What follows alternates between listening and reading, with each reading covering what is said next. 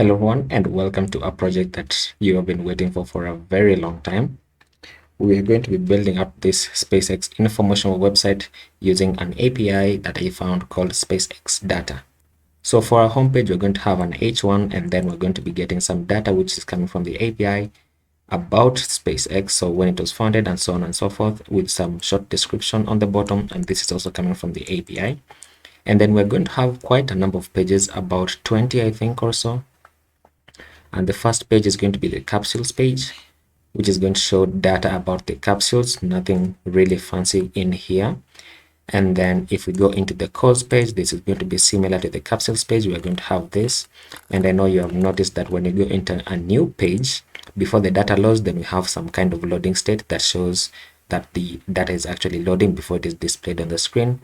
And then we have our crew page, and for the crew page, we're going to have images with the crew in SpaceX and NASA and so on and so forth, with their names displayed on the bottom left. And so when you click on one of these images, then it's going to take you into an inner page.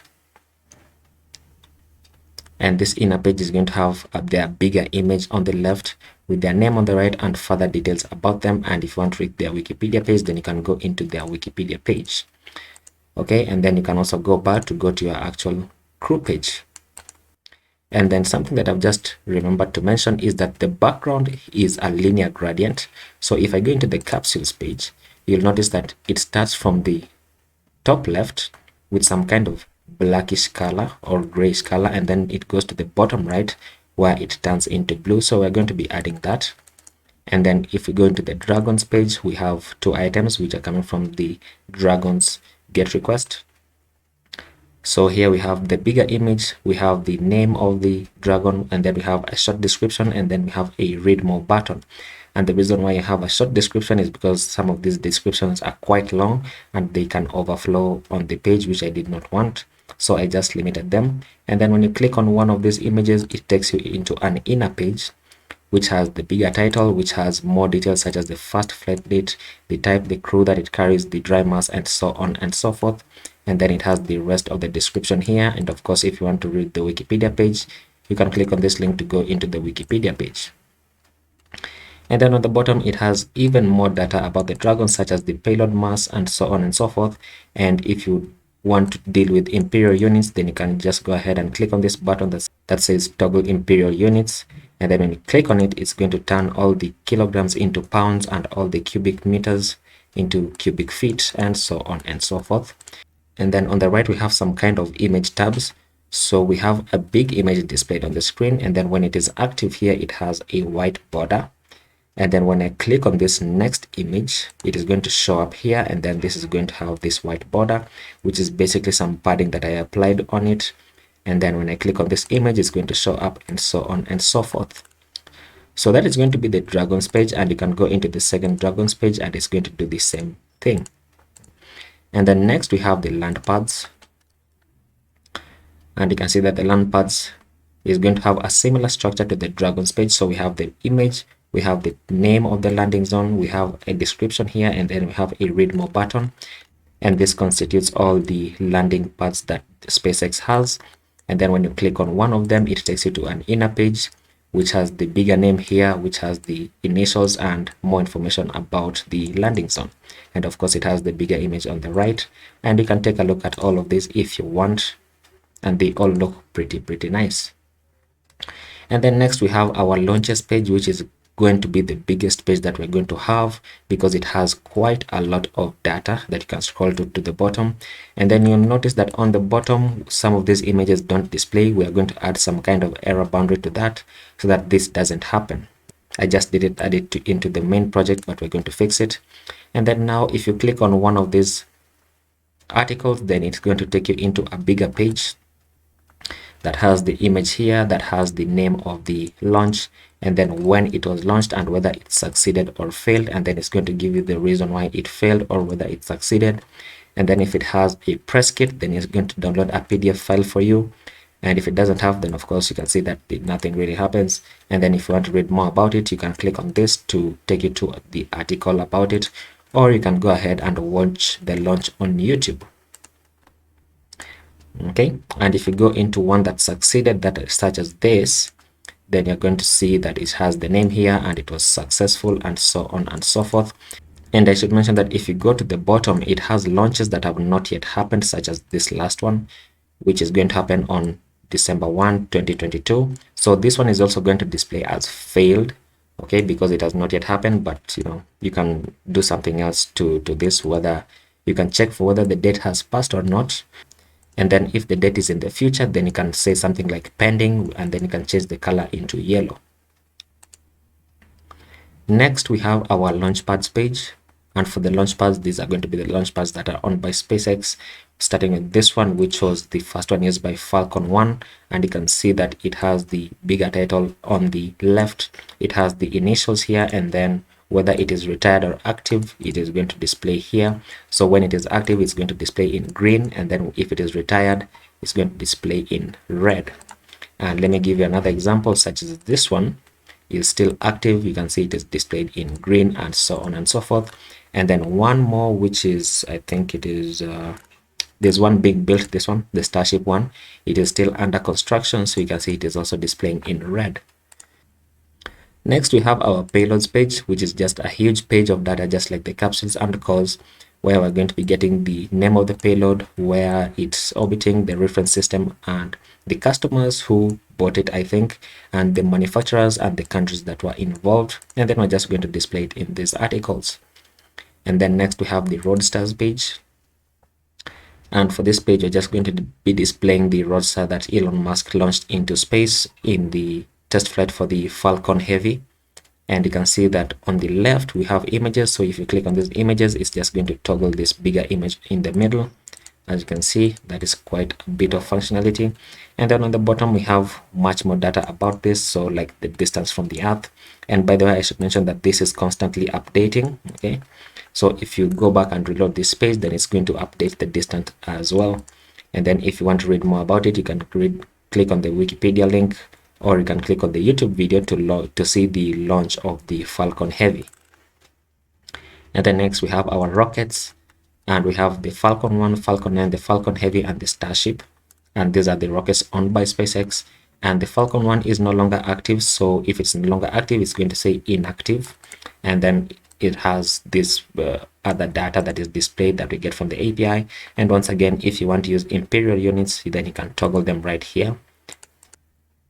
And then just like on the Dragons page, we can toggle the images as well. And then if we go back, we can go into the Falcon Heavy, which is my favorite, and you can toggle them as well. And then we have more images. And then next we have the ships page. And for the ships page, we're just displaying the bigger image of the ship, the name of the ship, and where its home port is. And then we have a learn more button. And probably I'm going to change this to read more or something else. And then when I click on this, then we're going to go into a bigger image. We're going to display more information about the ship.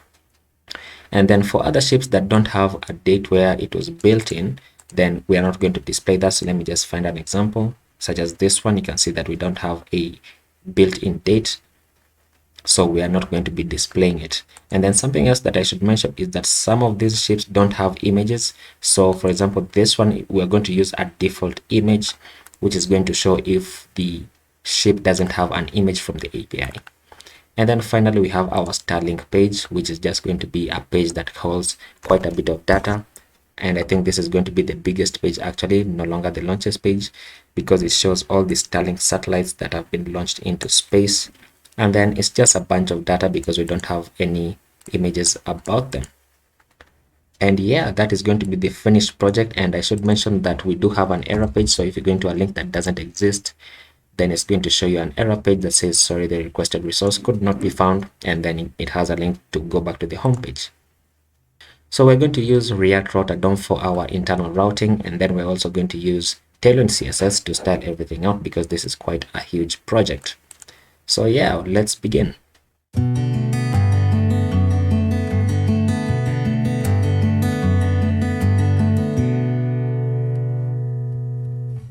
So as we begin, I just want to mention that if you want access to the finished code, then you can go into my profile, and the repository is called ReactJs SpaceX Web App. I'm going to leave this link in the description so that you can have a look at it. And you can go ahead and clone this repository and then run npm install and npm start, and it's going to give you this. Okay, So if you want access to this, please take the link in the description. Now, I should mention that for the purposes of this video, I'm not going to be using this repository. Instead, I'm going to start from scratch. So I'm going to canvas a new React application and then build everything out from scratch. So this is just for a reference for you if you want to take a look at it. So the second thing I want to mention is that if you go ahead and Google SpaceX data, then you're going to have this first website here that says docs.spacexdata.com. And the second one is going to be the GitHub, where the API resides. So let's take a look at the first one, which is this tab right here. And this tab basically shows the API, but remember that this is the version 3 of the API. We're going to be using version 4, and version 4 does not have history and does not have info, and it doesn't have the missions, but it does have the crew link as well as the Starlink.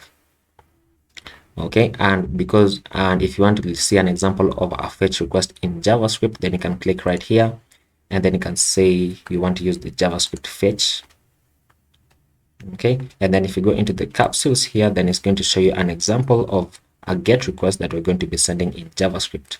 So if you go to this link, which I'm just going to open up, so just go to this link, then you're going to get a GET request that shows all the capsules. And inside here, I'm using an extension called JSON formatter, and it just formats the JSON for me so that it is much more readable, much easier to understand. So this is an example of the GET request that we're going to get back when we hit the endpoint of /capsules. Okay, so once you do that, then what you can do is you can click on Run in Postman, and it's going to open up Postman for you. And Postman is just basically an application that you can use to build out APIs if you don't have a front end.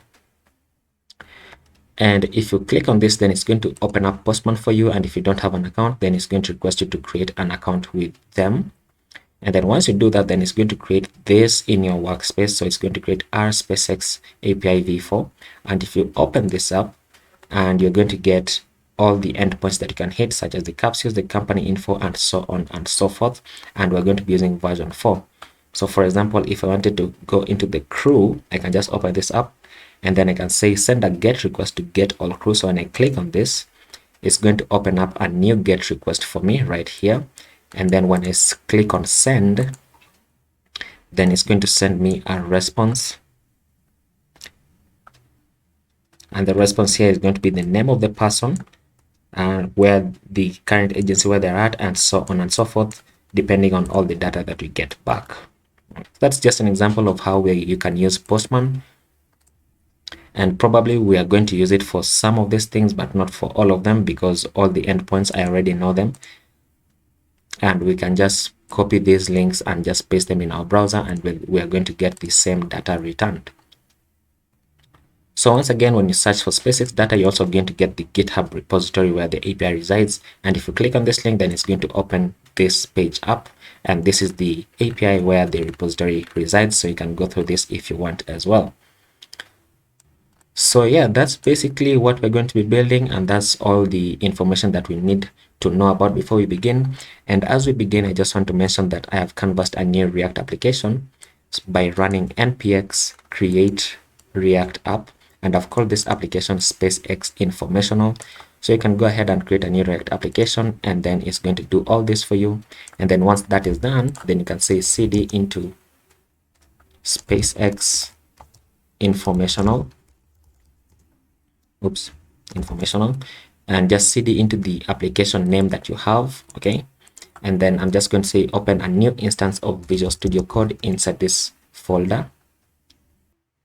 And then once this opens up, you can see that this is going to be our default file structure. So we have the node modules, the public folder, the source folder, the git ignore, the package log, the package JSON, and the README. So the first thing that I want to do is I want to install all the dependencies that we're going to need, which in this case are TaiwlindCSS, which is going to handle our styling, and React icons for our icons. And then we're also going to need React Router DOM, which is going to handle our internal routing. So I'm going to open up my browser and head into tailwindcss.com. And then in the installation guides, I'm going to go into framework guides, and then I'm going to select create React app. And then since we've already done these two steps, then I just want to install this one. So just open up my terminal using Ctrl and J. And then I'm going to say paste this in. And then I'm going to copy this next line and just copy it and paste it inside here and run it. And then I'm going to copy this line. And then once it creates the Tailwind config file for me, then I'm going to paste it in.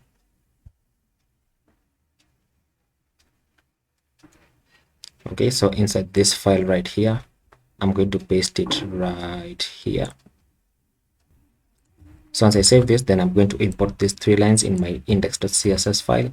So inside the source folder, inside my index.css, I'm going to paste this on top right here and save it as well. And then once I save that, then I'm going to say npm run start, which is going to run our dev server on localhost 3000. But before I run our dev server, I want to import a new font that we're going to be using here. So I'm going to remove this. And then I'm going to remove all of this, and I'm going to change this into Inter, which is the font we're going to be using, and a fallback of sans serif, like so. And then let's go ahead and import this font from fonts.google.com. So fonts.google.com.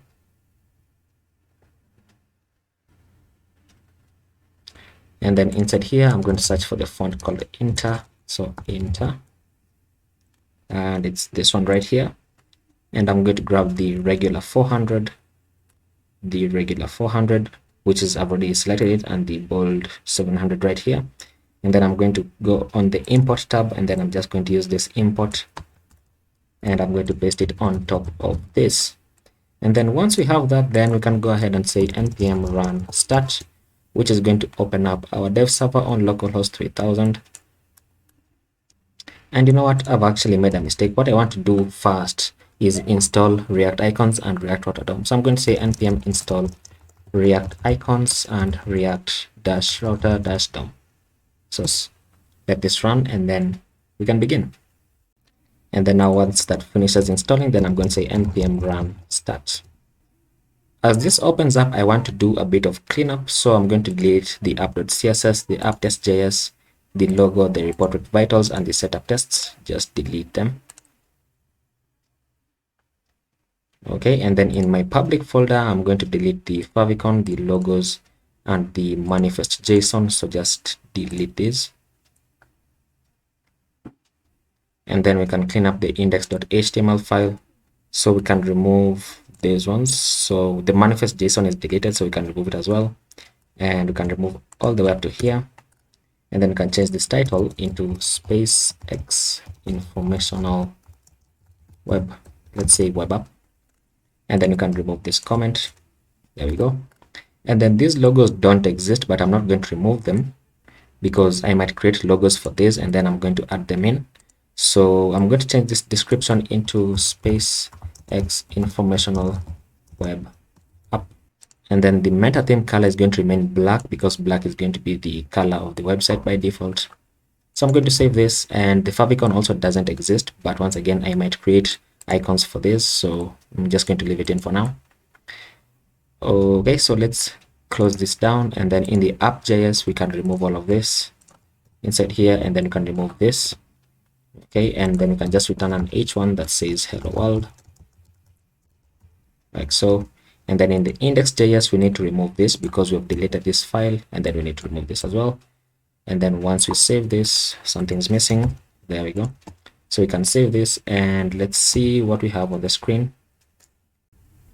And once our server opens up, you can see we have localhost 3000. We can see the document title has changed, and we can see hello world on the screen.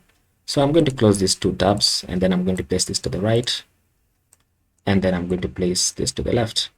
Okay, so let's close this down. And then now what I want to do is I want to set up React Router DOM, and then set up some of our global pages that we're going to need. So inside the source folder, I'm going to create a new folder called pages. And then inside the source folder, once again, I'm going to create another new folder called components. And then inside components, I'm going to create a new file called index.js, and then do the same thing in pages. So a new file called index.js. And then inside pages, I'm going to create a new file called error.js, which is going to be our error page. So if we go into a link that doesn't exist, then we're going to show the error page. So the first thing that I'm going to do is just say export. Let me close this. So export default. And now let me place this to the full screen because we are not really dealing with anything on the UI currently. So I'm going to say export default function error, like so, and here we're going to return something. Inside here we're going to be returning a fragment, and inside here we're going to return a section, and this section is going to have an h1 that says error, and we're just going to say like the requested resource could not be found. And then below this we're going to be linking back to the home page, so we're going to create a link, and this is going to be going to /, and then we're going to place our arrow using a HTML entity called ampersand LARR. So, and a LARR means left arrow, and then we're just going to say back to home page. And then this is going to have a custom class, so class name of btn, which is going to be the class of all our buttons, and we're going to be creating these global classes. And then we need to import this from React Router DOM, otherwise it's not going to work. So I'm going to say import link from React Router DOM, like so. And then we're going to save this, and then inside the index.js file in our pages folder, I'm just going to say import error from error, and then I'm going to say export error. So I'm exporting error as a named export inside here, so that I can go into my app.js, and on top of the app component I can just say import error from /pages, and I can do this because it's inside the index.js, and React understands that when a folder has the index.js, then the index.js is going to act as the entry file. So I don't have to reference this from pages /error like this, but I can just do this. Okay, and then now we need to set up React Router DOM. So above this I'm going to say import browser router, and then import routes, and then import route as well, and these are coming from React Router DOM. And then now instead of rendering a div with a class of app, I'm going to be rendering browser router like so. And then instead of rendering h1, I'm going to be rendering the routes component like so, which is going to be the parent. And then inside the routes component, I'm going to render a route with a path of /. So the path is where the page is going to link to. And then this also takes in another prop called element, and element is the component that you want to render. So inside here I want to render the home component, so home page, which we have not created, so we can go ahead and create it. So inside the pages folder I'm going to create a new file called homepage.js, and inside homepage.js I'm just going to say rfc, and this is coming from an extension that I'm using called ES7 React Redux and React Native snippets right here. So you can go ahead and install this, and you'll be able to do shorthand properties instead of keeping on writing this repetitive code every single time. So I'm going to save this, and then inside my index.js once again I want to import the home page. So I'm just going to copy this and say import home page from home page, and then export home page. Oops. Home page like so. And then in my app.js I can now import home page here, so import home page, and then now this component is coming from the pages folder. So now technically what we should see on the screen is some text that says homepage. So I'm going to save this, and let's see what we have. Okay, and there we go. So the text changes to homepage because we are currently on the /. The path is now /. Okay, now in order to test whether our error page is working, I'm going to create another route here. The path for this is going to be a wildcard, so I'm going to set it into an asterisk, and the element that is going to show is obviously the error page, so error like so, and then close it out. So what this means is that every other page that doesn't match any of these routes is going to be an error page, and so you want to show our error component. So I'm going to save this, and then let's go into our application, and let's go into / link that doesn't exist, and we should see error, the requested resource could not be found. And then when you click on back to home page, it takes us back to the home page. So now what I want to do is I just want to bring this text to the center. So let me do that.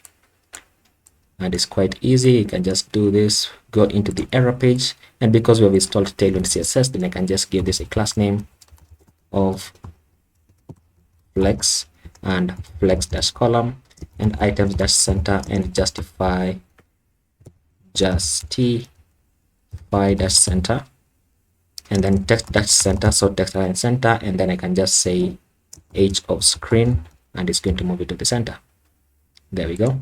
And then now I want to style our btn class. So let's go into our index.css right here, and then we can begin to say that for the .btn class, btn like so, I want to say at apply, and this is a Tailwind directive, and I want to say at apply py of 2, px of 6, or let's say padding x of 8, let's say border dash white, let's say border dash 2, and then let's say bg transparent, so it's going to have a transparent background. And then let's change the text color to white, so text white.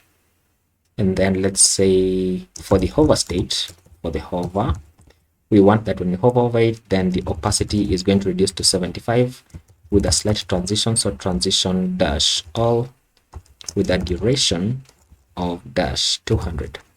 Okay, and now this is going to disappear. And what is happening here? It says transition all class does not exist. Or transition spelling. There we go. So we're going to have this, and it disappears because once again the text is white and the border is white as well. But we're going to be changing this into a background color of a darker background color. And you know what, I can actually do that right away by saying at apply.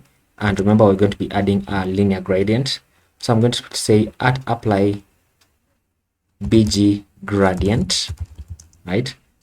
And I'm going to say bg gradient dash 2 dash bottom right, and I'm going to say it's going to start from a color called stone 900, and it's going to go to zinc, so via zinc dash 800, and then on the bottom right we're going to go to slate dash 900. So when I save this, then we should have this on the screen. Okay, and something is not working correctly. Something's not working correctly. Slate is not this color. This is not slate. Something is not working correctly. So let's see. Let me remove this slate and what? Via zinc 800. Does that not work? What? This is curious. I'm not sure why this is not working. Interesting. So let's just save this, and then we're going to have this gradient to work with. This is still okay. So I'm going to go back to the home page, and then we can create our components. So the first component that we're going to need to create is the header. So inside our components, I'm going to create a new file called header.js,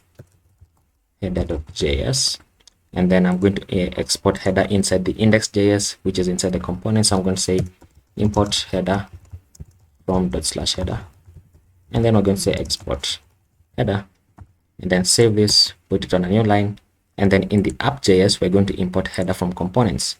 So above this we're going to say import header as a named import from components, and then I want the header to always appear on all pages, so I'm going to place it outside of the routes component and just render header.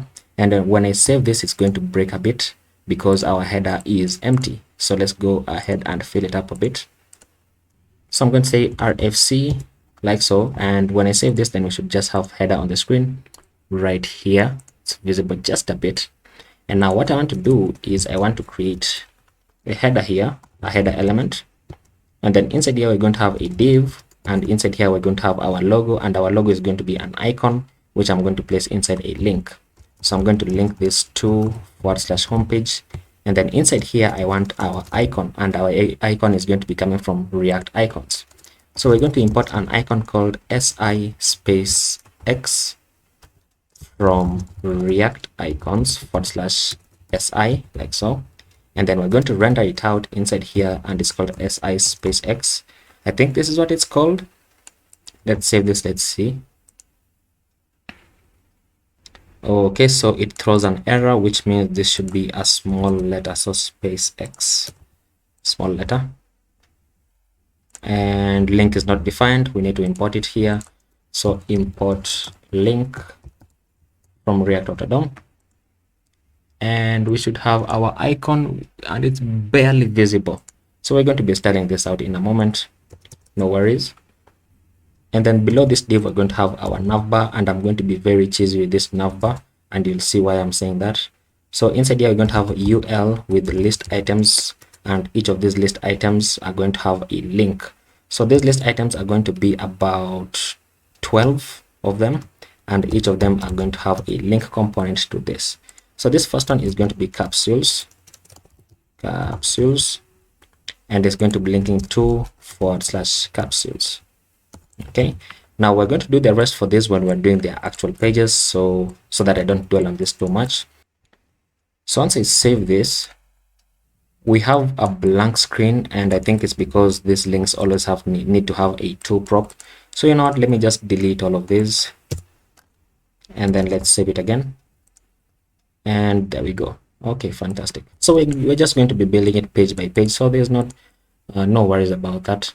Now what I want to do is inside these links, I'm going to give this a class name of text-white and text-small, and then we're going to have this on the screen. And then for large screens, then I want the text to go back to base, so go back to 16 pixels. So right around here, you can see that it goes back to 16 pixels. Okay, so once you have that, then let's go ahead and style our logo as well. So give this a class name of text-4XL and text-white, and we should have that's too small, so text-8XL. Okay, that's much better.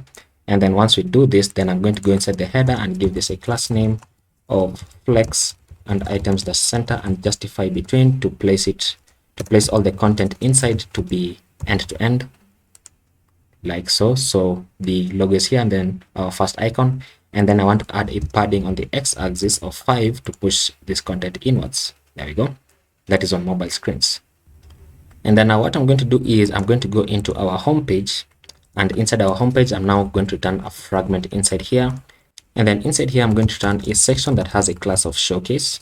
And then inside here, we're going to have a div with a class of overlay. And then inside this div with a class of overlay, we're going to have an article. And inside this article, we're going to have an h1 that says all the SpaceX data in one place. Just going to have it at that. And then the rest of the data that is going to be inside here is going to come from the API, which we are going to fetch in a moment. But for now, what I want to do is I want to add a custom background to the showcase and to the overlay as well. And then I also want to add a custom class on the h1 called heading, because the h1 is going to be on every page.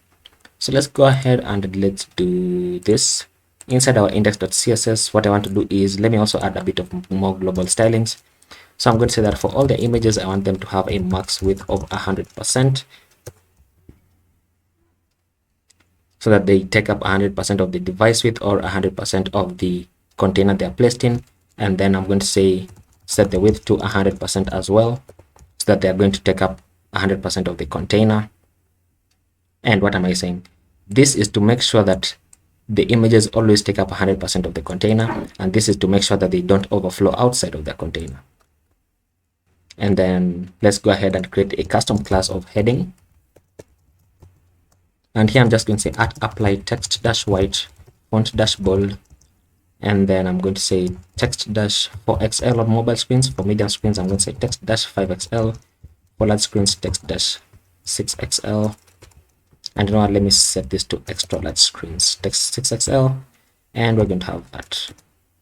So for the heading, which means this should now change, there we go. And then we can scale it up also, and that is how it's going to look. And then now what I want to do is I want the paragraphs to have a line height of 1.8, and then I'm going to say @apply text-small to all the paragraphs. So all the paragraphs are going to have a small text. And then now I can access the showcase, and the showcase is going to have a background image which is coming from URL, which is going to be one of the images that we're going to have inside here. So let me just go ahead and get it. Okay, so I've imported the image, and it's inside here is called bg-image. However, if you go into the repository that I showcased at the start, then you're also going to get the image from there, and you can just download it. So the URL is going to be /bg image, and I don't think that's a good idea actually. So let me bring this image inside the source folder, just drag and drop inside the source folder, and then now I can see /bg image. So I'm going to save this, and we should have this on the screen. So the image is right there, but then I want the image to take up 100% of the viewport. So I'm going to say 100 viewport heights. Okay, so that we're going to have this.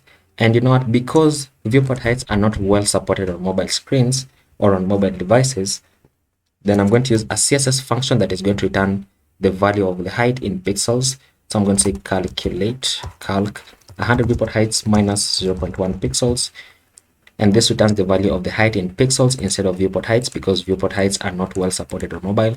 So I'm going to save this, and you can see that nothing really changes, right?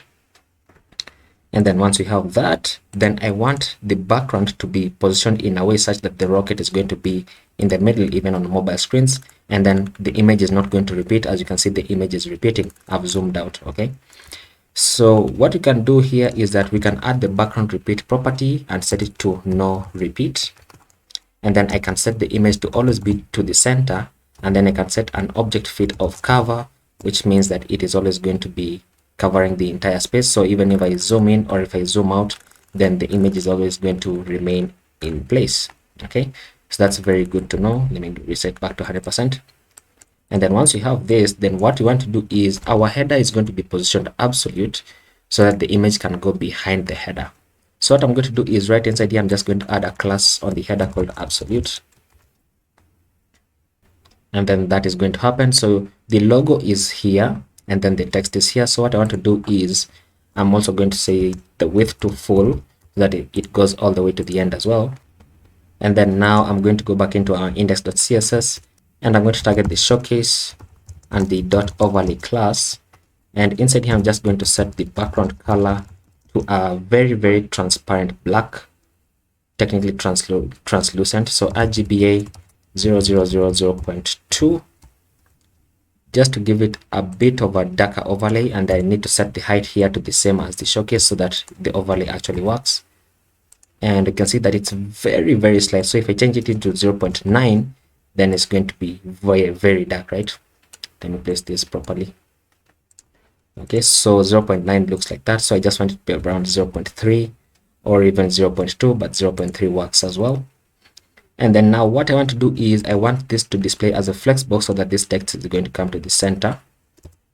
So I'm going to say display as a flex, and then I'm going to say align items to the center and justify content to the center, and this is going to move it all the way to the center right here. And then I want this text to align to the center, so I'm going to go back into my homepage.js, and then inside here, inside this h1, I'm going to say text-center. And then now we can begin styling this out even better. I can change this into capitalized text, where the text is going to be capitalized. Okay, there we go. So now we need to fetch our data, which we are going to display below this, and the data that we're going to get is the company info. And so the endpoint that we're going to be hitting in the API is company. So let's go ahead and first of all, let's import the hooks that we're going to need.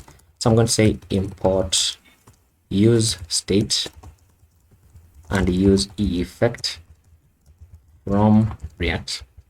And then below this, I can say const company and set company is equal to use state. And by default, I'm just going to set it into null. And then I'm going to call my use effect like so, and then set an empty dependency array so that it only runs on the initial render of the app component. And then I'm going to say const fetch company is equal to async, so an asynchronous function. And then I'm going to say const res equals to await fetch, and we're going to be fetching from https://api.spacexdata.com/v4/company.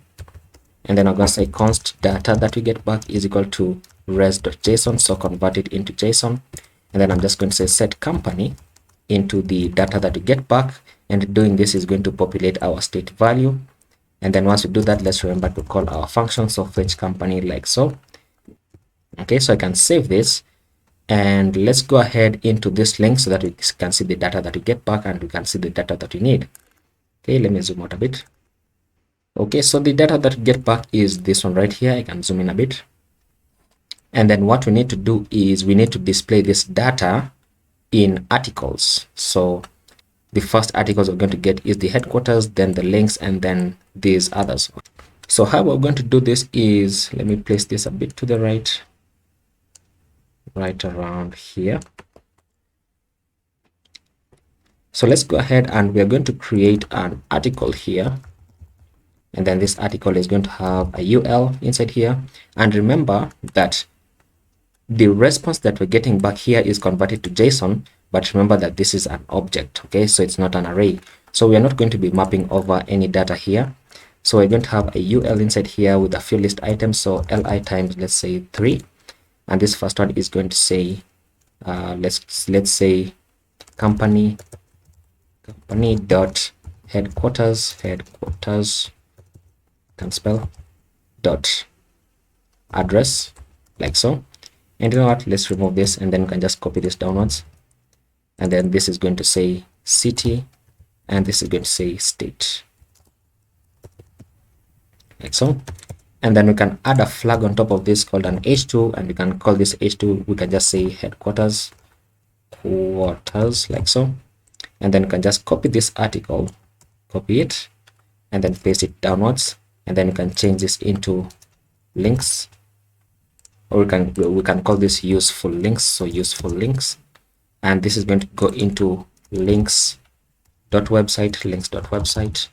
This is going to say link.flickr, so links.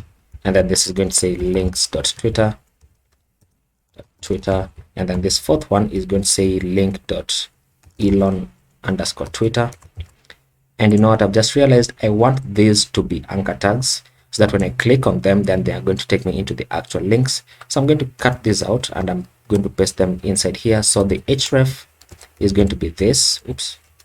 The href is going to be this, and then I'm just going to say website for the text, and then cut this out, add in an href, paste this in, and then the text is going to say Flickr, and then cut this out once again, place in an anchor tag, paste this in, and then this is going to say Twitter, and then cut this out, place in an anchor tag, and then this is going to say Elon Twitter, like so.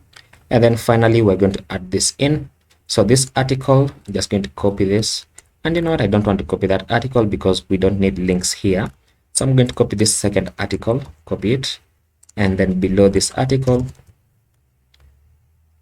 I'm going to change this into about, and then I'm going to remove this, and then now I'm just going to say company.name, and then copy this down a few more times. So company.name, this is good, company.founder, and then this is called founded, and then this is employees, and then this is vehicles, and then this is launch underscore sites, and then this is test underscore sites,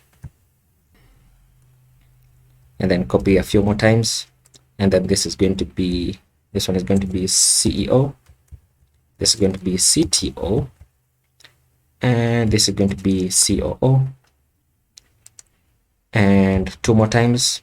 So CTO, and then you have, what is this? This is CEO, then CTO, then COO, then CTO propulsion. So CTO propulsion, and then we're also going to have valuation here. So valuation, and because valuation is a large number, so I'm just going to add 2 local string that you can add commas or full stops depending on where you live. And then now I'm going to go outside of, or you know what, just below this article. Which article is this? Okay, so below this article I'm going to have a paragraph inside here that says company.summary, like so. Okay, so I'm going to save this, and we should have quite a bit of data on our screen, but we have nothing. So let's check out why we have nothing. and it says cannot read properties, reading address. What? Where is address? .headquarters.address. Okay, so we have nothing on the screen, and I think that is because our UI is being displayed before this fetch can run. So what I'm going to do is I'm going to grab this entire section, and then I'm going to add in a loading state. So I'm going to say, so I'm going to place in my conditional and say when there is no data inside company, when this is true, then I want a loading state to show up, which we're going to create. And then when it has loaded, then I'm just going to paste this in. So let's go ahead and create this loading state. So inside our components, a new file called loading state.js, and I'm just going to say RFC. And then inside here, we're going to have an interesting loading state. So we're going to have a div with a class of spinner. And then inside here, we're going to have an article. And then outside of this article, we're going to have a paragraph that says the spinny thingy means it's loading. Okay, so I'm going to have this. And then we're going to style our loading spinner in a moment. But for now, I just want to render it inside here. So inside the index.js, I need to export our loading spinner. So I'm just going to call it loading. So import loading from /loading state, like so, and then just export loading. And then now in our home page, now instead of saying loading state, we can just say loading. And then we need to import it on top of this. So I'm going to say import loading from components. So save this, and we should have something on the screen, but it still breaks. All right, so it has taken me about 15 minutes of Googling and looking at their code that I wrote in my repository and looking at Postman to see whether they had made any changes to the API, only to realize that I had this as an asynchronous function and I forgot to add the keyword of await here. And I even tried to disable to see whether the problem was within the code that I had written, but I was wrong. Okay, so you need to add this await res.json, and I know some of you already caught this and just I was only just suffering alone.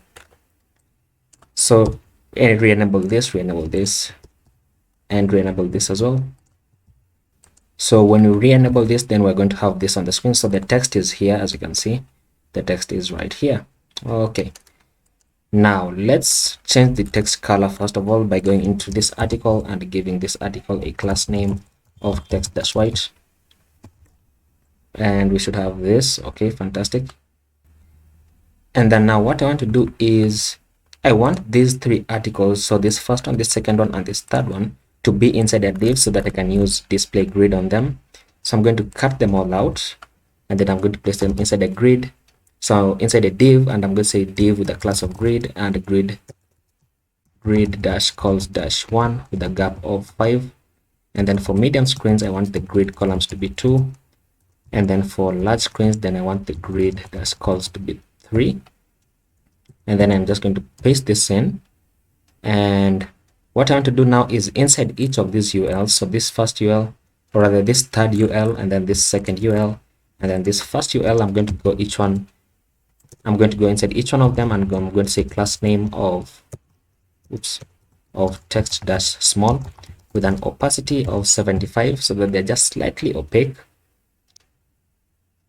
And then I'm going to save this, and let's see what we have. And we have this on the screen. Okay, so that's looking okay. That is looking okay. Now what we need to do is we just need to limit all of this. Okay, and we can do that by going inside into this div, and we can give this div a max width of about 4xl, and we just say mx auto so that it is centered. And I think 4xl is a bit big. No, this actually works. And then something else that I realized is that I want this about div to come first and then these two to come second.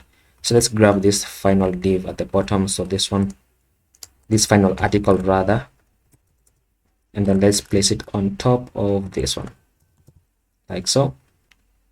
And then we're going to have this. Now what I want to do is I want to kind of tell a story with all this data so that it's not just like data that is thrown at you, So what I'm going to do is, this is company.name. So I'm going to say company.name was founded by company.founder in the year or in the year did this, like so, founded. And then I can say it has, so at the beginning of this, I'm going to say it has company.employees, employees, so employees, then comma, company.vehicles, vehicles, which are the rockets that it has, and then company.launch sites, launch sites, comma, and a comma here as well, and then test sites, test sites, comma, or I can say something like launch sites and company.test sites, test sites, then full stop. Then I can remove this comma. And then, you know what, for these three, I think I can remove this data, just remove it, and then this one as well. And then now, instead of having this to be a full stop, and I can say and is valued, and I can say and is valued at valuation, this is billion, so capital B. Okay, so let's save this and let's see what we have. Okay, so we're going to have this. Let me place a space here.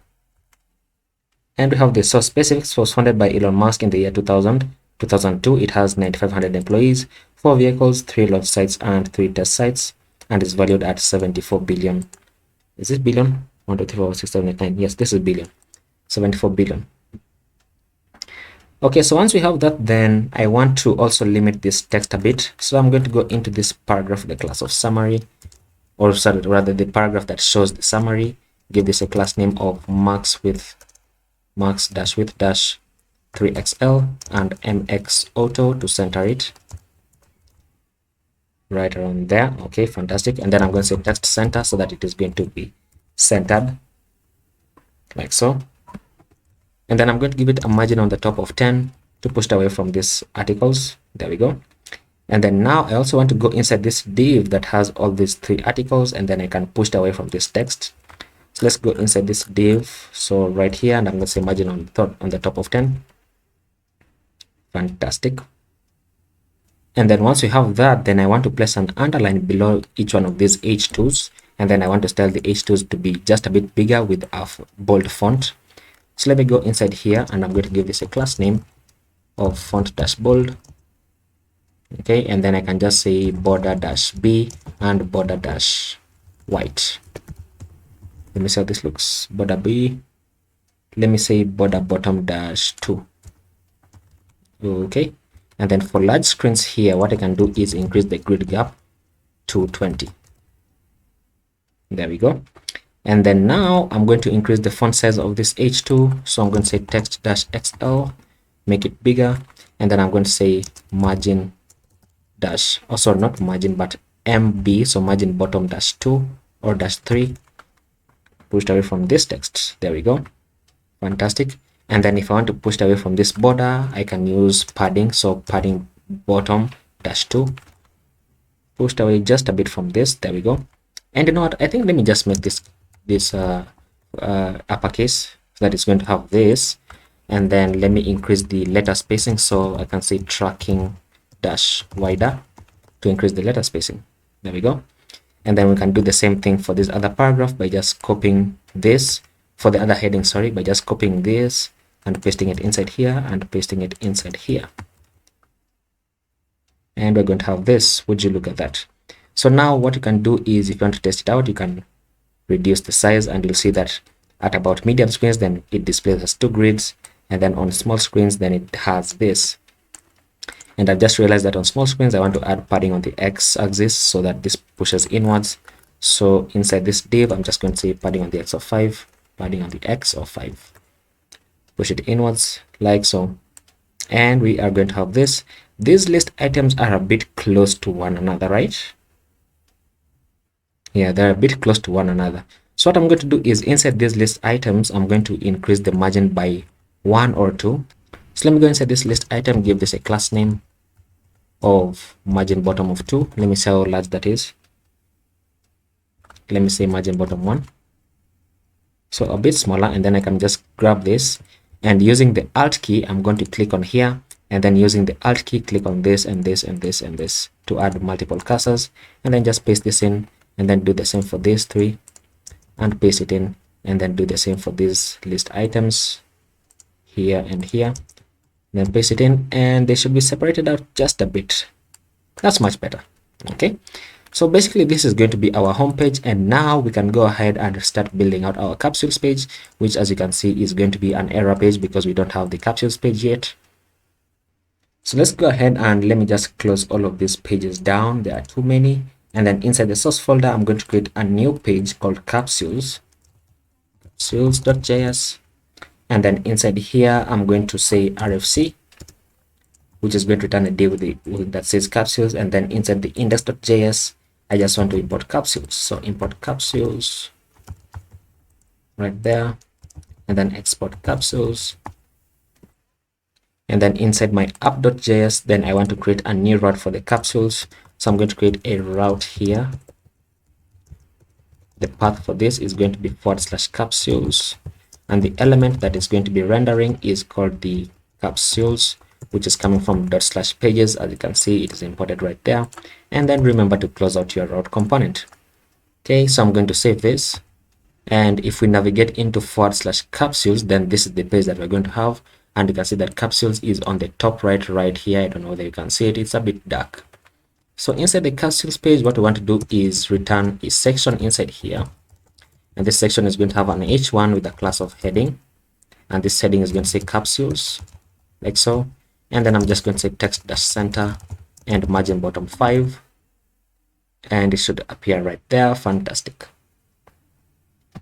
And then below this, we're going to have a div, which is going to be the parent. And then inside here, we're going to have some articles. Now, these articles are going to be populated with the data that we get back from the API. So let's go ahead and import our use state and use effect. So import use state and use effect from React. And inside here, I'm going to say const capsules and set capsules. This is going to be equal to use state. By default, it's going to be an empty array. And then I'm going to call my use effect. So use effect. Okay. And then I'm going to add in an empty dependency array so that it only runs once on the initial render. And then I'm going to say const fetch capsules equals to async. So asynchronous function, async, like so. And I'll say const res. So the response that we get back is equal to await fetch. And we are going to be fetching from https://api.spacexdata.com/v4/capsules, like so. Then we're going to say const data is equal to res is equal to await res.json. Almost made the same mistake. So res.json, and then we're going to say set capsules into the data that we get back, and then remember to call our function, so fetch capsules. Okay, and then inside here you can just return an h1 with a class of heading that says capsules.length. Okay, so let's save this. Let's see what we have, if this works actually. So we have 25 of them. Okay, so now what we want to do is inside here, actually inside this div, I'm going to be mapping over my capsules data. So I'm going to say capsules.map, and then I'm going to say I want to destructure a bit of data that I get back, and then you can just go into the API, which is this right here, and then you can see what you get back. Let me close these pages. So the data that we want to get back is the type here, which is going to be the title, and then how many times it has been reused, how many launches it has had. So this one, which is an array, and we're just going to be getting the array.length. And then we're going to say how many water landings and the last update that it has had. So let me place this to the right and this one to the left. And here I can just say I want to get the ID, which is going to be the unique key, and then the type and the status. And the status here is going to show green if it is active and red if it is inactive. And then we're going to say serial as well, and then launches, and then last underscore update, and then land underscore landings, and water underscore landings, and reuse underscore count. Okay, and then we're going to return an article. So return an article here with the key of ID because we are returning a list. And then this article is going to have a custom class name, which is just going to make it darker, just darker a bit. And I'm going to call this class name articles, like so. And then inside here, I'm going to return an h2 that says the type. So I'm going to return type inside here. So this is a small t, so type.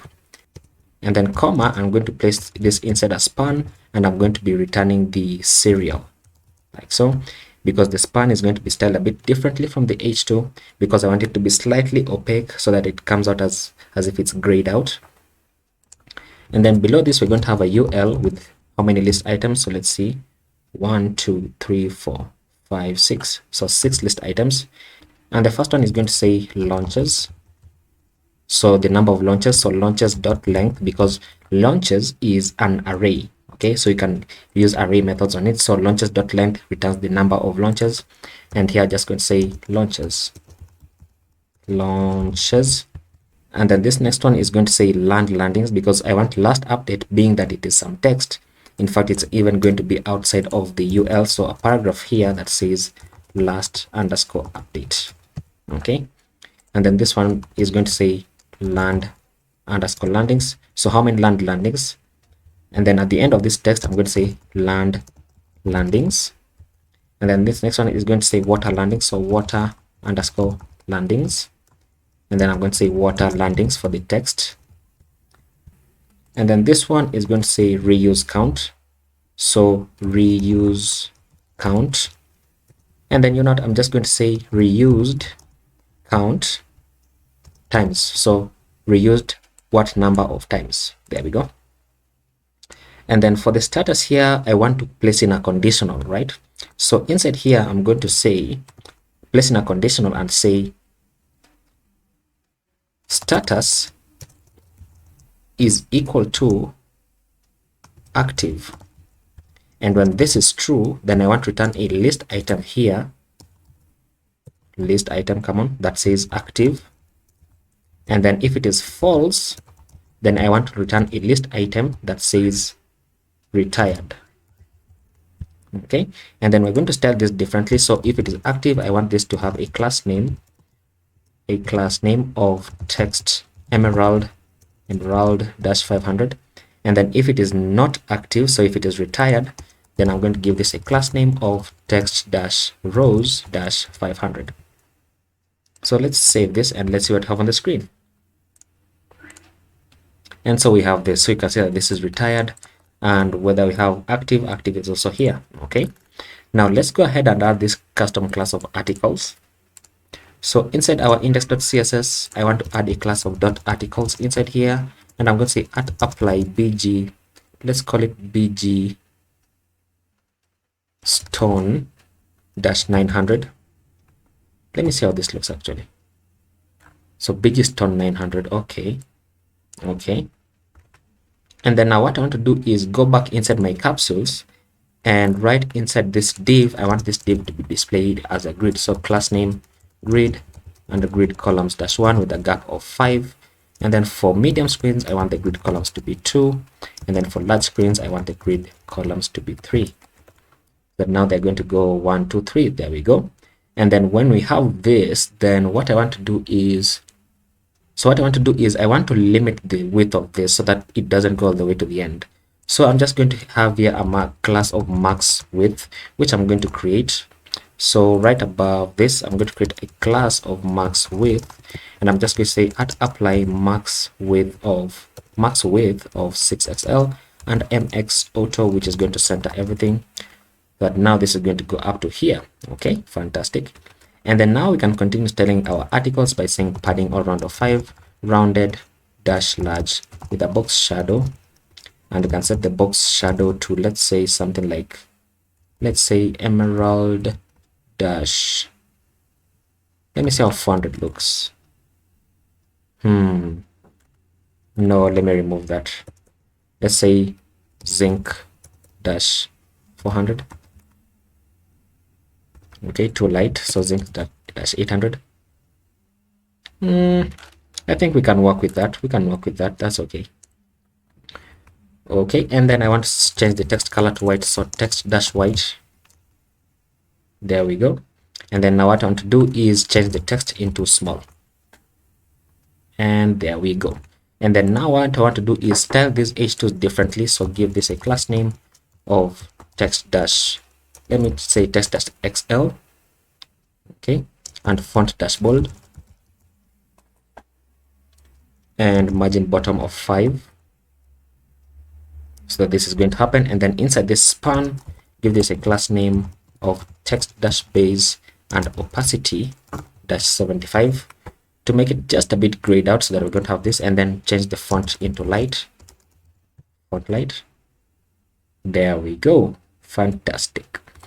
And then now I want to go inside this paragraph, give this a class name of margin top of 5 and opacity of 75 as well, just to make it just a bit grayed out, and it's going to be like that. Fantastic. And then finally, I just want to separate out these list items. So inside each of these list items right here, here, and here, I just want to give this a class name of margin bottom of 1 to push downwards, and then here as well, margin bottom of 1. And you know what, I don't need to add it here because this is the last list item.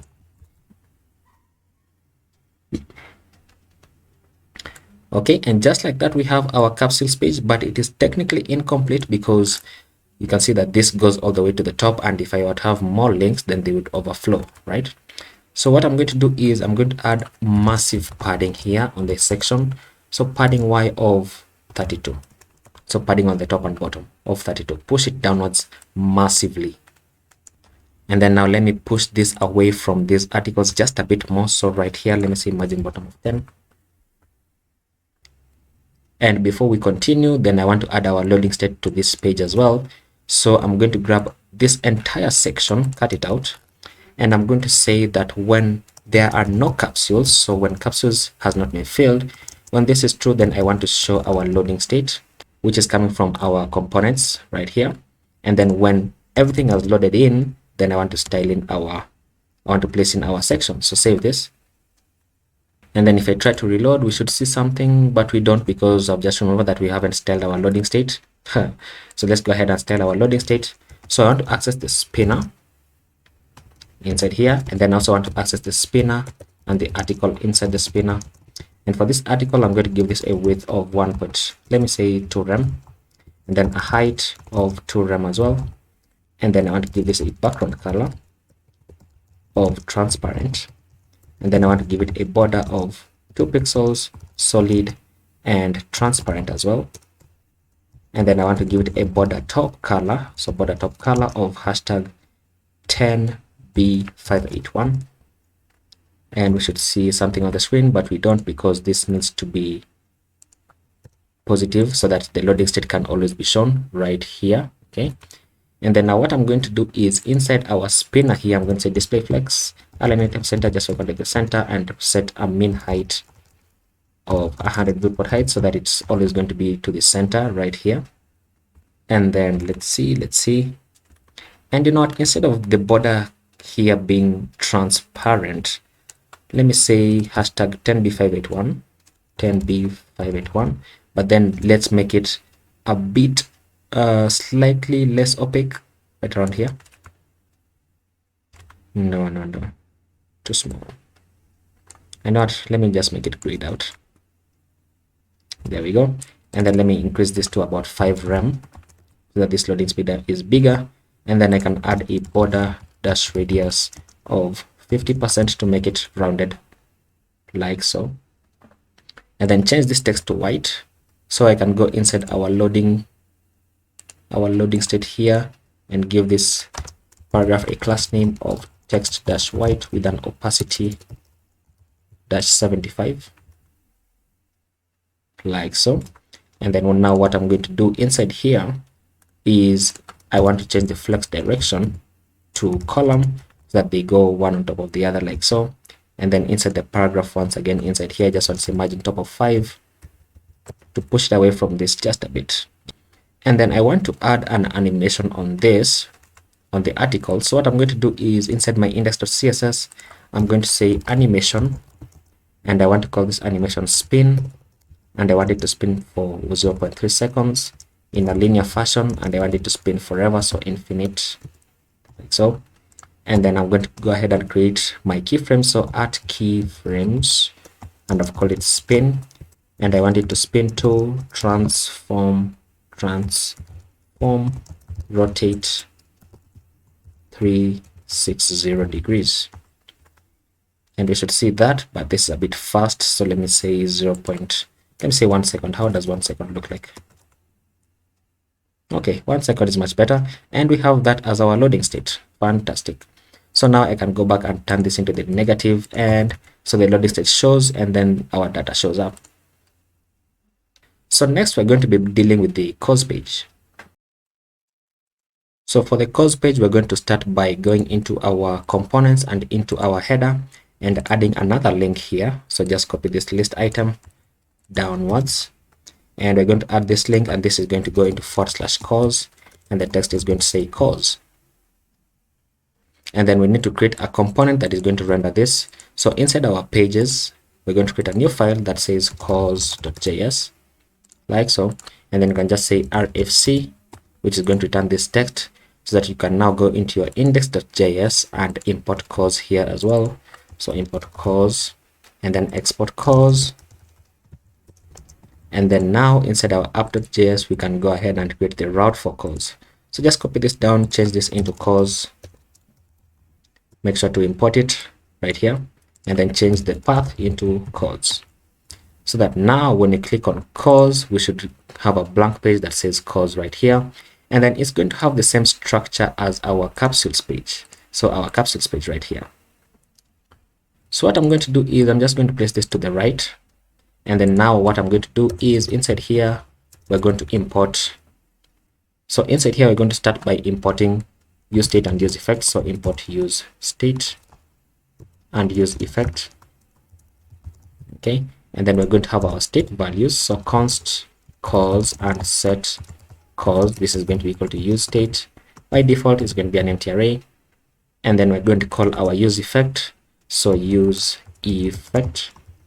We're going to pass in our inline function, and then our empty dependency array, and we're going to say const fetch cause equals to async, and you can use axios if you want. And this is going to say const res equals to await fetch, and we're going to be fetching this from https://api.spacexdata.com/v4/cause. And then we're going to say const data equals to await res.json. And then we're just going to say set cause into the data that we get back. And then remember to call the function. Okay. And then inside here, we're going to check for our loading state. So if there are no cause, so if no cause is 2, then we want to say get our loading state. And then if it is false, meaning if it is populated, then we want to say return a section. Okay, and this section is going to have a class name of padding on the y of 32. And then inside here, we're going to have an h1 with a class of heading, with a class of text dash center, and with a class of margin bottom of 10. And this h1 is going to say cause. So when I save this, then we should see cause on the screen right here. And then let's go ahead and create this div where we are going to map over our data. So below this h1, we're going to have a div. And you know what? Let me just copy this instead of typing this out, because it's basically the same thing. And then inside here, I'm going to say cause.map. And then we are going to be destructuring right away, and we're going to be getting back some data, which we're going to get from the API. So let's go ahead and check the API right here. And I can close this. So we're going to get the reuse count, the launches. Where's the launches? Here. So the reuse count, we're also going to get the RTLS landings, the ASDS landings, and the last update and the launches, as well as the status and the serial. So let me paste this to the right here, and then this to the left. So what we're going to do is destructure the ID, the status, the serial. We also want the launches, which is now an array, and then last update, and then ASDS underscore landings, and then RTLS dash our underscore landings, and then we say reuse underscore count. And then inside here, we're going to return an article. So return an article with the key of ID. So key is equal to ID. And then it's going to have a class name of articles, just as we had. So, and then inside here, we're going to have an h2 that says the serial. Is it the serial? Okay. And then below this h2, we're going to have a paragraph. And this paragraph is going to say, what does it say? Last underscore update. Okay. And then above this paragraph, we're going to have a UL with the list items. So how many? 1, 2, 3, 4, 5, 6. So 6 of them.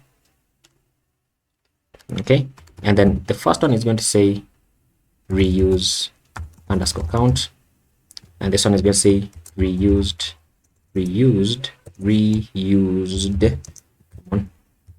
dash times. And then the second one is going to say launches. So launches dot length launches. And then this third one is going to say where is it? It's going to say ASDS underscore landings, and the text is going to say ASDS landings. And then this fourth one is going to say RTLS underscore landings, and the text is going to say RTLS landings.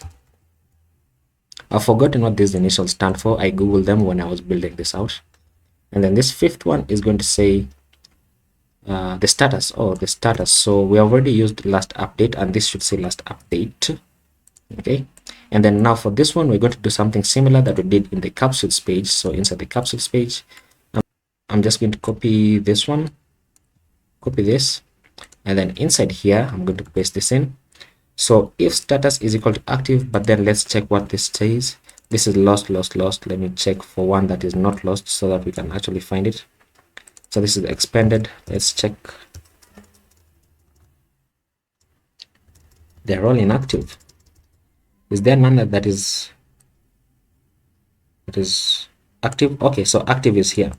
So this is, we are still going to be checking for the same thing. So if status is equal to active, then we want to return a list item that says active. And if it is not active, then we're going to return the text here is now not going to say retired. It is now going to say status, like so, because the status is actually this text inside here. Okay, so let's save this and let's see what happens on the screen. Okay, so we have this expanded, lost. Let me check for one that has active on it. I'm looking for active. Okay, so active is right here. Okay, fantastic. And then now I just want to change this text into capitalized text. So right around here, change this to capitalize. Okay, so let's go ahead and let's style this out.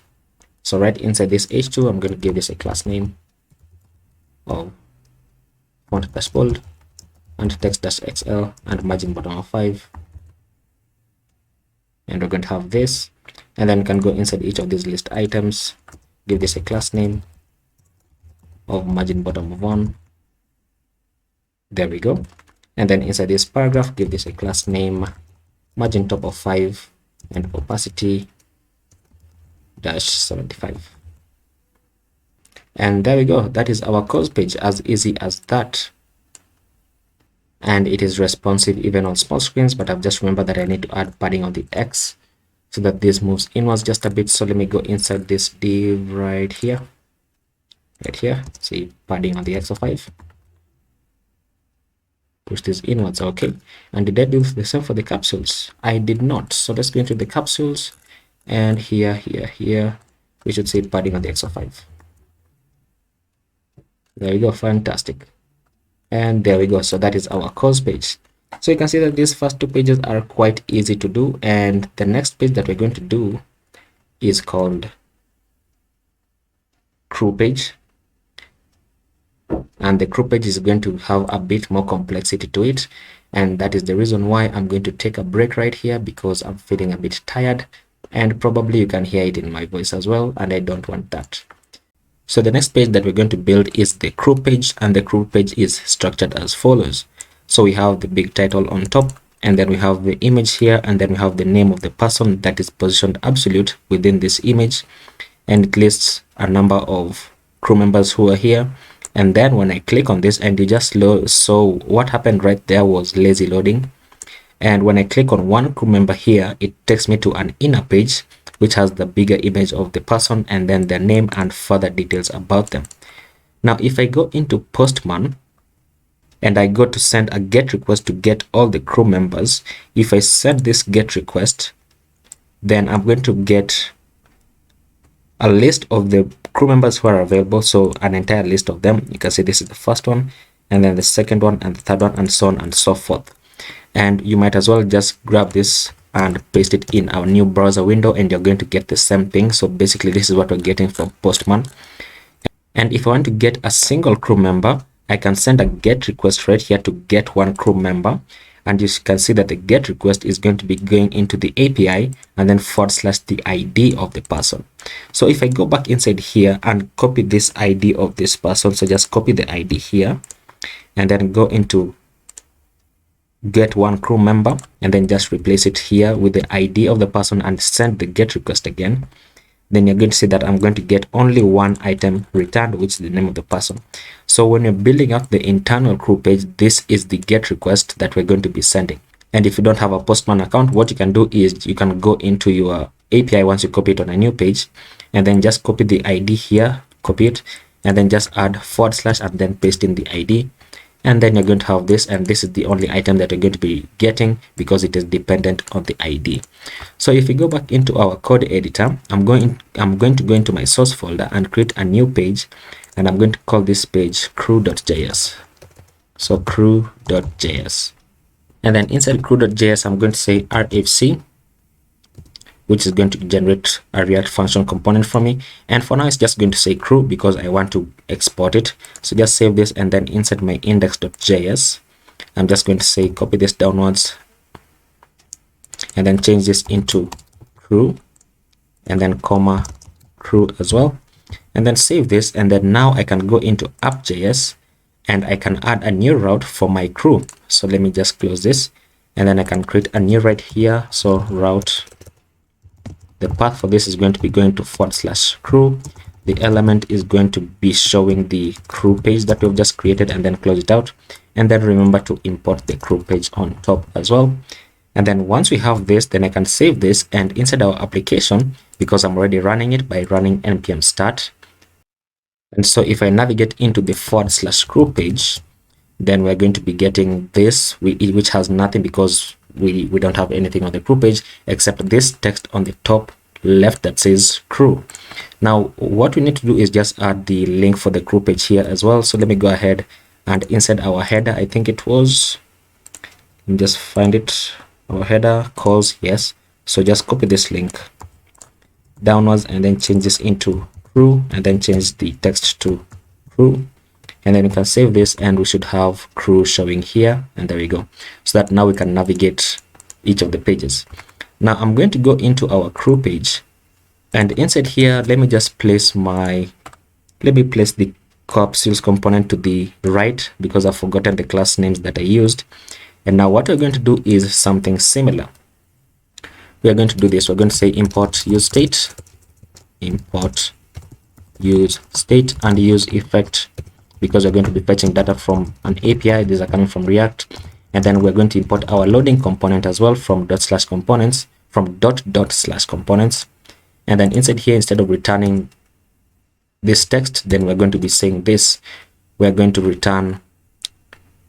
And then actually, before you set up our return, let's go ahead and set up our state value. So I'm going to say const crew and set crew. This is going to be equal to use state, and by default, it's going to be an empty array. and then we're going to call our use effect hook, which is where we're going to be fetching our data. Oops, these are angle brackets. And then we're going to add an empty dependency array so that it only runs once on the initial render. And then we're going to send our get request by saying const fetch crew is equal to an asynchronous function, where we're going to say const the response that we get back is equal to await fetch, and we're going to be fetching data from, oops, that's the wrong thing that I copied. We're going to be fetching data from this API, so just copy this, or you can just copy this link here and then change the last item here to crew, and that's basically how we're going to be doing it. And then the data that we get back, we're going to say await res.json, so convert it into JSON, and then we're going to say set crew into the data that we get back, and then remember to call the function called fetch crew, like so. And then now inside our return, we're going to structure it as follows. We're going to say if no crew exists, meaning if it is an empty array, then we want to render our loading component. And then once it loads in, then we're going to structure our return. We're going to say create a section with a class name of padding y32, and I'm just basically copying these classes because I forgot the names of these classes, or rather I forgot how I structured them. And then I'm going to have an h1 with the class of heading with a text that's with the text center, so aligned to the center with margin bottom of 10, and then this is going to say crew. And then once I save this, then we should have something on the screen, and we should have crew that says here. Okay, and then now let's go ahead and continue structuring this. So below the h1, we're going to have a div with a class of max dash width. And you know what, instead of writing all of this out, let me just copy this div, copy this and just paste it here, and then close it out, there we go. And then now we are not going to be using all of these items, but we're going to be using the items from the get request that we get back. So inside here, we're going to say crew.map, and we want to get the image and the name of the person. So let me just go here. So we want to get the name here, and we want to get the image of the person, because remember how we have structured it. How we have structured it is that we have the image of the person, and then the name is positioned absolute within this image. So we are going to do this. We are going to destructure everything. We're going to get the ID, because the ID is going to be our unique key. Remember, we are using map, so we are returning a list, and every list needs to have a unique key, otherwise it's going to throw us an error. So we have the ID here, we have the name, and we want the image as well. And then set up my return as follows. I'm just going to set an implicit return, where I'm going to say, let me push this more to the right, where I'm going to say this return an article here, and then this article is going to have an image, and the source for this image is going to be from image from the API, and the alt attribute in case the image fails to load. Then I just want to show the name of the person, and then below this we're going to have an h2 that says the name of the person. Now remember, once again, this h2 is going to be positioned absolute within this image. So let's go ahead and save this, and let's see what we have on the screen inside here. And once it loads in, and I've just remembered, let's add lazy loading to this. So loading equals to lazy, so that it doesn't take so much time to load, as you can see inside here. And then we can begin to style this out just a bit better. For the images, let's give this a class name of height-52 and width-full, and then object-cover. Let me see how this looks. If it loads in, oh, it's not even loading. Reload. Okay, height 52 is a bit small, so let's say about height 96. Yeah, height 96 is much better. And then object cover, if you don't know what this does, I'm going to remove it, and then look how the images are going to be. So the images look just a bit stretched out, and I don't want that to happen. So I'm adding object cover so that they're going to the image is going to zoom in without causing like a stretch on the left or on the right. So object dash cover. So save this, and then now once it reloads, you can see that we have this, and they are a bit pixelated. I'm just realizing they are a bit pixelated. What is happening? My computer is slowing down. Okay, so we're going to have this, and I added the height here, a fixed height here, because the images are of different sizes. So if I remove the height and then this reloads, then you're going to see that the heights, as you can see, the heights are of different sizes, and I don't want that to happen. So I added just height dash 96, which is a height of about 384 pixels in TaiwlindCSS. So save this, and then now let's go inside the h2. Let's give this a class name of absolute, and let's position it absolute to the bottom by 5 and to the left by 5. Let's say font bold and text dash white, and then let's say text dash, actually not, yeah, let's say text dash XL to make it a bit bigger, or text dash large. And then let's also add tracking wide just to increase the letter spacing a bit. And then when I save this, you're going to notice that something is going to break, and once this reloads, you'll see that what breaks is that now the names, come on, what is happening? What is happening? Okay, so you can see that the names are all here, so we don't want that to happen. And the reason why they're all here is because this h2 is now positioned absolute relative to the body, but we want it to position absolute relative to this article. So inside this article, I'm going to give this article a class name of relative, because the articles are the ones holding the images inside here. So once I save this, then once this reloads, you can see that now the names appear here, and so on and so forth. And this is our crew page, as you can see, right? So what we need to do now is we need to change this article into a link, so that when you click on it, then it's going to take us into the crew page of the corresponding person that we click on. And that's easy enough to do. We are going to do the following. I'm going to go ahead back into pages, and I'm going to create a new file called singlecrew.js, and single crew is going to be showing the single crew page. So inside here, let's return a section with a class of padding wide as 32 with an h1 that says heading with text dash center, and this text is going to say what was the other class that I'm missing? Margin bottom 10. So margin bottom dash 10. Of course, we are going to change this, by the way. I'm just adding this in so that I can see it. So I'm going to say single crew page, and then I'm going to save that. So once I save that, then I can go into index.js here inside the pages folder, and then just add single crew. So single crew, and then add a comma here and say single crew. Save this, and then I'm going to create a single crew page inside my app.js, and the single crew page is going to be as follows. Remember how we were getting the single person here by accessing their ID? So we're going to be doing the same thing inside here by saying create a route with a path for this going into /crew, because we are inside the crew page first of all, right? And then we're going to place a / and say full colon ID, and then the element here is going to be showing the single crew page, and then close it out, and then import this on top. So single crew. Now what this means is that we're going to be going into the /crew page, and we're going to be showing the person depending on the ID that we are going to be getting from the address bar once we click on the person. And I'm going to show you how this is going to work. Once we build it out, you're going to get it. So inside, save this first of all, and then inside the single crew page, not the single crew, sorry, but inside the crew page, we're going to grab this entire article and cut it out. And now we're going to be returning a link, and this link, let me just close it out first of all and paste in our article, and then add in a key here, and the key is going to be ID. Now the link is going to be linking to, now look at this, we're going to add our brackets here, and then template literals, which are backticks, and then we're going to be going into /crew. Remember how we access it, how the route was in our app.js. So we're going into /crew, and then / the ID of the person. So we're going to do the same thing here, and we're going to say /crew / and then now it's not going to be colon ID, but we're going to be accessing the ID variable from here, and we're going to do that by saying $, and then our brackets, and then ID, and we're going to have this. So now let me save this, and now let's go ahead into our application. And now look, when I save this first of all, import this on top.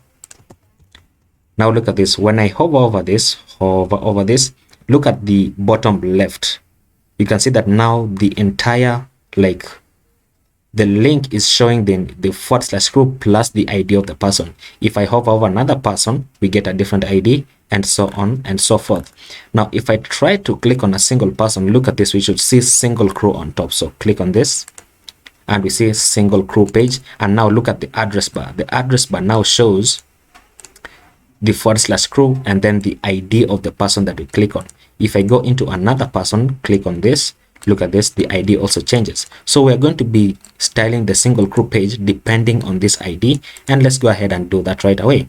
So let's go back and go into our single crew page, and we're going to be importing a few things on top. So we're going to first import use state and use effect. So React, let's move this, use state and use effect, because once again we're going to be fetching data from the API. And then we also need to import link so that we can link back to our crew page. So import link, and then we're going to import a hook that comes from React Router DOM, and this hook is called use params. And what use params does is it's going to check the address bar, and then we're going to set a variable checking for this ID, and once this ID changes, then it's going to rerun the GET request and do things for us. So use params, import this from, and it's coming from React Router DOM. Now look at this. I don't know whether this confuses people, but it did confuse me for a while. Use params is a hook that comes from React Router DOM. It does not come from React.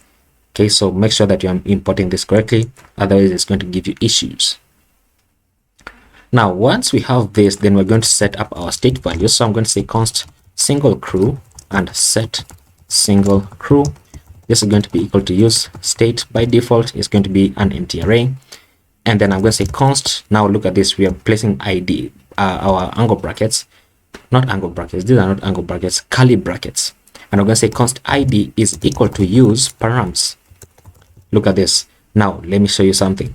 If I console log the ID, console.log the ID, then we should see the ID of the person, which is here in the use params. So let me just save this, and then let's go ahead and open our console, and inside our console we should see this. Look at this, we have our ID of the person. If I go into another crew and click on this, we should see another ID, and so on and so forth. You can see right there. Now each thread in a list should have, I was just saying this and yet I've repeated it, so let's fix that. So unique key, oh wait a minute, oh it didn't reload, okay, there we go. So we have this. Now once we have this, then we want to do the following. We are going to set up our use effect inside our single crew page. I can remove this, and our use effect is going to say as follows. So use effect, and then we're going to add our callback function, and then inside here we're going to have a dependency array, and the dependency array is going to be ID. And what the dependency array means is that the entire function that we write inside the use effect is going to rerun every single time that the ID changes, and the ID is only going to change when we are clicking on another crew member, and that's what we want to happen, right? So inside here we're going to do the following. We're going to say const fetch single crew is equal to async. I'm going to say const response is equal to, you can see that the GET request is like almost the same, but in this case it's going to be just a bit different. So fetch, and then now we are not going to have quotes inside here. Instead we are going to have backticks, and we're having backticks because we want to add a variable inside here.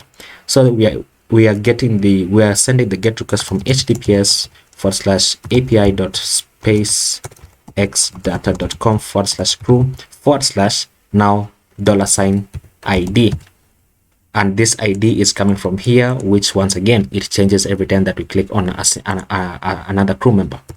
And then we're going to say const data is equal to await res.json, so convert it to JSON, and then say set single crew into the data that you get back, and then call this function, so fetch single crew. And then now I'm just going to console.log the data that you get back, so that we're going to see how it's going to be structured. So save this, and then now let's see.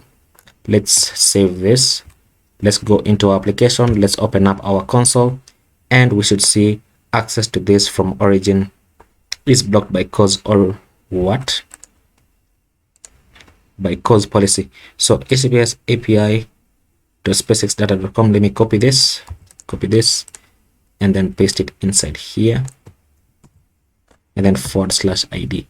Is that correct? How is that blocked by cause origins? Okay, there we go. So, oh, did I write it wrongly? Oh, it had v4 here. Okay, that was my mistake. Sorry about that. So save this, and we should see now. Look at this. This is the, let me just reload this, that it goes on top, so that we're going to have this. Oh, and by the way, I should mention the reason why you have two console logs inside here, even though we only have one console log, is because of, if you go into your main index.js file, you have react.strict mode inside here. So this is what makes like React give you two console logs instead of one. And I discovered that when I was building this out when I was building this out, the actual application that I've deployed. That's when I discovered this. I also didn't know about that, but it is available. React.strict mode was introduced in React 18 explicitly, but it always existed in JavaScript. So that's why you have two console logs, in case you're wondering. So you can see that inside our console, we're getting Shannon Walker with status active and but I'm going to go into another crew member. Let's just say Victor Glover, and it should also console log again, and you can see we are getting Victor Glover, and so on and so forth. So now it means that our functionality is working. We just need to structure everything out. Now notice this. When we are fetching the data for all the crew members, the data that we get back is an array of objects, as you can see right inside here. That's why we can go into the crew members page, sorry, and we can say crew.map, because we're getting back an array of objects. But when you get data for a single crew member, you're only getting back the object. So inside here, we're not going to be doing like single crew.map. We're just going to do the following. So now we are not going to have this h1 here. We might, but I'm not going to have it. We're going to have an article. This first article, the image is going to have an image, sorry, and the source for this is going to be single crew dot image, and the alt attribute, in case the image fails to load, is going to say single crew dot name of the person. And then outside of this, we're going to have another article, and then this other article is going to have an h1 with a class of heading, and then we're also going to have a margin bottom of 10. And then the h1, the text for this is going to say single crew dot name of the person. And then below this, we're going to say the following. Let me just remember how I structured it. So let's see, we have the details. So we have an h2. So let's say an h2 that says details. And then below this, we're going to have what? Currently at NASA. So let's have a UL inside here with two list items. So two of them. And then we're going to say currently at, and then inside here we're going to get the single crew dot agency. Is it agency? Let me just confirm this. Yes, single crew dot agency returns where they currently are. And then we have the, what else do you need? The launches, the number of launches, and launches here is an array, so we can get the length property of the array called launches.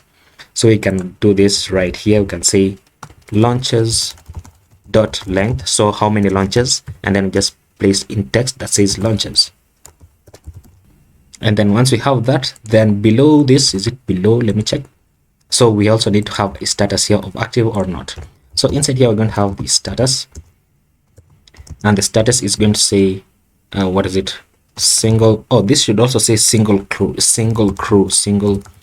dot launches dot length. So single crew dot status.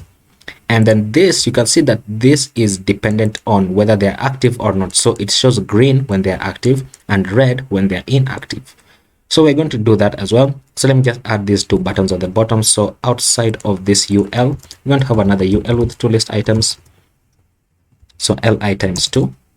And then this one is going to say Wikipedia. So it's going to have an href.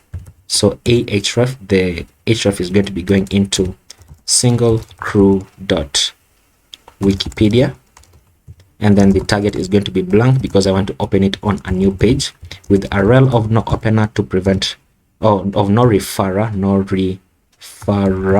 to prevent cross-site scripting.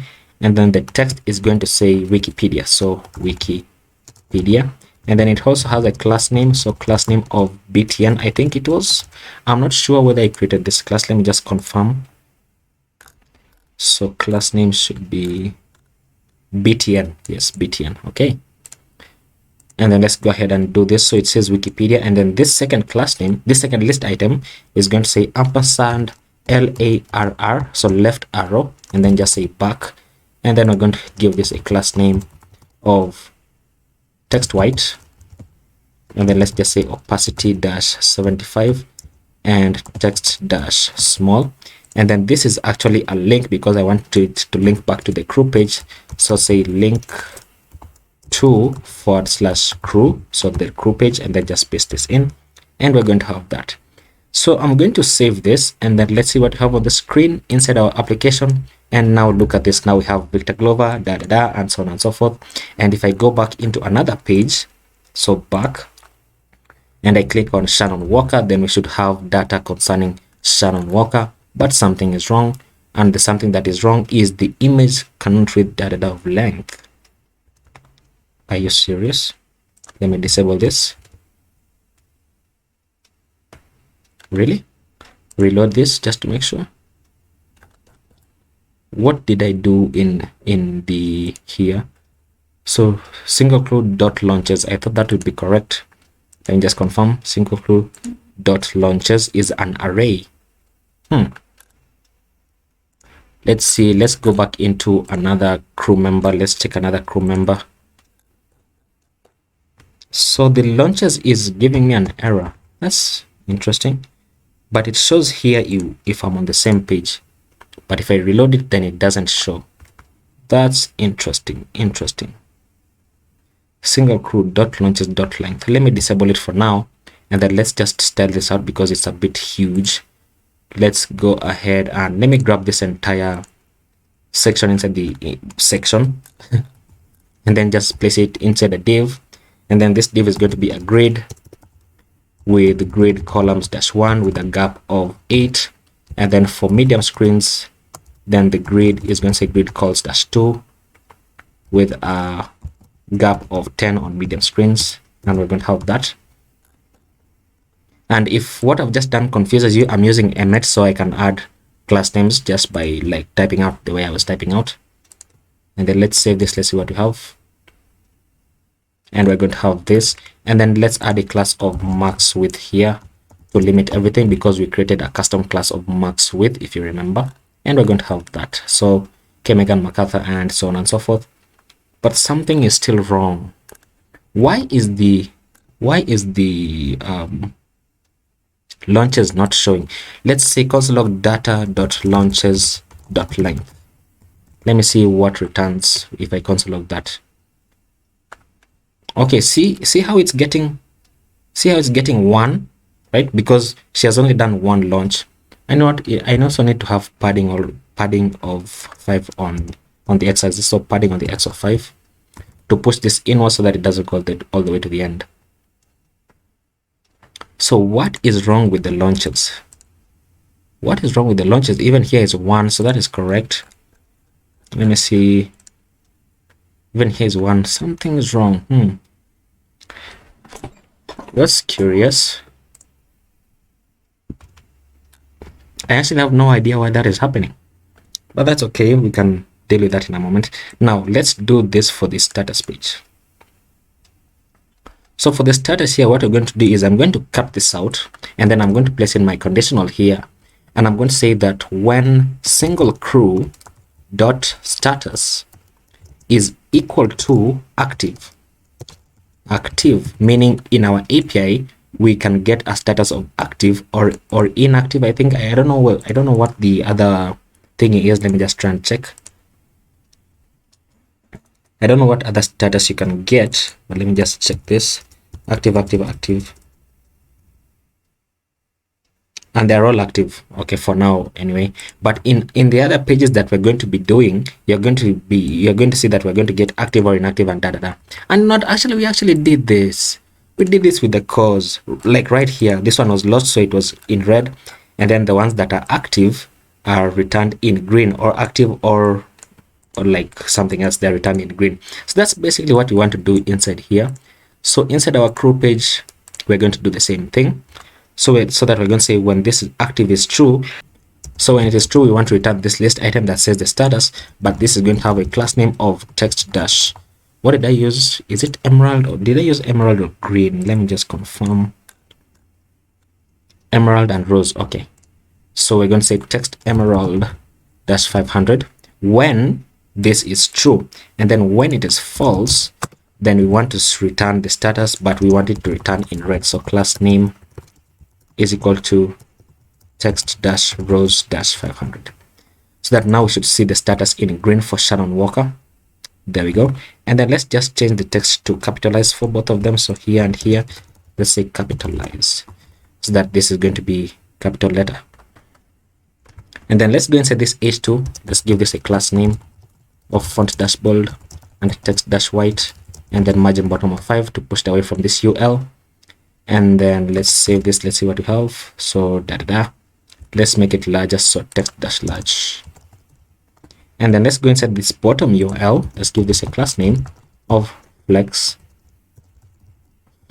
and items-center and just center. Come on, justify -start. And then let's go inside here. Actually, still inside here, let's just give it a gap of like 5 to push away from one another. And there we go. So we have our back button, we have our Wikipedia button. And then for the back button, when I hover over it, remember it has an opacity of 75. I want that when I hover over this, then the opacity should go back to 100, so that it goes back into white, so that like it shows you that you are hovering over this button. And then let's go inside this UL. Let's give it a margin on top of 10 to push it away from this other text. So push it downwards, and then let's access this one. So currently at NASA, where is it? Here. And actually, let me just access the UL. So give this a class name of text-white and an opacity of -75 and text-small. Make it even smaller. So we're going to have that currently at NASA. And then let's go ahead inside this list item, give this a class name of margin bottom of 2 to push it away from this text. And we're going to have that. And then this is going to be for all the list items. So copy this. Okay, so where is it? Here. I should just add it here and here. So margin bottom of 2. And actually, you know what? Because this is the last list item, so I don't need to add it here. So let's just remove it. And then now I'm still not sure why single crew.launches is backfiring. I'm still not sure about that. But let me just add a class name here of margin bottom of 2. And you can see that we have 1 launches. Okay, so we have 1 here, but the problem is if I go back and go into another person, then it doesn't show, because for some reason why does this return an error even? I'm not sure why it returns an error. Cannot read properties undefined of length, which means that the launches have an issue. Okay, let me just confirm how I did it in my repository. Let me just confirm how I did it, because I apparently can't remember. So SpaceX, this one. Let's go inside the source and inside the pages and inside the single crew. Where's the single crew? Single crew. So we have loading, low use params, we have data, crew member by the ID. So the launches as well. So see this single crew dot launches dot length, single crew dot launches dot length. I actually have no idea why that is happening. I really have no idea. That's curious. Anyway, I think I might figure it out. If I figure it out, then I'm going to explain what happened. But for now, let me just disable it. Let me just disable it for now because it's giving issues. And you can see that this is our single crew page and that is our crew page. Okay, so now that is our crew page, then we can go ahead and we can go into our dragons page. And for the dragons page, very simple. We're only getting 2 items inside here, standing them out like so. And then for the single dragon page, once again, we can click on this and then we're going to go into this bigger page, and this bigger page you can see has a lot more data. So let's go ahead and begin doing that. So inside the dragons, let's go ahead back into our application. Let's close all of this. And then inside the pages, we're going to create a dragons. So dragons.js, and then let's say RFC to create a React function component and save this. And then let's remember to export it in our index.js. So copy this down and export dragons. So dot dragons. Save this, and then inside the app.js, we're going to do the following. We're going to create a route. The path for this is going to be /dragons, and the element that it's going to be showing is the dragons. Just import it. Oops. And then remember to close out your route, and remember to also import dragons on top right here, so that now when I save this and I can go into my header, so inside the dot header here, and I'm just now realizing that I made a mistake and I probably should make this into an like an array of items, but that's okay. You can just copy this down. Also copy it here. This is going to /dragons, and then this is going to say dragons. Save this, and then we should have dragons here, and we can click on this and we should see dragons on the top left right there, and we can begin to style this out. So inside the dragons page, we are not going to be returning a div. Instead, we're going to be returning a section with a class of padding wide as 32, with an h1 that has a class of heading and text dash center and margin bottom of 10, and this is going to say dragons. And save this, and that's what we have this on the screen. And then now we can begin to fetch our data by going here and saying import use state and use effect from React. And then we also need to import, well, no, we don't need to import anything. So let's say const dragons and set dragons is equal to use state. By default, it's going to be an empty array as always, or not always, but most of the time. Use effect, calling our effect, and passing our callback function with an empty dependency array so that it only runs on the initial render. I'm going to say const fetch dragons is equal to an asynchronous function, and you can use Axios, by the way, if you want. You don't have to do it as I'm doing it. And then const res is equal to await fetch, and we're going to be fetching something. Let me just get the where is it, the API. So just copy this link, and you know what, I'm just realizing that it probably is better if I just like extract this entire thing into like a custom hook, so that I don't have to keep on repeating this every single time, but you know, it's okay. So this is going to be /dragons, and then we're going to say const data is equal to await res.json, and then let's say set dragons into the data that we get back, and remember to call our function, so fetch dragons. And then now inside our return, we're going to do the following. We're going to have a div, and I'm just going to copy these class names from cause. Let me just copy these class names. Going to be doing a lot of copying and pasting actually. Oh, I just did the wrong thing. I copied and copied instead of copying and pasting. There we go. Div, and then now instead of returning 3 grids here for large screens, I'm just going to remove this, and then inside here I'm going to say dragons.map, and then we're going to be getting a few things. We're going to be getting the image, the name of the dragon, the description, and then the read more button. We're going to add it in. So let's go ahead and do this. Let's go into /dragons to see what we get back. So we get all of this data. We don't need all of this data yet because we are not on the single dragon page. So we have the name here, and by the way, we're going to be getting this. We're going to be getting the image from this array of images. So we need the name of the dragon, the name, and then we need the image which we're going to get, and then we also need the description. Let's see, get the ID because we're returning a list first of all, and then the name, and then the Flickr underscore images, and then the description, and then let's structure this. We're going to be returning an article here with the key of ID.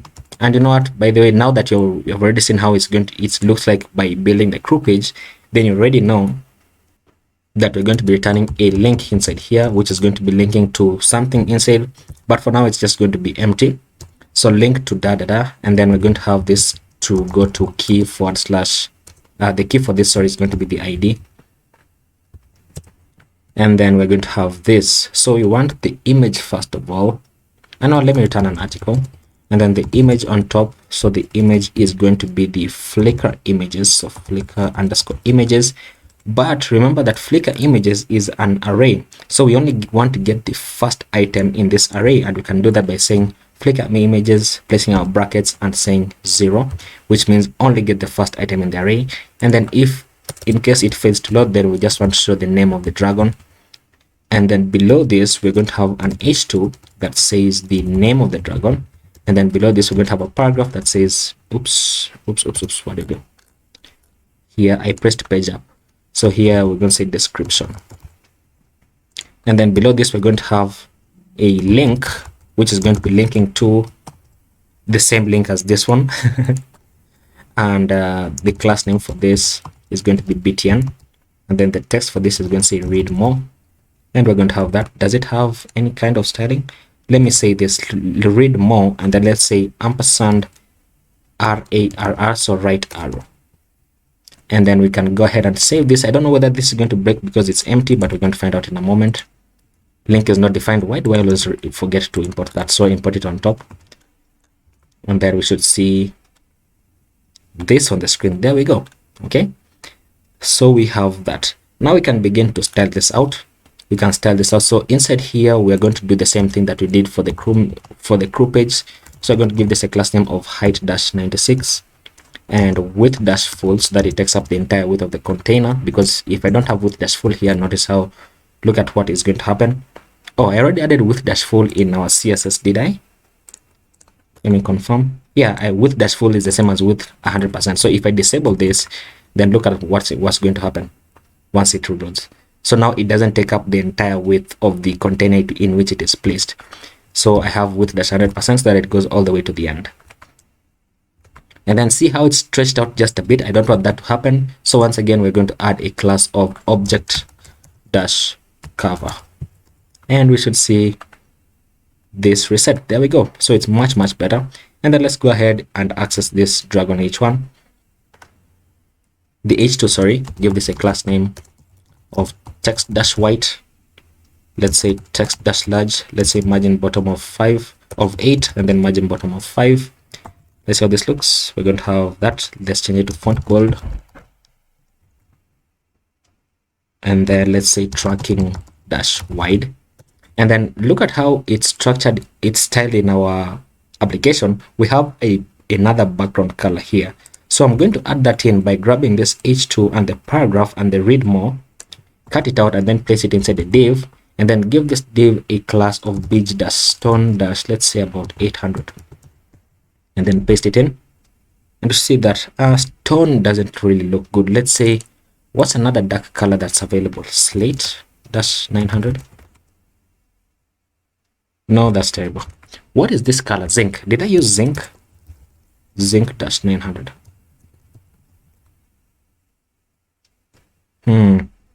Don't know whether I like that. I don't know whether I like that, but okay, you know what? We can just use that as well.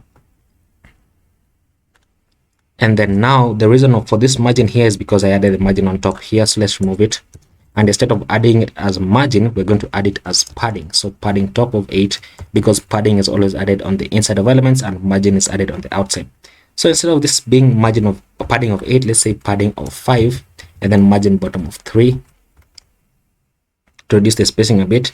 And then inside this parent div, I'm going to add a padding on the x-axis, padding x of 5. And you know what? That would mean that I don't need to have this inside here. So let me add the padding all round of 5 on this div, so that I can move the padding from the edge to here, so that everything is now just going to push inwards. And we're going to have that. And then let's go ahead inside our paragraph, give this a class name of text-white with an opacity-75. Let's say text-small. Let's see how this looks. We're going to have that.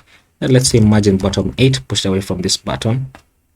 And then now look at this. Look at how we have structured our Dragons page. So we have a paragraph up to a certain stage and then ... So we're going to do the same thing for this page, because we don't want this to display the entire text. And then let me increase the line height here. Actually, you know what? I know what's wrong. Let's go inside our index.css. Let's find our paragraphs. So this line height doesn't apply because the text small here from Tailwind also has a line height, as you can see. So the reason why this applies and this doesn't apply is because of CSS specificity. So I'm just going to grab this and move it downwards. And this should now, the line height of 1.8 should now override this default line height here. So save this and we should see this restructure. Restructure, please. Please restructure. Or it doesn't because it's 1.8 already. Let me try to. Or it doesn't. Wait a minute. I added it here. There we go. There we go. That's much better. That is much better. So let me reduce it back to 1.8. That is much better. Much better. And then now let's get the let's reduce the text. So reducing the text is as easy as just going inside here and then cutting this out, and then instead of just returning it, we're going to return template literals here and then placing our $sign under our brackets, and we're going to say description and just place it in. So description dot substring, and what substring does, it takes a section of the text that you have and you give it two values. So the beginning value is from 0, and I'm going to select it to 200. So select the first 200 characters, and then once you select it, then you are done. It's not going to show anything else, and then I'm just going to return ... So that now I'm going to save this, and then now look what we have on the screen. We're going to have that, and then ...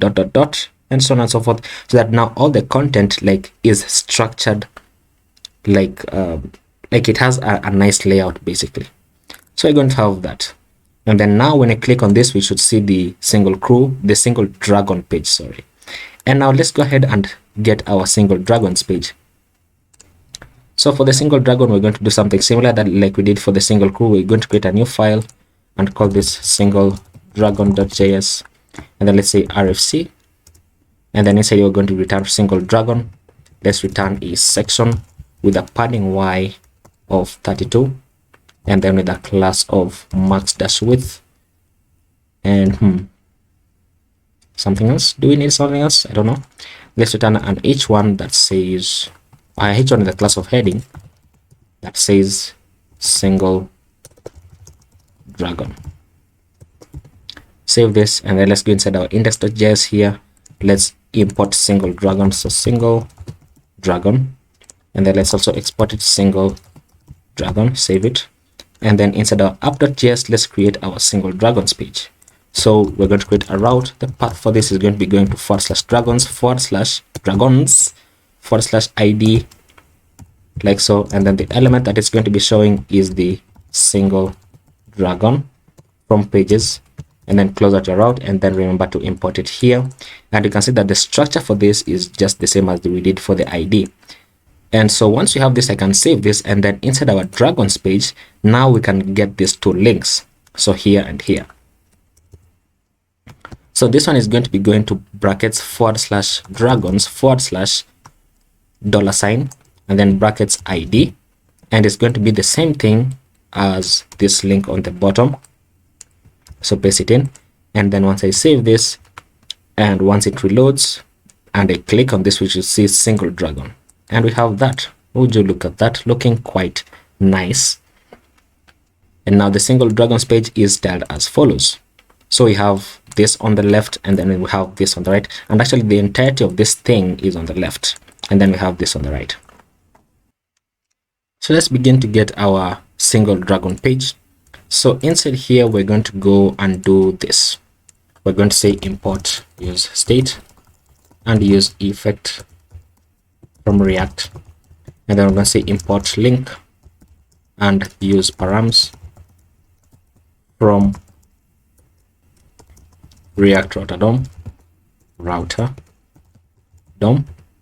and then we're going to do this. So we're going to say const single dragon and set single dragon, dragon equals to use state.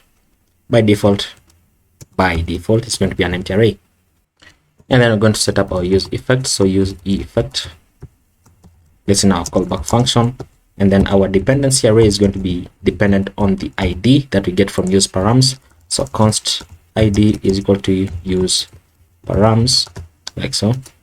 And then now let's get our single dragons page. So let me just copy the get request from the single crew page here, copy the get request, so copy this entire thing and then just paste it here, and then change this into fetch single dragon, and then change this from crew into dragon, and the get request is going to remain the same. And then remove this console log, by the way, and also remove this console log from here.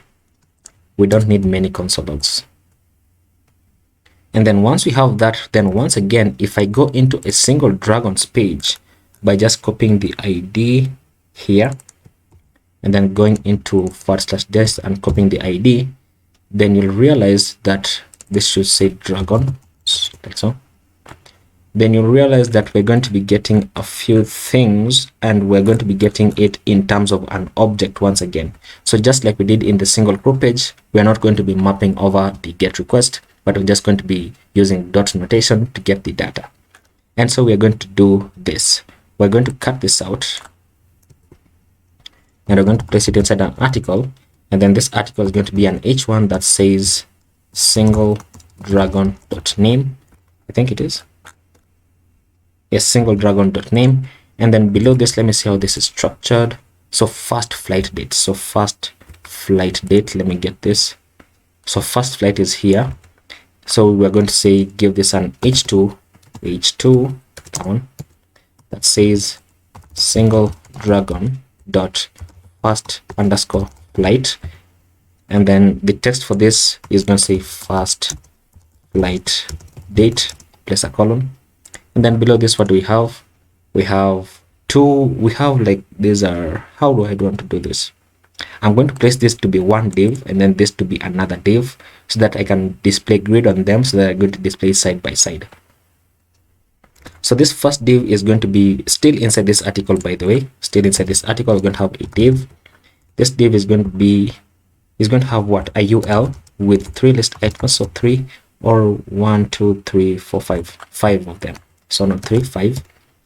And then this one is going to say type, and then this is going to say crew, and then this is going to say dry mass and active, so dry mass and active or not. This is going to be coming from the array, from the API, not array, and this is going to be the Wikipedia, so Wikipedia.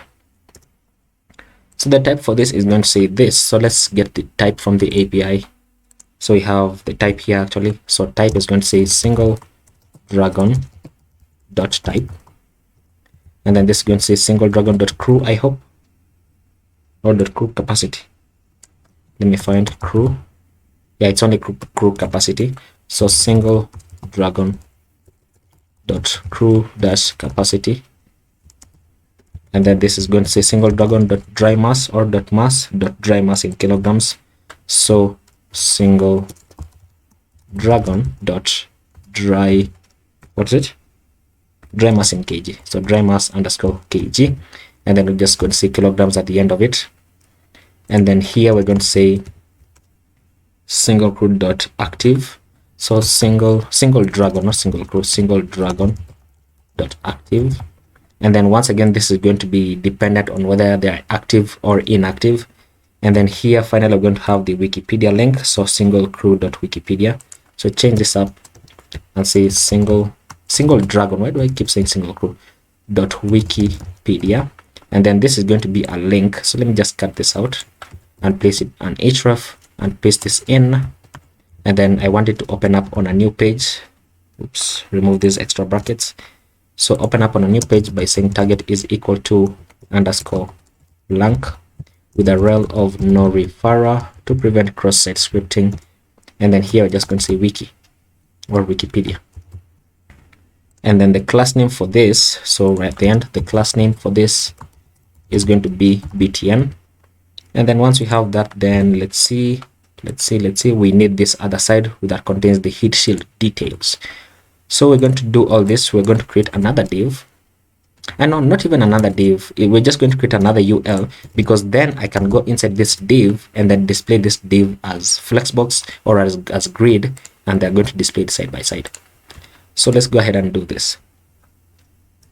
We have a UL here with an h3 that says heat shield details.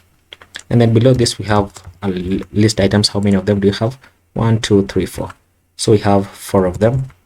And then let me check something. So we are going to do a few things, because notice how we can toggle the units. So we can toggle even the dry mass units here, which means we're also going to need the dry mass in pounds for this one as well. But that's okay, we're going to do that. I'm going to show you how we're going to do that.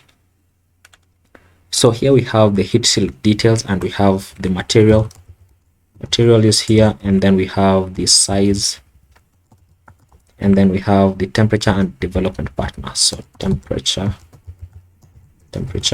and the dev partner like so. So the materials should be coming from, where is it?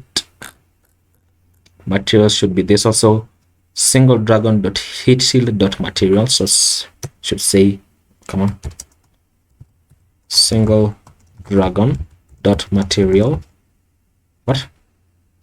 Heat shield. Heat shield. I lagged. .material. And then this should say the size in meters. So single dragon dot heat shield dot size underscore meters. And then below this we should have single dragon dot heat shield dot temp in degrees, temp underscore degrees. And then we should say degrees at the end. And then actually not, this should also say meters then. And then this one should say single dragon dot heat shield dot what? Dev partner. So dev underscore partner. Okay, quite a few things to get from the API. And then below, now outside of this div, we're going to have a paragraph that says the single dragon dot description. So single dragon dot description, which contains the rest of the description that we did not have in the home page. So here, so it just continues with this description. And then below that, now we are going to have this. Okay, so let me just toggle these units. Let me see. These don't toggle. Okay, fantastic. So now we have these other units. So let's go ahead and begin to get these payloads. So we are going to do this. We're going to create another div. Okay, and then this div, the first div, is going to be for like one of the units, either imperial or metric. And not, let me just start with metric because it's easier for me, because I'm used to metric units. So let's go ahead and let's do this. We need the launch payload mass and data. So inside here we're going to have a UL with how many list items? So 8 of them. Yes, 8 of them. So times 8. And then this first one is going to say launch payload mass. And then this one is going to say return payload mass, return payload mass. This is going to say pressurized capsule payload volume, pressurized capsule payload volume. And then we have height of the trunk. And then we have launch payload volume.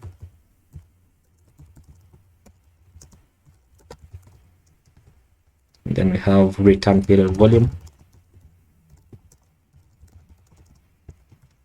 And then we have trunk volume and diameter. So trunk volume and diameter. Okay. And now these are going to be for the metric units, and then we're going to do the same thing for the imperial units. So inside here, let me just grab all of them by holding down the Alt key. So click here and click here, click here and here, and here and here and here. Let's just say single dragon dot, let's say it should say single dragons dot launch payload mass, launch payload volume, return payload mass. Okay, so launch underscore payload underscore mass. Let's see. So we need it, oh my goodness, we need this in kilograms first. dot kg. Okay, so launch payload mass is this one dot kg. Then return payload mass, so this should say return underscore payload underscore mass in kilograms. Let me see. Okay, and then this should say pressurized capsule payload volume. So pressurized capsule payload volume. So it should say single dragon dot pressurized pressure, how do you spell pressure? Pressurized underscore capsule dot payload volume, and then this should be in cubic meters dot cubic underscore meters. And then once you have that, this is height to the trunk. So height to the trunk dot here height to the trunk. Okay, so single dragon dot height underscore w underscore trunk. Is it w or just width? Okay, height to trunk. And they should say meters. And then we have the launch payload volume. So launch payload volume is where? Here. So launch payload volume in cubic meters.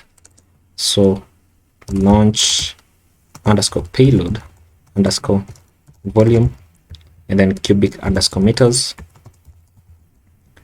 And then this should say return payload volume. So return payload volume here in cubic meters as well. So return payload volume, return underscore payload underscore volume in cubic meters. So cubic underscore meters. And then this should say trunk volume. So trunk dot trunk volume. So trunk dot trunk underscore volume. This should say cubic meters. So cubic underscore meters. Okay. And then the diameter, this has an E. So diameter. So single dragon dot diameter dot meters dot diameter dot meters. Okay, so these are for the imperial units, and then we're going to do the same thing for the wait a minute, these are for the metric units, and then we're going to do the same thing for the imperial units. So let me just place a comment and say imperial units. Place a comment above this and say metric units, and then let me just paste it in. And then now this is going to say all the cages here are going to say in pounds, so LB. And then all the cubic meters here are going to say cubic feet, cubic underscore feet. Just make sure that's correct, cubic feet. Okay. And then all the meters, where's the meters? All the meters inside here are going to say feet. And just like that, we have that in imperial units. Now, before I save this, remember this is a div here, but remember that the parent of the div is the article. So outside of this article, I want to go outside of it, create another article, and then this other article is going to have an image, and the source for this image is going to be single dragon dot flickr underscore images, and then I just want to get the first image, and then in case it fails to load, then I just want to say single dragon dot name, and we're going to have that. So save it, and then now we can see what you have on the screen. And set single crew is not defined, so that is because this should say set single dragon. So set single dragon, save that, and now we should have nothing on the screen. Fantastic. Let's check F12. Let's say above error occurred in the reading material. Did I get it wrong? Heat shield dot material. So where's the material? So heat shield single dragon dot heat shield dot material. That sounds like what is happening? Okay, so we are going to have to do this. Therefore, we're going to have to disable quite a bit. You know, let me just disable the heat shield first of all. Let me see if that's the issue. Is that the issue? Nope. So every single thing inside here has an issue. So heat shield material and heat shield dot size meters also has an issue. And you know what? I have just realized something. We need to grab all of this. So grab the entire section, and then we need to add in our loading state. So let's say import loading from components, and then let's say that when there's no single dragon, when this is true, then we want to render our loading state, and then when it is false, then we want to render this inside. So once we save this, I think that should fix the error that we're having, but it doesn't. And I've just realized that we also didn't add the loading state on the single crew page. So let's import the loading state here, import loading, and then for the single crew page, let's grab this entire section, cut it out, and then let's just say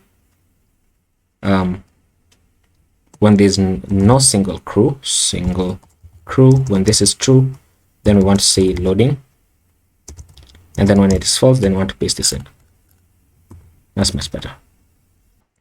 Let me disable this div.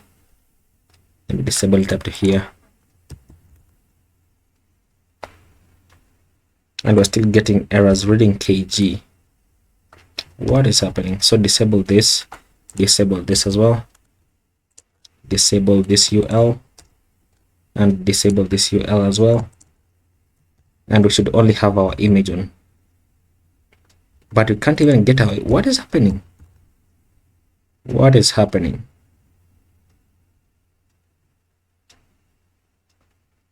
Did I get sent the wrong get request? Oh my god, this should say dragons, not dragon. Oh my goodness. Mistakes, man, mistakes. So I re-enable this, and then re-enable this, and then re-enable this, and then re-enable this. Save it, and we should see. Oh, come on, are you serious? Are you serious? Why are you still not showing single dragon? Okay, you know what? Instead of this being an array, because I've just realized something that I was explaining, we are getting back an object. So instead of this being an array, let's set it to null first of all. And then that should hopefully fix it. So we almost get the loading state, but we don't get the full thing. So let's go back into dragons. So dragons is working correctly. But see how our loading state appears for a moment and then disappears.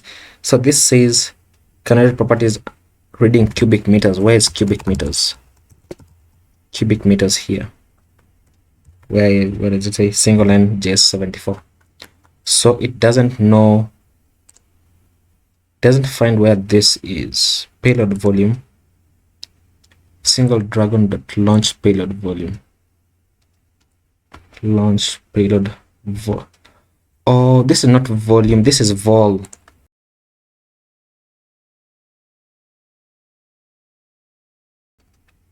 The payload volume. Let's save this. I hope that fixes it. Let's try it out. And it means that even this one on the bottom, launch payload vol and return payload vol. Save it. Let's see what we have. Okay, finally. Oh my god. So we're going to have this. Fantastic. Now let's begin to style this out, and we are going to do a bit of styling. Let's do this. Inside here, let's give this a class name of heading for the h1. Make it bigger. Let's say margin bottom of 8. For the h2, let's say class name equals to font bold and opacity dash 80 and text dash large. And then for large screens, let's say text dash 2xl. Let's say margin bottom of 10, pushed away from this text, and then text white. Change it to white.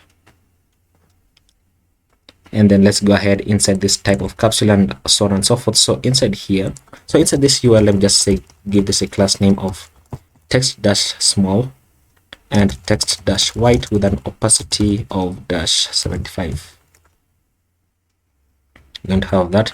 And then let's just say capitalize to capitalize the text. Capitalize the text. There we go. And then you know what? I can do this. Let me say flex and flex dash column, and then items dash center, and then justify dash start with a grid gap of about 4 or 3 to push it away from one another.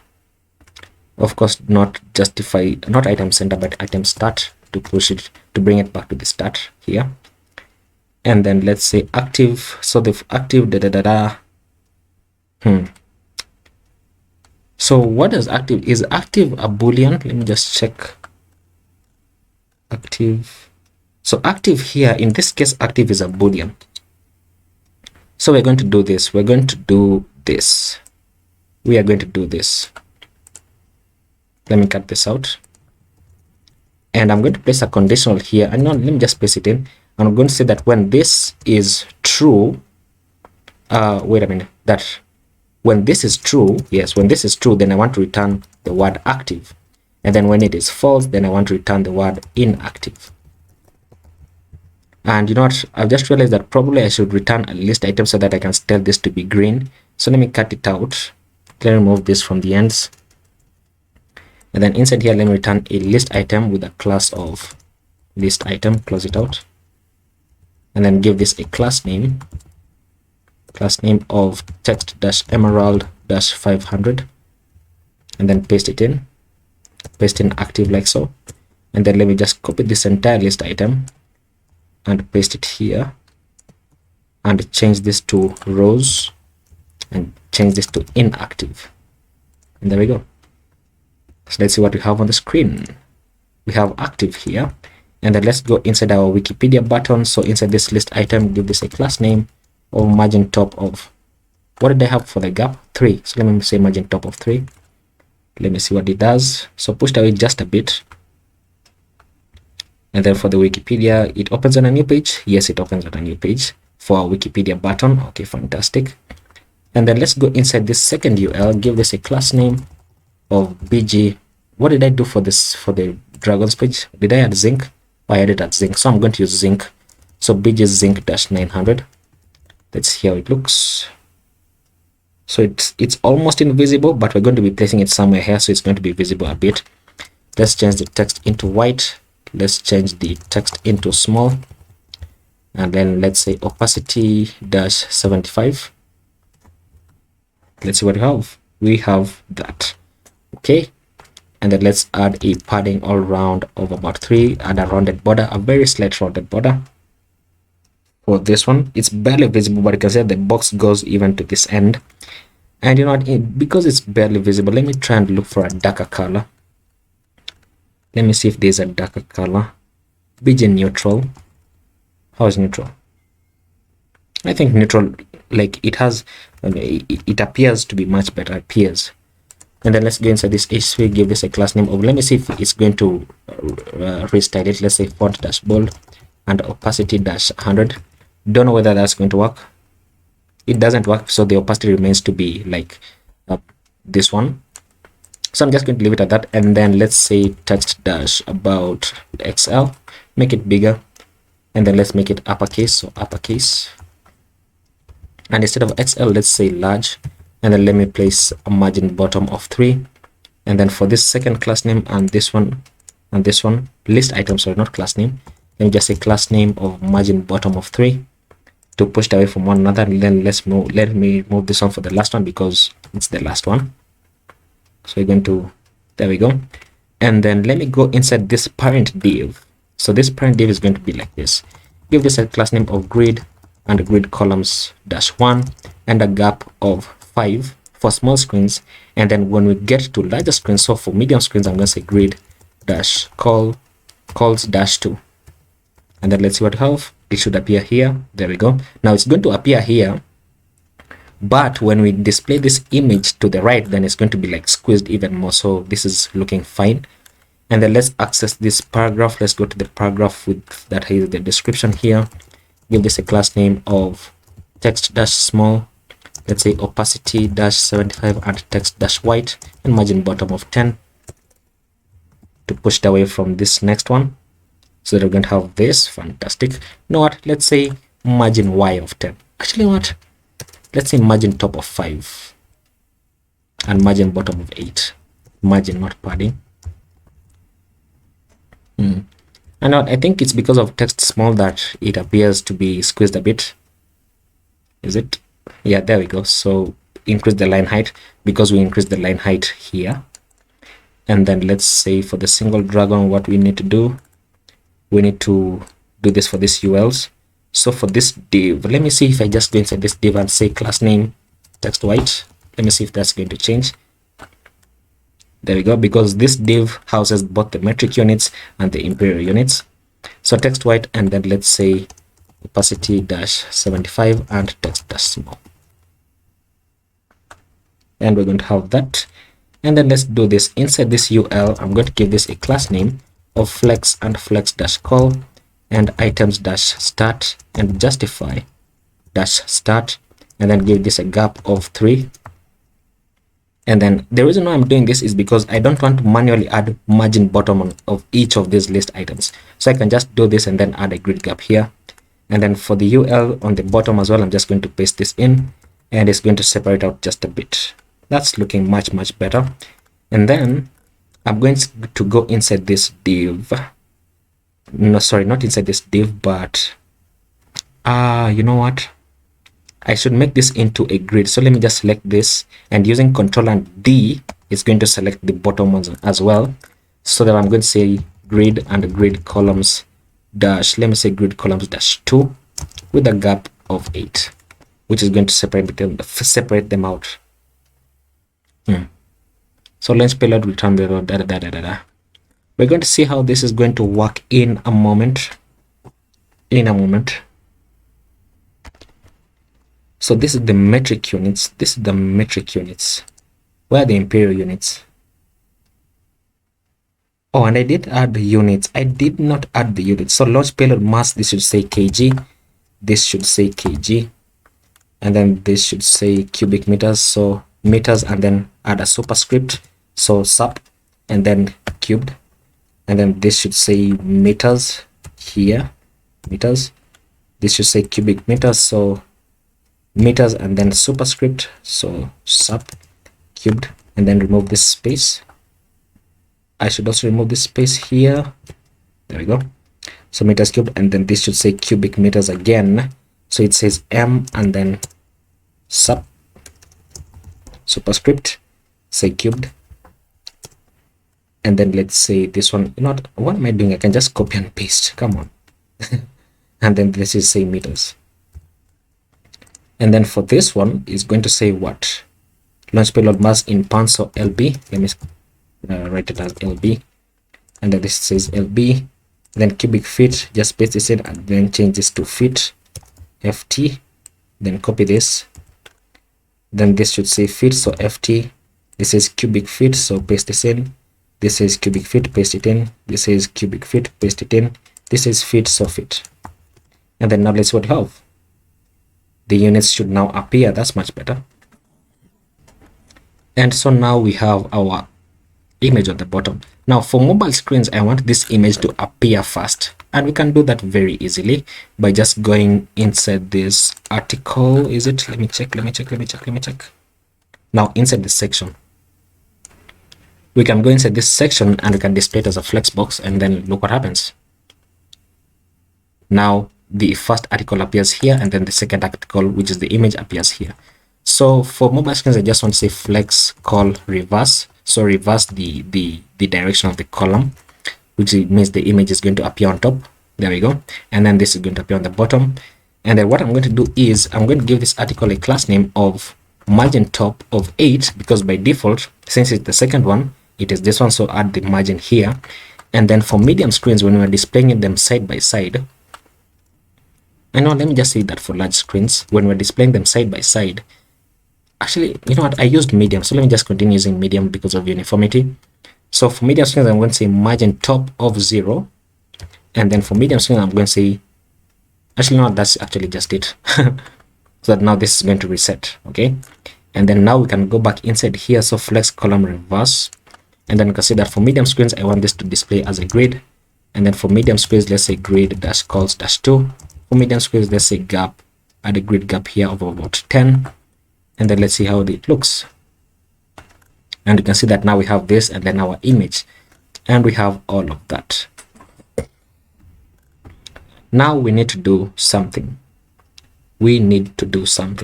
So we have the dry mass here. By the way, you also need to add the pounds for this. So let me find where that is. So it says dry mass here. So I'm going to copy this downwards, and then I'm going to say dry mass. This is going to say dry mass in pounds, so LB, and then change this to LB, so that now there are going to be 2 of them. So dry mass and dry mass. Okay. Now we need to add our back button and our toggle button. So on the bottom of this, so on the bottom, let me go below this div. I'm going to have a UL with two list items. This first one is going to be a button that says toggle units. And inside here, we're going to be either saying toggle imperial or metric, and we're going to see how we're going to do that. And then this is going to be a link. So link back to the / dragons page. And then we're going to be linking, this is going to say ampersand left arrow, so LARR, and we're going to say back. And then let's style this out. So let me give this a class name of text-white and opacity-75 and text-small. And then give this button a class name of btn. So save this and we should see the buttons here.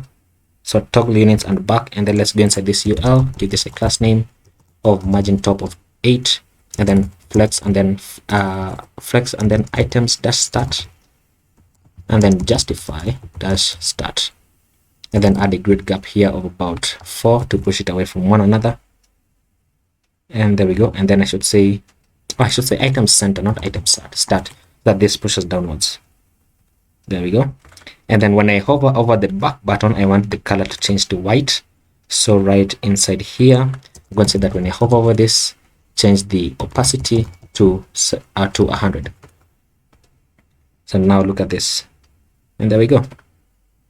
So that's looking fine. Now let's go ahead and create our toggle button, and we're going to style this a bit better because I don't like how this looks. And I'm wondering why. How did I? Why is this styled like this? I can't figure out why. Oh, wait a minute. Oh my goodness. It's because they're showing two of them. So this is the metric units are ending here, and then the imperial units start here. Sometimes, like I'm telling you, man, the thoughts just elude me. So we are going to do this. We're going to create a state value here that checks for whether it's on or off. So we're going to say const, let's say, because it is metric by default, so I'm going to call it toggle imperial. Or let me just say toggle and set toggle. This is going to be equal to use state, and by default it's going to be false. So when it is false, then I want the metric units to show. So we're going to do this. We are going to go inside here first of all, because we don't want this one to show, right? So I'm going to cut it out, and I'm going to place a conditional and say when it is not toggle, because toggle is our state value. So when toggle is not true, meaning when it is false, then I want this to show. And you know what, that's actually not true. I want this to show when toggle is true. So when toggle is true, then I want the units to show in imperial units. And then when toggle is not true, then I don't want this to show. So I'm going to say change this into not toggle, and then place in double ampersand, and then paste this in, so that when I save this, then let's see what happens, just to make sure that I'm thinking of the correct thing. There we go. So that is correct. And then we're going to do the same thing for this entire section. Now for the entire section, we are going to do this. We're going to go where is it? For the metric units, we're going to get this entire div, and not even the div, the UL. We're going to get the entire UL, cut it out, and I'm going to place in my condition and say when not toggle. So when toggle is not true, then I want the metric units to show. And then we're going to grab the second UL and cut it out and say that when toggle is true, then we want the imperial units to show. So just simple like that, so that when I save this, then it's going to disappear here, so that now we're only going to have one unit. And you know what, this spacing is a bit too large, because I added what did I add here? Oh, I added a grid gap of 8. I wanted a grid gap of 3. Make it smaller, that's much better. And then now we can go ahead into our button to toggle our units. Now we're going to do this for our button, so just scroll to your button here, and then we're going to say this. We're going to cut out this, and then we're going to place in a condition and say that when toggle is true, then we want to say show, when toggle is true, we want to say show imperial units. Imperial, is it? Imperial units. And then when toggle is false, then we want the button to say show metric units. So save this and then let's see this. Of course, it says show metric units, so it should be the opposite. So this should say metric, and then this should say imperial. Save this. So that now when I click on this, then the units are going to toggle into imperial units. Now let's go ahead and add the function for that. So right here, I'm going to say, oops. So right here, I'm going to say on click. And when I click on this, then I want to pass in my inline function, and I'm going to say set toggle into the opposite of toggle. Meaning if it is false, set it to true, and if it is true, then set it to false. So I'm going to save this, and now look at this. When I click on this, then it's going to toggle the units. So click on it. You can see that now we have this. Oh, and this still has a grid gap of 8. Let's fix that by going here, changing this to 3. Okay, so that now it says show metric units. So there we go, and so on and so forth. And you can see that it toggles everything, including even this one. So that's looking great. And now the last thing that we need to do for our Dragons page is we need to add our images here, which are toggleable by clicking on them. So you can click on them and then it shows you their respective image. So let's go ahead and do that next. And we can do that by going to our second article, which is this one here. And then now notice how we are getting only the first image here by saying get the Flickr image as 0. If I change this to 1, then it's going to show the first image like so. And if I change this to 2, if there's a second image that exists, then it's going to show the second image, and so on and so forth. So we want to create clickable images which are going to be behaving like tabs, and we can do that easily by just going below this and adding a UL here. And inside this UL, because Flickr images is now an array, okay, so we're going to say single dragon.flickr images.map, because it's an array. And then we're going to be mapping and getting that for every image that we get back. I also want to get back the index. And then we're going to say return a list item with a key of index, like so. And then inside here, we're going to return an image with the source for image. The source is going to be image, and the alt attribute, in case the image fails to load, let's just say single dragon.image.name, sorry. And now when I save this, then we're going to have more images appearing here. And there we go. So those are all the images that exist. So let's tail it out this UL, give this a class name of flex and items dash center and justify dash start, add a grid gap of 3, and then let's go inside the images, reduce the font, the width of the images. So class name, let's say about width dash 20. Let's see how it looks. And width 20 is too small. Let's say width 40. And we're going to have this. Now on small screens, just in case the images overflow, I want them to automatically go into the next line. So I'm going to say flex wrap here. Just in case, this is just in case, just adding an error boundary. And then let's add a margin on top so that it pushes away from the main image. So let's say margin top of 5, push away from the main image right there. And then for these images, what I want to do is I want to add a height of full, so that they take up 100% of their height here, or not, or it doesn't. So let me add a fixed height here. Let's say height dash 52. How does that look? Oh no, 52 is too large. Yeah, let's say height dash 32. No, let's say height dash 20. And then let's say object cover. So object dash cover, and then reduce the width to about 28. That is much better. So that now when I click on them, then I want the image to toggle and show on this bigger image. And then let me change this back to 0, because I always want the first image here to be the one that is showing.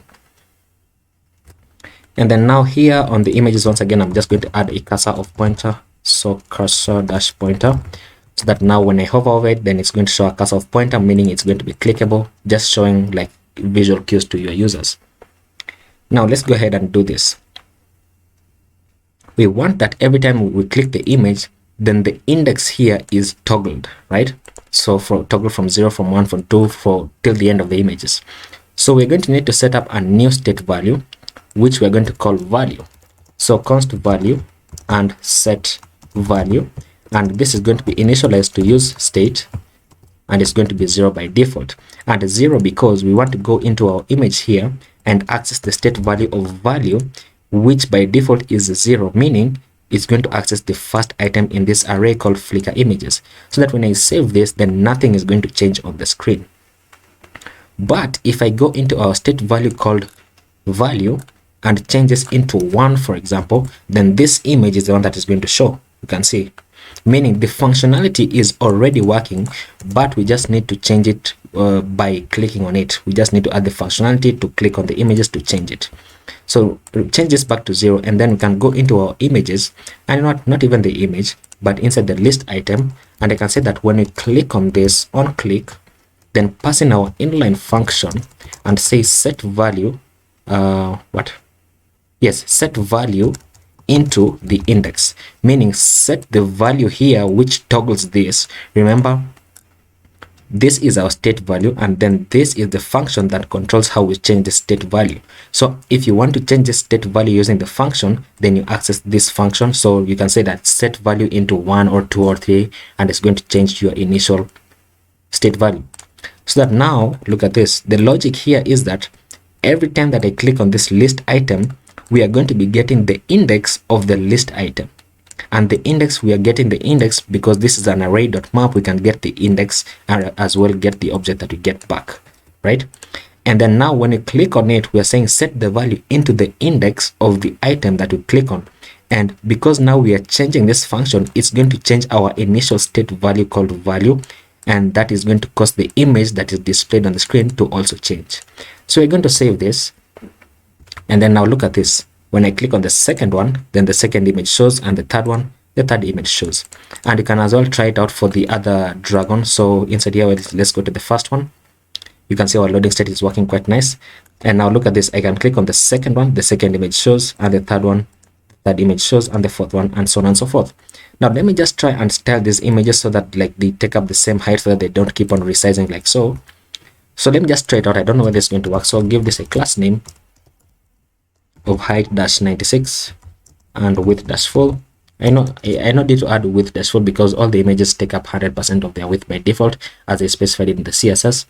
And then let's say object-cover. Let me see if that will work. I don't know whether it's going to work. So let's see. Yeah, that is much better. That is much better. And you can go back into the second dragon just to confirm, and would you look at that? Much better. Now the final thing that we need to do on this page is that I want some kind of visual cue to show the user that this is the current image that they are on, and we can do that by adding stylings.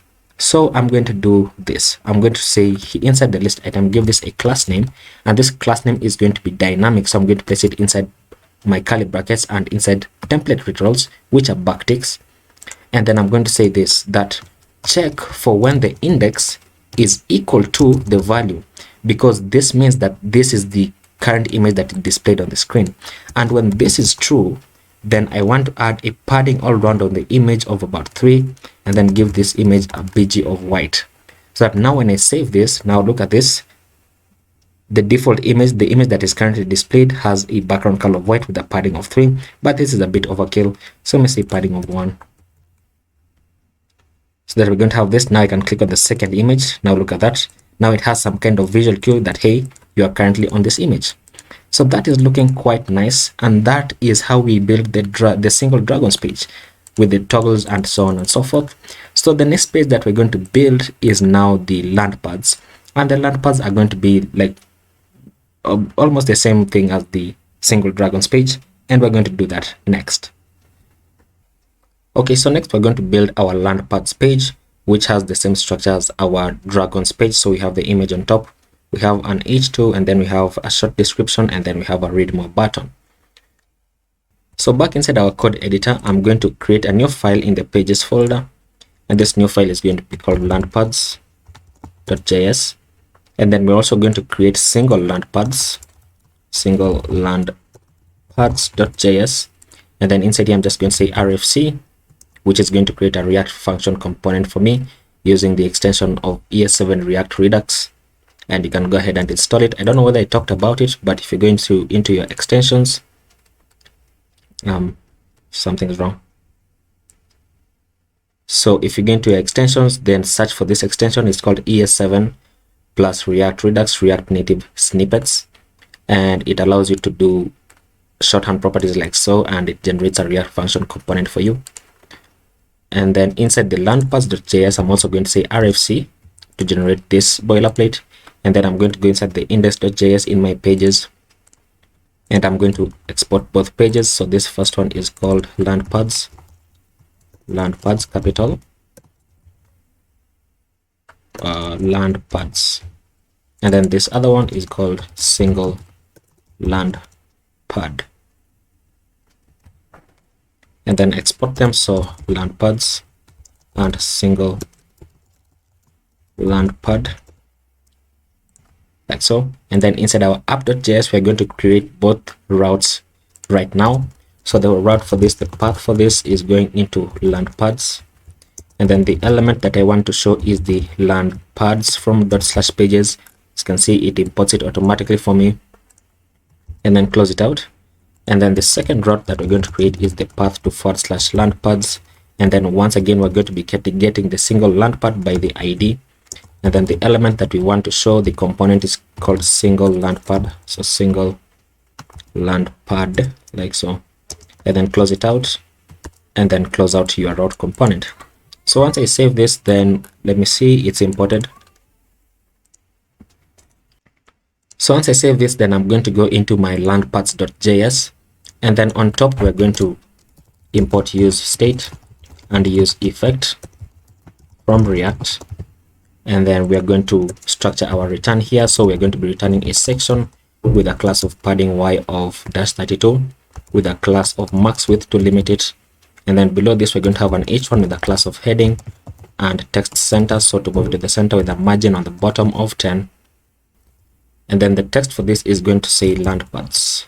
And then let's go ahead and let's begin to fetch our data. So const, let me say landpads and set landpads is equal to use state. By default it's going to be null, and then I'm going to call our use effect. And so for the use effect, we're going to say set up our callback function and an empty dependency array so that it only runs once. And okay, you know what, we're going to be doing this for every single page. Okay, so instead of having to do this every single time, because we have done it about 4 times now, about how many times? About 4 times, I think. So 1, 2, 3, 4, in fact 5 times. Then let me create a custom hook for this, so that we're only going to be calling the hook and then just like changing the link. So let's go ahead and let's create, inside the source folder, let's create a new folder called hooks. And then inside the hooks folder, I'm going to create a new file called usefetch.js. And then inside usefetch, we're going to create our custom hook. So I'm going to say import use state and use effect from React. And then I'm going to say export default function use fetch. And then inside here, we're going to be accessing the URL because we want to fetch data from the URL. And then I'm going to say const, let's say const data and set data is equal to use state. By default is going to be null. And then let's go ahead and say use effect,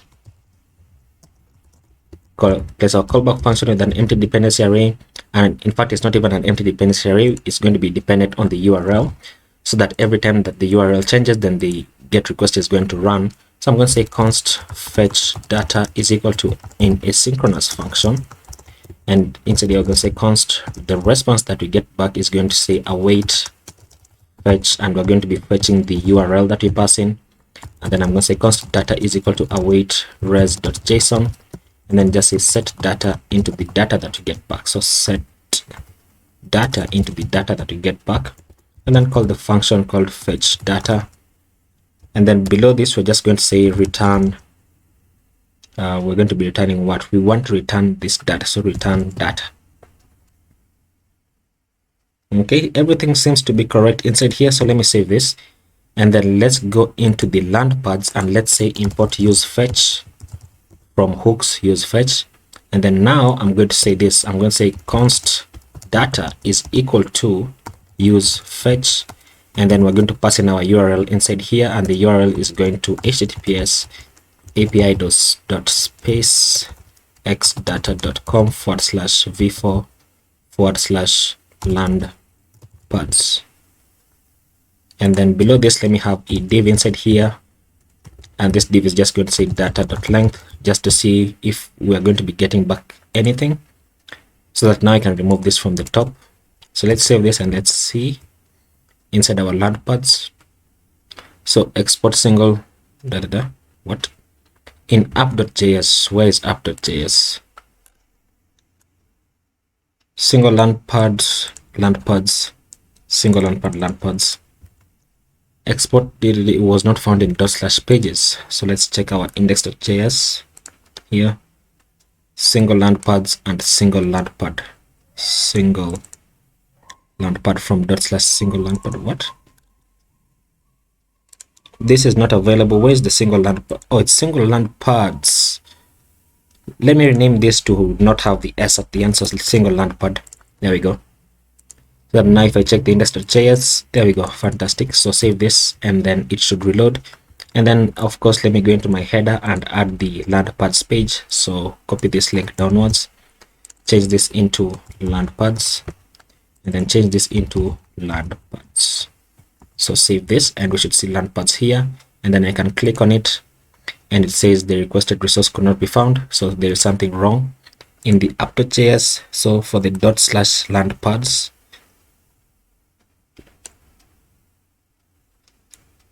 for the /landpads, I want the element to be the Landpads, and the Landpads is rendering what? It should be rendering this, but we don't see any of this. Why? Let's reload. Did it just need a reload? Let me check F12. Something is wrong. So it says properly reading length. That's because probably this is returning an object. So let me remove this from here and we should see Landpads on the screen. So we have Landpads. So let me go into this API and then let's go into Landpads to see what we get back. So Landpads, and I think we get back an object, is it? No, we don't get back an object. So instead, let's do this. Let's check for whether this exists and then we can render this. So I'm going to say this, I'm going to say, and in fact, you know what, that's actually our loading state. So I'm going to say import loading from /components, and then I'm going to cut this out. And I'm going to say that I'm going to place my conditional here, and I'm going to say only when data exists. So when this is true, that's when I want my section to render. So let me save this and then let's see whether that handles the error. Let's see. Nope, it does not. So data.length, let me remove this from here first of all. And then let's go ahead and, or I might have missed something in the, oh wait a minute, what am I even doing? This is not correct. So when no data exists, then I want to show my loading state. And then when it exists, then I want to render this. So that's much better. So let me just check this use fetch. Let me check the use fetch to make sure that I have not missed anything. Okay, so nothing seems to be wrong here. Nothing seems to be wrong. So the wrong thing must be in the Landpads. Let me see. Use fetch, use fetch. Let me try and console log this. So console.log the data, see what we have, and then save it. Let's go to F12. And we have an array of 7 items. See how we have an array of 7 items? Reload it just so you can see. So we have an array of 7 items. So it means that our GET request is working. So our GET request is working, but there's an issue to where it's displaying. So let me place another conditional here and say that only when data is true, that's when I want a div here to render. So inside this div, I'm going to create our grid, and the grid has class names. Let me go into a page that we created before. So into crew, and then let me just copy these class names, this one up to here, copy and paste them inside here. And then inside here, we're going to say data.map, and then we're going to be getting a few things. So I want to get the ID, and then let me see how it's structured in our app. So we want to get the image, and then this name, and then this is also something else, like where's the API? So this is the type, and then we want to get the image, and then we want to get the full name, and then the details. So images, we want to get the images first. So let's get images, and then name and full name, name and full underscore name. And then we want to get the type, and the details, the type and the details. And then let's structure our return. We're going to be returning an article with the key. And you know what, it's not even an article because I want this to link to another page. So it's going to link to, and we remember how we did this before. We're going to place in our brackets and template literals. This is going to /landpads/ and then $ID, and then close it out. And then inside here, we're going to have our article, and this needs to have a unique key because we're returning a list, so key of ID. And then inside this article, we're going to do this. We're going to have an image. The source for this image is going to be the images.large, and then just get the first item because large is an array. So images.large, and then brackets, get the first item, which is 0. And then in case it fails to load, then just render the full name of the Landpad. And then below this, we're going to have another div. And the reason I'm having this other div is because look at this. This div has a background color like we did in the Dragons page. Yeah, just like this. So we want to do the same thing. So I'm going to have a div inside here with an h2 that says, let me say it's going to say a span first of all, span. And then this span is going to say the type. How did I do it? So the type and then the full name. So the type, and then here we're going to have the full underscore name, and then just place a comma like so. And then below this, we're going to have a paragraph that says details. But remember that I don't want to show the entire details because once I save this, once I go into Landpads and save it, you'll see why. So loading and da. And then once we have this, then what is this? Wait, what is type? What is type and what is name? I confused that. Type is this. What is name? Landing zone 1. So this is landing zone. What? Let me check another one. This is landing zone 2 RTLS. Let me say. Okay, so I want the type. I want the type because that's what I was displaying here. So I want the type instead of the name. So this is correct. So let's just remove name because we are not using name anywhere. And yeah, so let's save this. And actually, you know what? Below this div, I want to have a link that is going to, and place in our brackets again and our template literals and say Landpads $ID.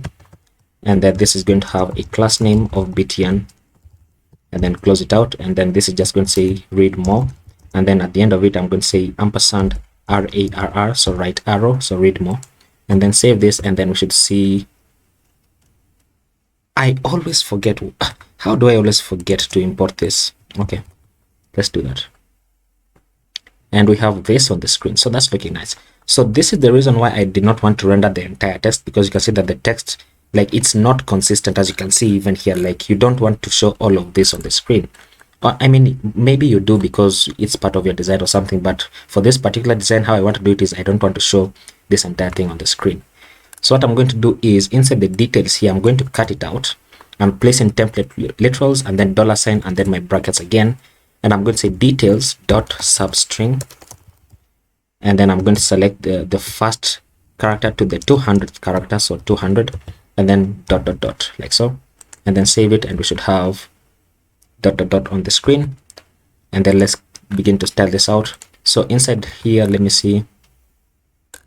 Let's first go inside the image, give this image a class name of height of 52, and then object dash cover.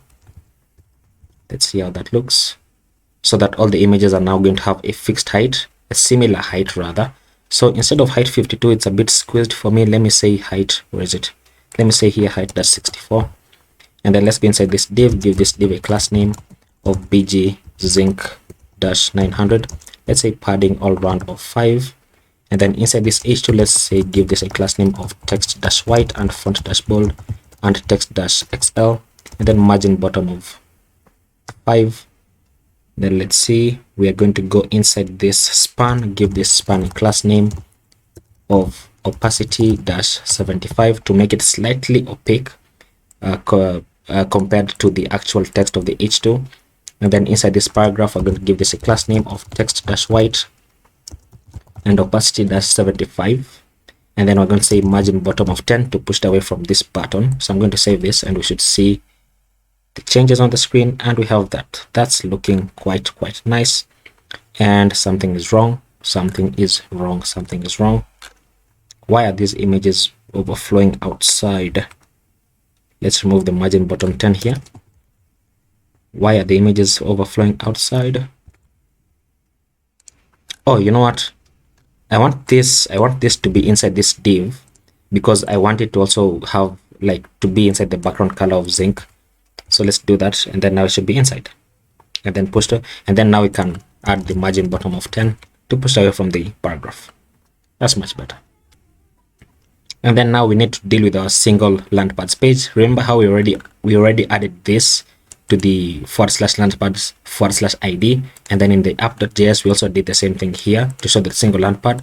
So that means that when I click on one of these, then I should see single landpad, and it is right here on the top left. So let's begin to style out our single Landpads page. Where is it?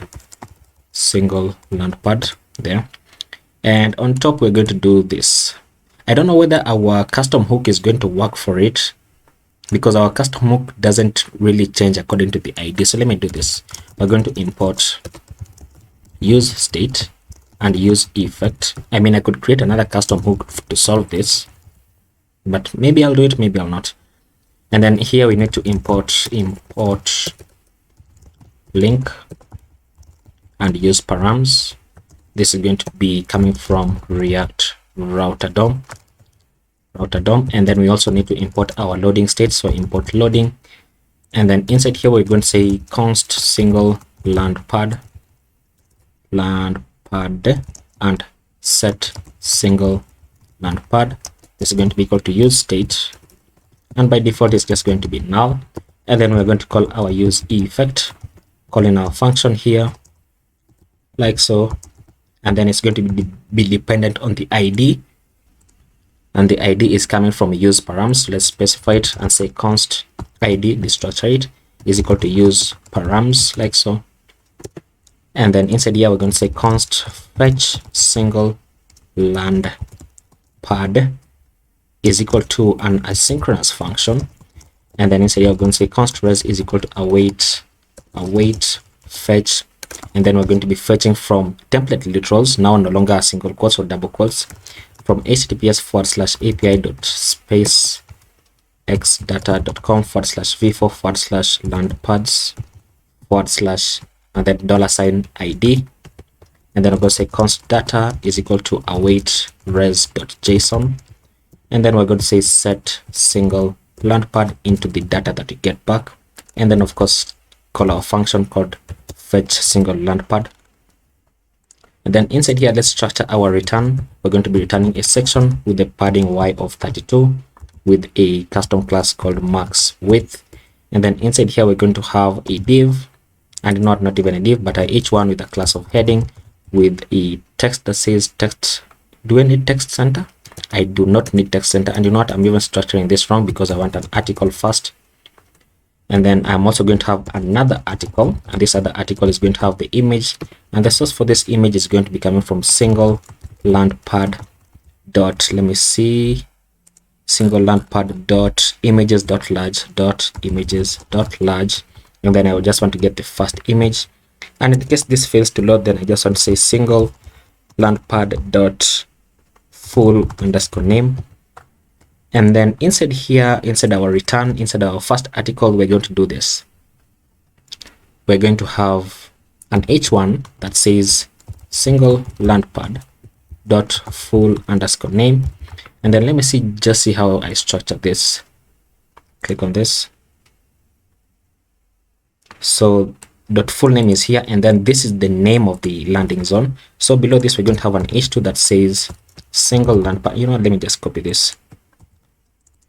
Single landpad dot name, and then below this we're going to have a ul. So we're going to have a ul, and then let me place it inside a div because I want this div to have this first ul and then this second ul, so that I can display grid on them to display side by side.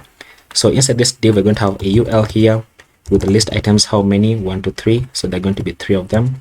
The first one says launches, so inside here I'm going to say single landpad dot launches. Let me see how many launches there are. Where is it? Launches. Launches is here, so launches is an array. So single landpad dot launches dot length, and then launches. So how many launches? And then inside here we're going to say single landpad dot what is the second one? Successful landings. So how many landings does it have? Where is it? Where is the data? Wait a minute. Oh, here it is. Landing successes. So it's not even an array. So landing successes. So single landpad dot landing underscore successes. Close it out. And then we're going to say successful landings. And then the third one is going to say single landpad dot what? We need the active, whether it's active or not. So let's see where it's active. Where is it? Dot status. So status can be active or inactive. Let me just find it. Let me see. Active, active, active, retired. So active can be, status can be active or retired. So we're going to be checking for whether it's active, and if it is active, then we want to return the green text, and if not, then we want to return the red text. So we're going to say status, single landpad dot status here, and then I'm going to cut this out, and I'm going to place a conditional and say that when single landpad dot status is equal to active, when this is true, then I want to render this text, which we're going to style it out as follows. So class name, we're going to say text emerald dash 500, and then when it is false, we're going to style it out in the following way. We're going to say class name of text dash rose dash 500, so that when I save this and we can see what we have on the screen, then we should have, I'm pretty sure the problem is still the launches once again. Reading full name. Let me check something. What happens when I go into, what is it? Let me get this ID. Copy this ID. Let me open this and say, let's go into Landpads /ID. So we get an object. So object.images. Then why is it a problem? I don't get why it is a problem. So we also need the loading state, by the way. I keep forgetting that. So let me cut out this entire section and place in a condition and say that when there is no single landpad, meaning when it is null or empty. So single landpad, when this is true, then I want to render my loading state. And then when it is false, then I want to render my section, meaning when the data has loaded in. So let me see. So you can see that we have, and look at that, that solves the error. Really?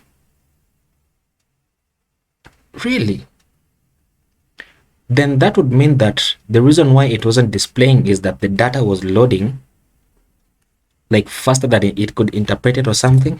So adding this like boundary here solves it.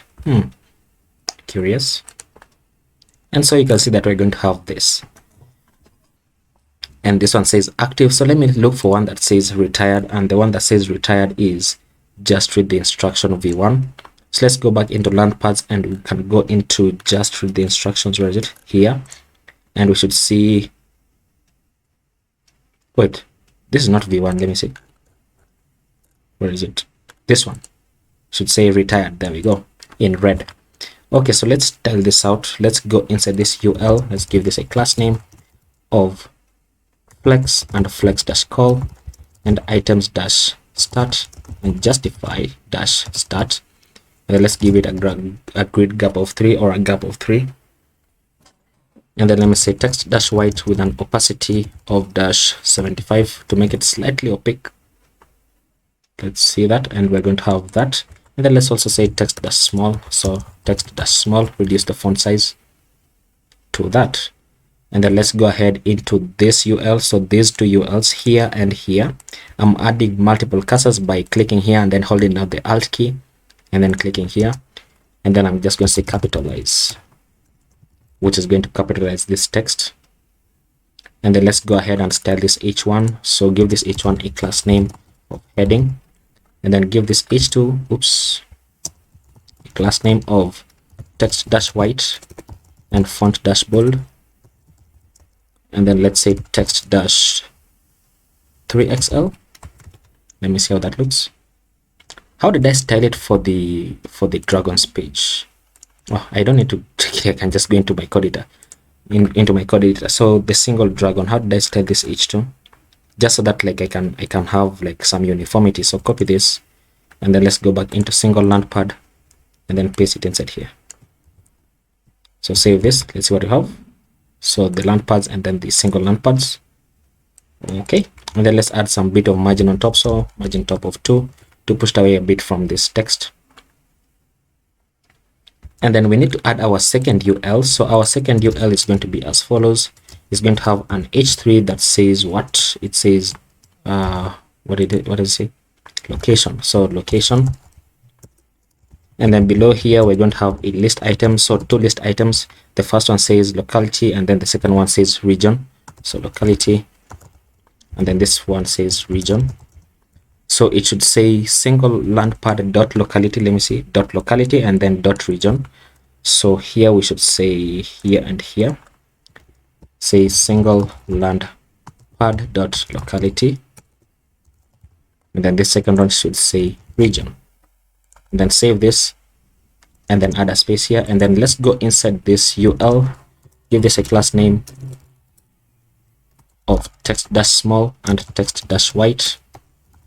And then let's go inside this h3, give this a class name of text of font dash bold and text dash large, and then margin bottom of 2 to push away from these list items. And then for these list items, I'm going to give this a class name of what did I want? Opacity dash 75. Let's see what we have on the screen.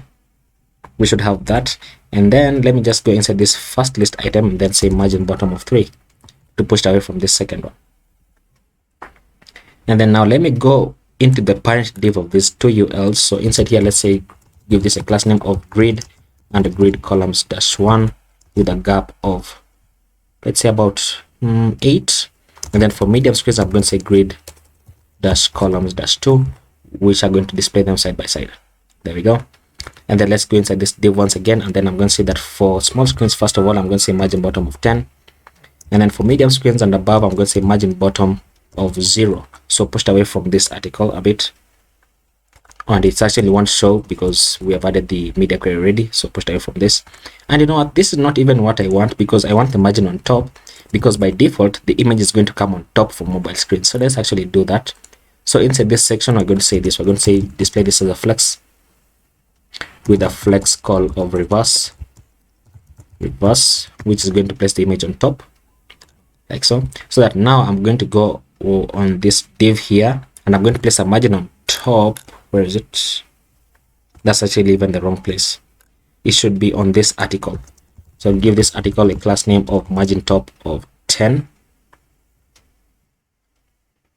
And actually, what am I even doing? It shouldn't even be like this. I can add here a gap of 10, which is going to separate it out. Yeah, a gap of 10 is much better. And then now once we have this, then we can go ahead and scale it up. I'm missing a few details. I'm missing the text and then these 2 buttons.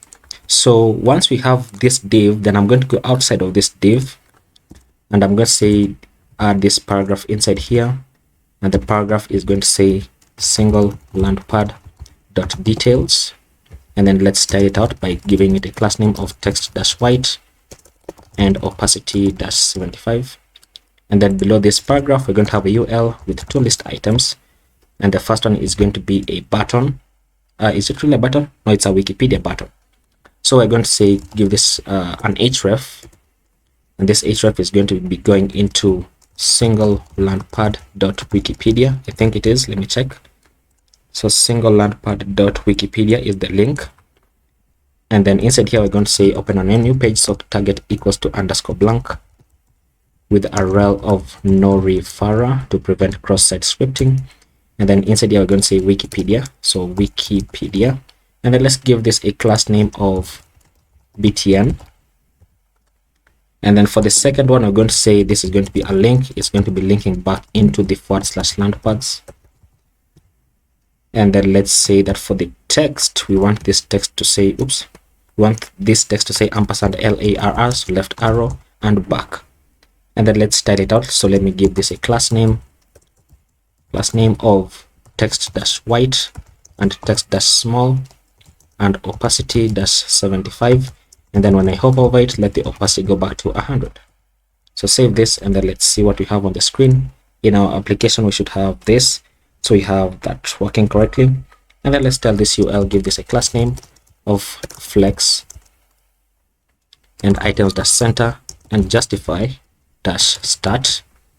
And then let's give it a gap of dash 3 to separate it one another. And then let's add a margin on top of 10 to push away from this paragraph. So push it downwards like so. And then now let's go inside this paragraph to push it away from these two items as well. So inside this paragraph, let's say margin top of 10. So margin top of 10 like so. Save it, and let's see what we have that. And then now on larger screens, then I want these two items to display side by side. So let's go back into our section, and then we're going to say that for medium screens, we want this to be a grid. And then for medium screens, we're going to say grid dash calls dash 2. And then for medium screens, just say gap of 10. And now what, gap of 10 already exists here, so we don't need to add it again here. So let's just remove it. And we should have this on the screen. That is wrong. We should see this should be MD colon, not greater than. Let's see what we have. Et voila, we have this on the screen. And this is our single Landpad. So we can go back and we can go ahead into another one. We can check this one. This is how it looks. And then let me just check something. So this image goes all the way to the end. So that's easy enough to do. We can just go to this image. Let's give this a class name of height dash full, meaning height 100%, meaning it's going to take up 100% of how do I explain? It's going to take up like 100%. Okay, 100% of its height is going to be dependent on the other article that is here. So if I increase the height of this article, then the image is also going to increase in height. So that's what's happening. And you can see that this is looking quite nice, if I do say so myself.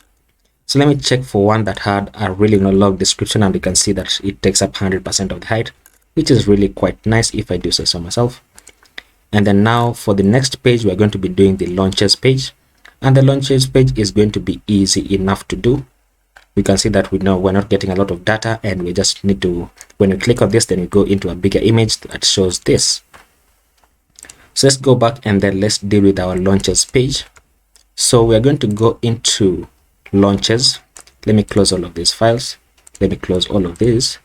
And then inside the pages, I'm going to create a launches.js. So launches.js.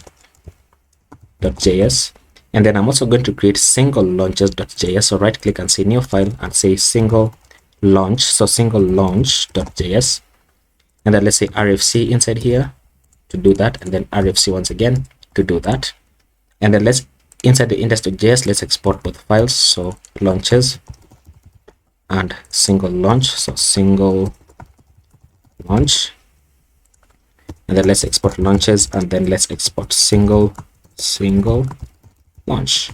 Save this, and then let's go ahead into app.js. Let's create these two routes. So let me just copy these two downwards. So copy this here. This is going to be launches. The element is going to be launches. This is going to be single launch, and then the route for this is going to be launches, and then the ID. So launches /ID. And then let's import these two files. So control spacebar and then click on this, which imports the two files for me, but I want this one to come first. And we're going to have this. So save this, and then we can go into our header to add the route. So into header.js, let's copy this downwards, and then let's create our launches. This is going into /launches. So save this, and we should see this on the screen, launches. There we go, so that we can click on it, and we should see launches there. Now remember, we created a custom hook, so this is going to be easy enough to do. So we can just do this. We can just say import useFetch from hooks useFetch, and then inside here we're going to say const data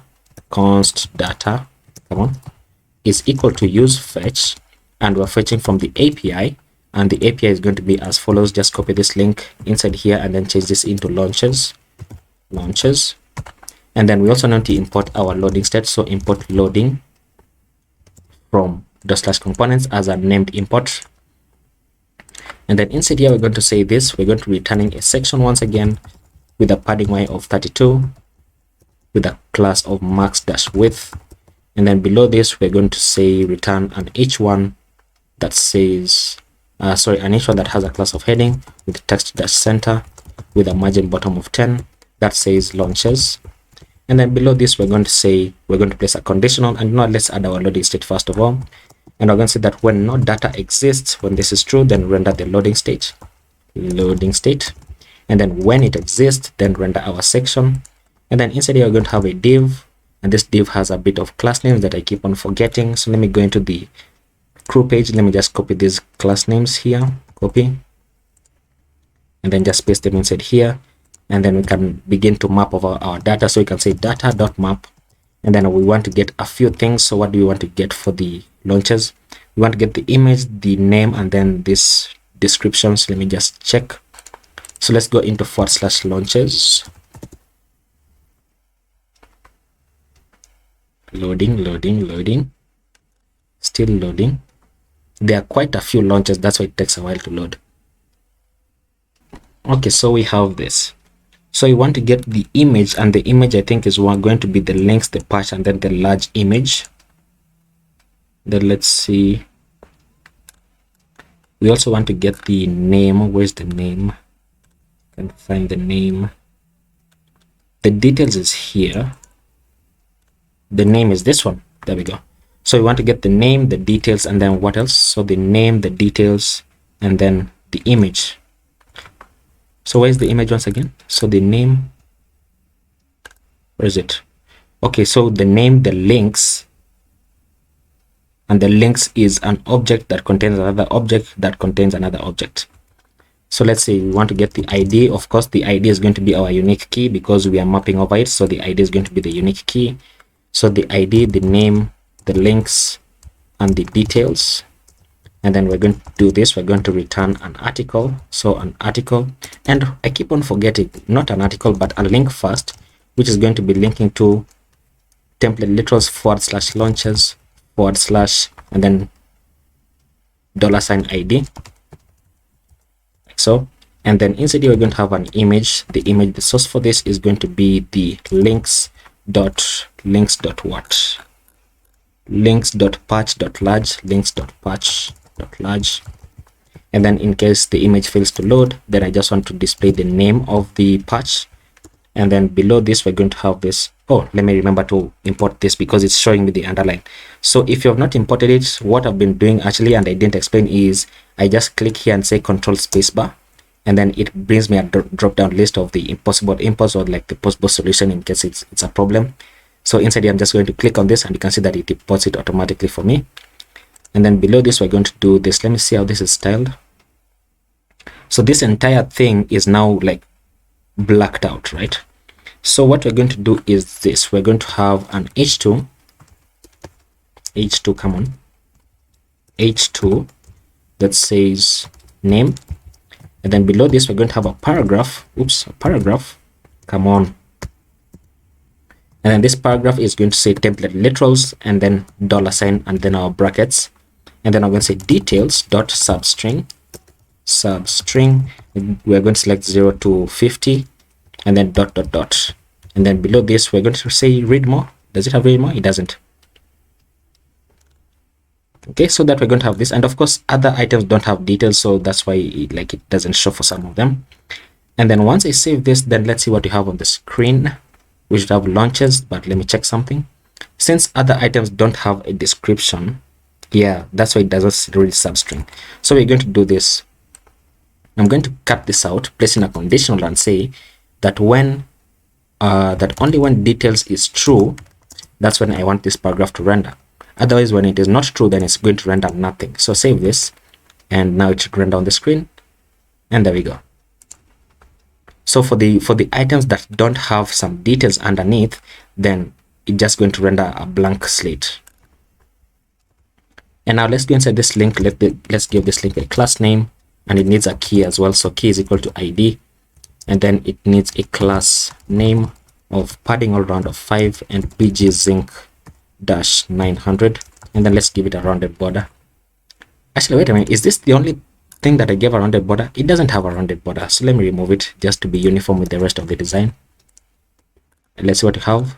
So BG's ink is right there. It is like very slightly visible, but the more you go to the bottom, and remember, because we added a linear gradient, the color on the bottom is a bit different from the color on the top left.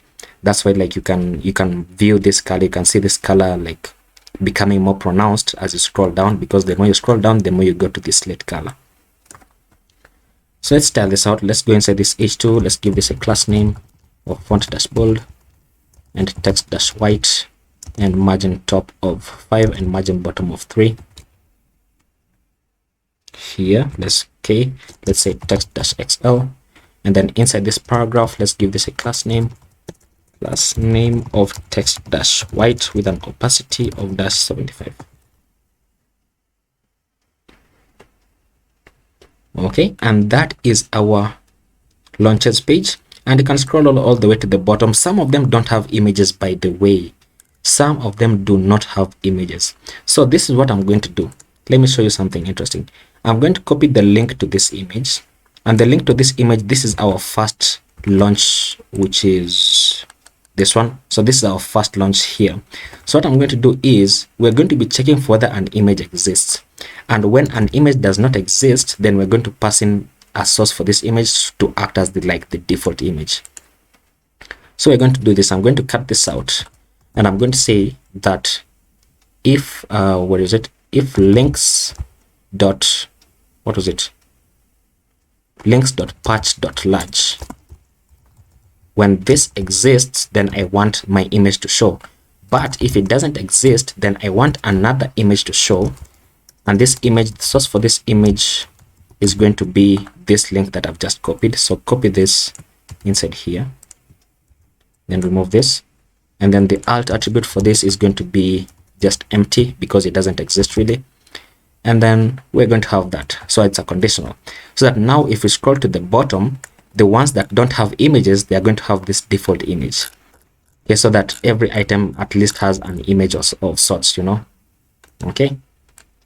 And so that is our launches page, and then now we need to deal with our single launch page, and our single launch page is going to be structured just the same way as the other pages have been structured. So let me open up single Landpad, because we're going to need to copy the styles a bit, or at least I think so. So single Landpad, and for the single Landpad, what I'm going to do now is just copy this whole thing, because we're going to be rewriting a lot of it. And then let's go into the single launch page and then just paste this in, but then remember to change this from single Landpad into single launch, okay? Otherwise it's going to give you issues.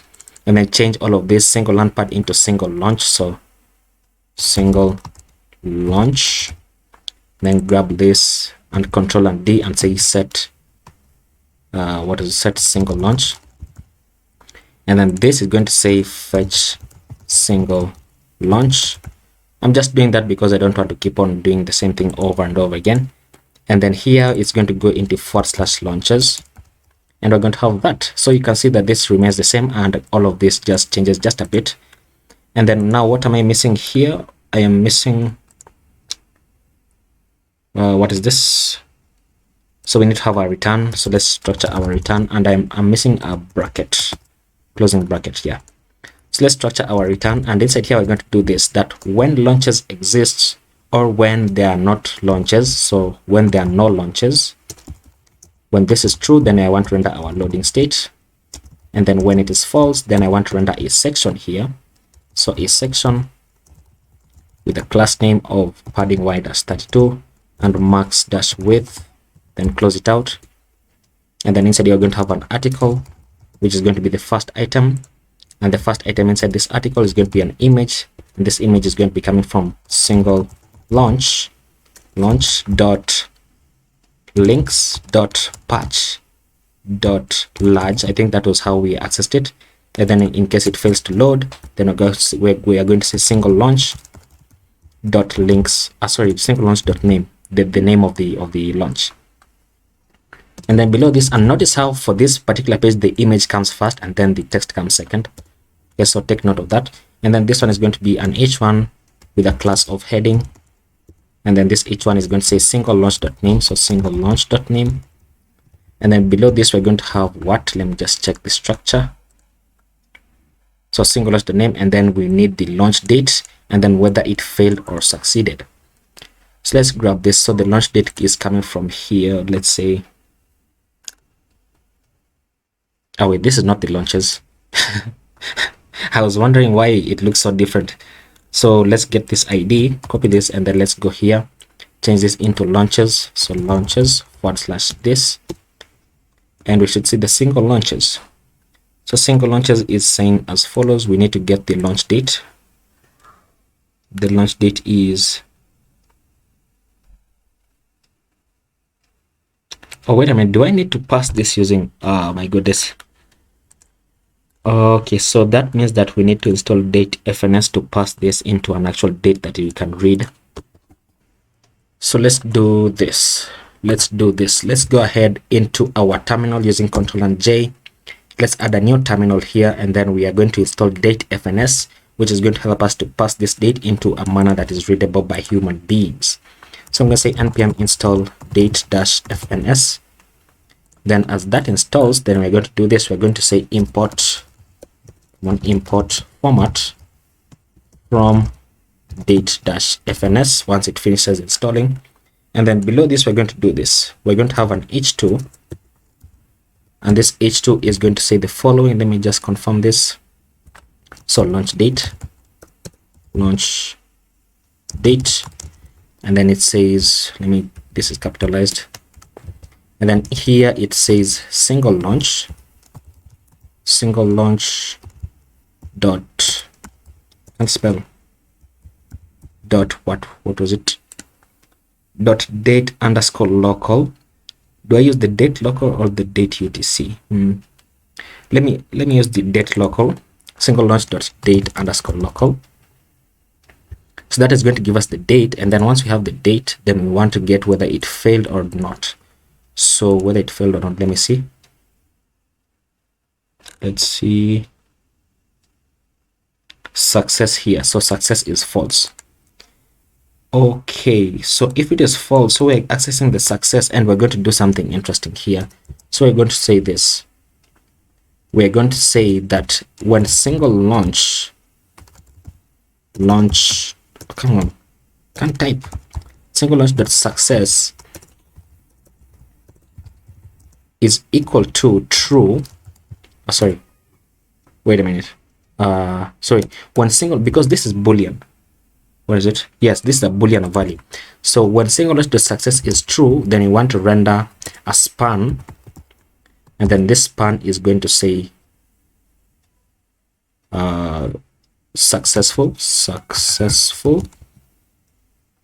and then when it is false, then we want to render another span, and this other span is going to say failed, and then we're going to style them in the following way. So this span is going to have a class name of text rows 500, and then this one is going to have a class name of text emerald 500. And then let's do this. Let's style this h2. Let's give this a class name of text white font bold text 2xl margin top 2, and then the h1 is already styled with a class of heading. Let's say margin. Okay, we don't need margin bottom because we've added margin top here. So let's save this. Let's save it. Let's see whether it's working first of all, and we should see once it reloads. Oh, wait a minute. Has this finished installing? Oh, it has. So this will reload. What is happening? It says format is defined but never used. Launches is not defined. Line 22. Launches. Oh, this should say single launch. Sorry about that. So it should now reload, and we should have this on the screen. So we have this. Fantastic. And you can see that this renders here. And then let's change this into slightly opaque, and then let's reduce the font size as well. So let's say text XL, let's say opacity -75, and then let's do this. Inside this article, we're going to give this a grid, class of grid with grid columns -1 with a gap of 10, and then for medium screens, we're going to say grid -cols -2. Place them side by side like so. And then we're going to have this on the screen. And then why do I feel like I'm forgetting something? I hope I remember. So let's see what we have next. So we have this details text next. So below this H2, below this, we're going to have a paragraph that says single launch dot details. And then let's style it out by giving it a class name of text white and opacity -75. That it's going to be here. And then let's add a margin Y of 10. So both on the top and bottom. And then once we have this on the screen, then we need to show the fairings and whether they were recovered or not. So let's see. Where are the fairings? Should be on top. Reused false and recovered false. So let's do this. Let's do this. Below this paragraph, we're going to have a UL with 3 list items, or with 2 list items. And this one is going to say fairings. Wait a minute, is it? What? Wait a minute, how is it? Fairings not reused. Okay, let's do this. Let me say this. So I'm going to say fairings here, and then inside here I'm going to say single launch dot fairings dot reused.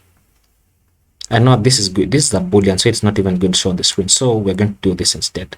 So we're going to say that when this is true, then we want to say not reused because it's false.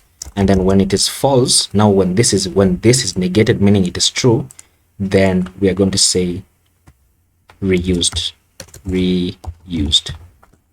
And then we're going to do something similar for the second also. Let me just copy this here and paste it here. And this should say recovered. And we should check that it should say fairings.recovered. So fairings.recovered. And then what does the text say? Fairings not recovered. So here you should say fairings not recovered. Not recovered. And then here it should say fairings recovered. And save this, and let's see what we have on the screen. We should have this, and then let's style it out. So inside here, this UL, give this a class name of text white, text dash small, opacity dash 75. Let's see what we have. We have that, and then let's go inside this first list item, give this a class name of margin bottom of 3, and then go inside this UL, give this a class name of margin bottom of 8, pushed away from the elements that we're going to add next. And the elements we're going to add next are the following. We're going to add these 3 buttons, but remember that these 3 buttons, some of them don't have links sometimes. For example, for this one, it doesn't have a link, but for this one, it has a link, and then this one also has a link. You can watch it on YouTube. So let's go ahead and add these 3 buttons, and we're going to do this. Outside of this UL, we're going to put another UL with 3 list items. This first one is going to say read article, so it's going to be an href. So a href with a class of btn. And the href is going to go into single launch dot, dot read article. Let me just get it. Dot article. So single launch dot links. It's inside this links, like this links object. And then we want to get the article. So single launch dot links dot article. And then I want it to open a new page. So target equals to underscore blank with a rel of no referrer. And then the text is going to say read article. And then let's just copy this anchor here to here, copy this, paste it here and here. And then this second one, now I can't even see. So this second one says what? Press kit. So press kit here is null. So you can see it is null, so it doesn't exist. So this one is going to say dot press kit. And then here we're just going to say press kit. And then the third one is going to say dot Wikipedia. Oh, wait a minute, not Wikipedia, what? It's going to say what? The webcast. Dot webcast. This is going to say watch launch on YouTube. And then let's save this and let's see what on the screen. We should have 3 of them. There we go. And then now we can go inside these list items. We can display them as a flex. So display flex with a flex of wrap so that they automatically go into the next line if they reach the end of the screen. and then let's say items-center and justify-start. And then let's add a gap of about 3 to push them away from one another, separate them out. And we're going to have this. So gap of 3 is a bit too small. Let's say gap of 8. And not this third item, is it going to be affected? Yeah, so there we go. So you have watch launch on YouTube. You can click it to open on YouTube. Oops, my computer just froze. And then we have the press kit here. Of course, if it doesn't have a link, then you're not going to be able to click it. And then you can also read the article. Now let me go back into the launches page, and then let me scroll to the bottom for, I don't know whether some of these have occurred yet. So you can see, like for this one, it doesn't have an image here, right? So I'm going to do the same thing. And then for this one as well, you can see it is failed, yes, but look at this. The date is a date in the future because this is the 30th of November 2022. So this is the date in the future. It hasn't even occurred, so that's why it's showing failed as well. You can try to like add your own error boundary for this, but I'm not going to do that. Now let's add this default image, and the default image is in the launches. Let me just grab, and you know what, let me just grab the entirety of this, and then let's go into the single launch, and then on top where we have our image, we're going to do something similar, where instead of this, we're just going to cut this out and then paste it inside here. And then here, this image is going to remain the same. And then now this is going to say single launch.links. So where is it? Single launch.links. And then we're going to have that, so that now the default image is always going to show as well. And there we go. So that no item is going to have, no item is going to be without an image. Okay. Now let's deal with our dates, because this dates is incorrectly formatted. So now what we're going to do is this. We're going to grab this, and then we're going to say format. So we're going to say format, and we're going to pass in new date, and then the date that we want to format is our value from the API here. And then we are going to say this. We are going to say format it in the form of comma, day, month, and then year. Is this correct? Is that correct? Let me save it. Let's see. There we go. Let's try out another one. So Trailblazer, you can see 3 August 2008, it was failed. We can go back. Oh, I don't have the back button. I don't have the back button. So the back button, let's add it right after this. So we're going to have a list item here. We're going to add a link, and it's going to be linking back to / launches. And this is going to say ampersand LARR, so left arrow and say back. Then give this a class name of text-white with an opacity of 75 and text-small. And then when I hover over it, I want the opacity to go back to 100. And so it appears here, so we can go back. There we go. Much better. So let me check for one that possibly passed or was successful. And what is the problem with this? Why aren't you loading? Really? Reused. Properties null of reused. Where is the reused property? Reused is on the fairings. So reused. Let me see. Is there one where, oh, reused is null here. Reused is null.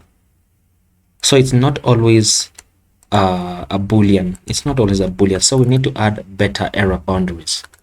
So that would mean where we have our fairings here, that would mean that we need to have a better error handling. So how do we do that? We would do something like this. We would say this. We would say an or condition here and say if single launch dot fairings dot reused is equal to null. So when both these conditions are, so when either of these conditions are true actually, then it's going to say not reused, and then this is going to say reused. And then just copy this here, copy it, and then paste it where here, so that now this should load in. Still doesn't work. Let me see if it does that for other launches as well. Let me see. I don't know which one I clicked though. Okay, so this one also does the same thing. So we should say this. Okay, so this doesn't seem to work. So what I'm going to do is I'm going to add 3 conditions. Should I? Or maybe I should change this into a double ampersand. Let me see. Change that into a double ampersand. Does that work? No, it does not work. Like, what? How did I solve this? I can't remember how I solved this in the actual web app. let me check. How did I solve that? Where was the one that I clicked on? I clicked on something like this one. Successful. Which one did I click on?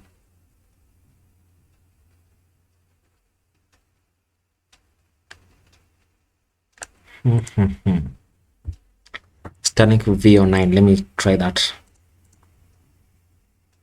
Let's reload this and let's find Starlink.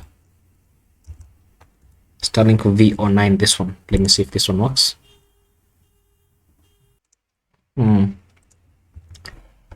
Why can't I seem to figure out how I solve this? And you know what? Let me just check the GitHub repository. Let me check the GitHub repository for it. My computer is hanging.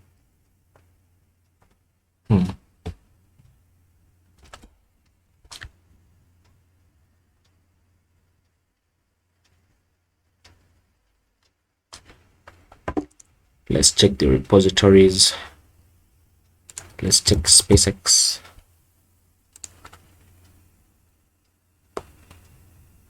Let's check the source folder, the pages folder. We want this single launches. So how did I solve this? Okay, so display placeholder image. Okay, that was for the launches. Now single launch.success. Oh wait, this is the H2. I don't want that one. I want the fairings. So when single launch.fairings is true, and you know what, let me just copy this entire thing. There's no point in rewriting this out. So copy this and then let me paste it inside here. And then let me see. So I said that for the fairings, when single launch.fairings is true, I paired the ternary operators. I paired them. Oh my god. So we are saying that the single launch.fairings, when it exists, when this is true, then check for single launch.fairings.reused, and when that is true, then display reused, otherwise then display not reused. And then once this evaluates and it evaluates to false, then you just say no fairings reused. And then we're doing the same thing to this.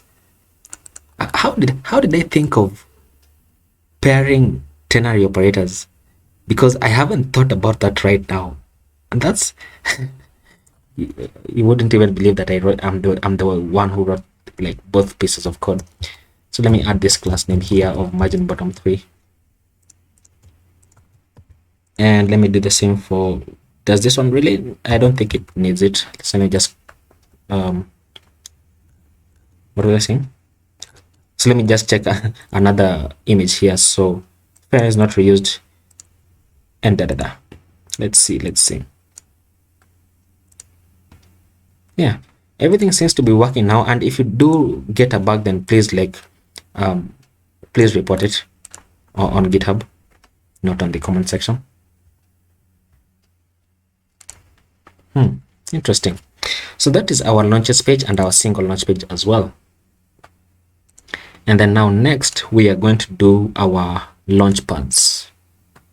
Oh yes, the launchpads are quite nice. They are quite nice because they also have a lot of information. As you can see, loading. They have a lot of information, but the styling is relatively easy. It's just like the ones that you have in the Landpads. So let's go ahead and let's create our Launchpads page. So once again, let me close. I need these 2 files to be open, so let me close these ones. Close. Oh, I shouldn't have closed the app.js and the header. Yeah, we can have those 2 files open. And then now let's go ahead and create a new page inside here called launchpads.js, and then we can say RFC inside here. and then we can create a new page called single launchpad. So single launchpad.js, and you can say RFC, and then inside our index.js in the pages folder, we are going to import both of them and export them. So launchpads and single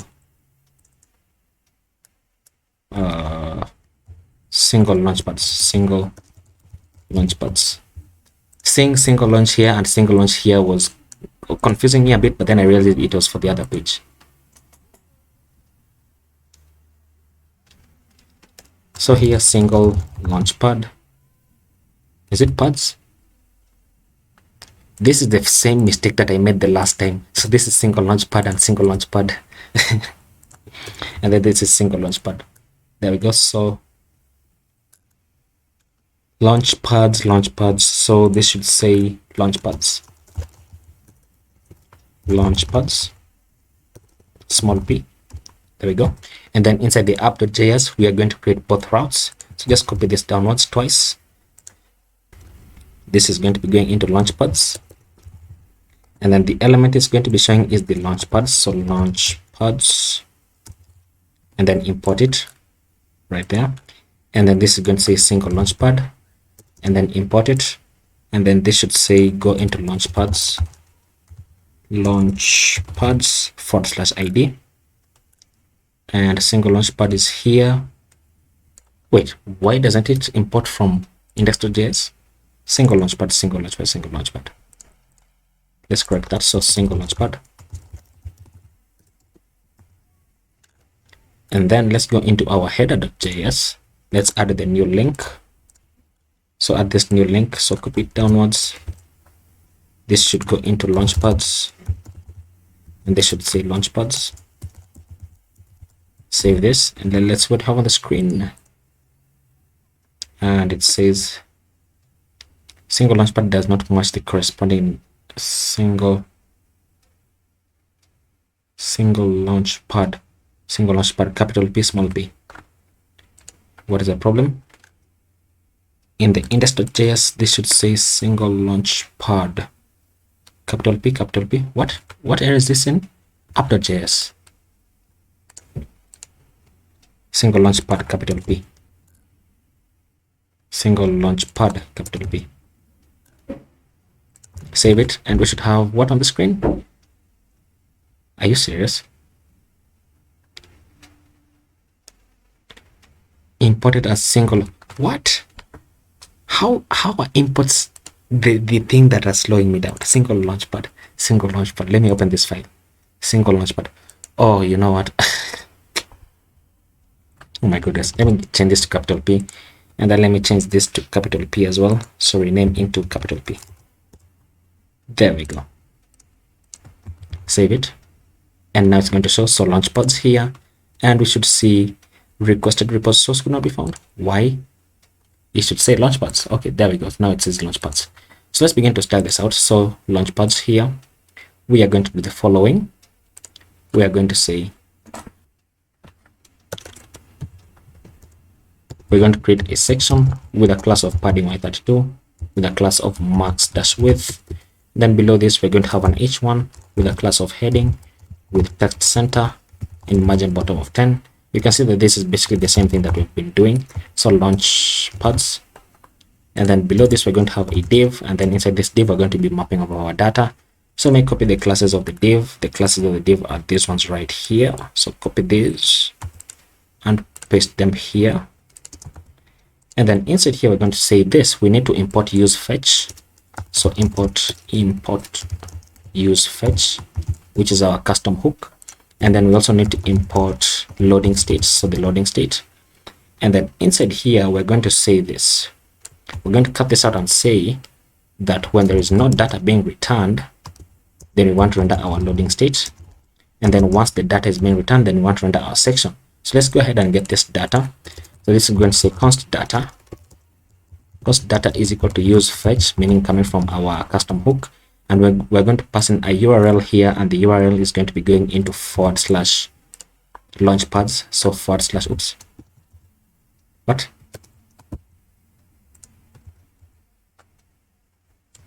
Did I really just mess that up? Come on. There we go, into Launchpads. And then once we have that, then we should do something like an h1 that says launch with data.length. Save this, and let's what have on the screen. We should see loading, and then we should see 6. You can see 6 right here. So that's working correctly. And then now inside here, let's map over our data. We can say data.map, and then we're going to be getting a few things. We're going to be getting the image, this name here, and then the text, and then the learn more. So the image, the name, the text. So this should say into Launchpads. Let's see what we have. So I want the images, the name, and then the details and the ID. So the ID, image, name, and details. And then let's get our article. We're going to be turning no longer an article, but a link, which is going to be going into /template literals. And this is going to should be Launchpads $ID, and then close it out. And then we're going to have an article, and then this article is going to have an image. The source for this image is going to be image, and then the alt attribute, in case the image fails to load, then this is going to just say the name of the person, not the person, but the name of the Launchpad. And then below this, we're going to have a div. This div is going to have an h2. The h2 says the name, and then below this, we're going to have a paragraph that says the details. And you know what, it's not even going to show the entire details, so we're going to place it inside template literals backticks. Wait a minute, did I just change my keyboard language? I just changed my keyboard language. How did I even manage to do that? So it should be Windows key and spacebar. Should we change it back? There we go. Yeah. So it should say not forward slash, but it should say $ this, and then details dot substring, and then select 0 to 50, and then dot. And then below this paragraph, we're going to have a link, which is going to be linking to, again, backticks /launchpads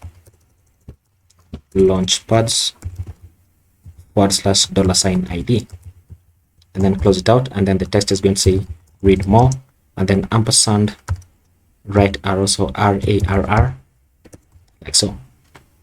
And then let's style this h2. So give this h2 a class name of text-large, let's say text-white, let's say margin bottom of 3. And then let's go inside this paragraph, give this a class name of text-white, and then opacity-75, and then margin bottom of 10 to push away from this link. And then this should be font bold, so font bold on the h2. Then give this div a class name of bgzinc-900. Then let's say padding all round of 5.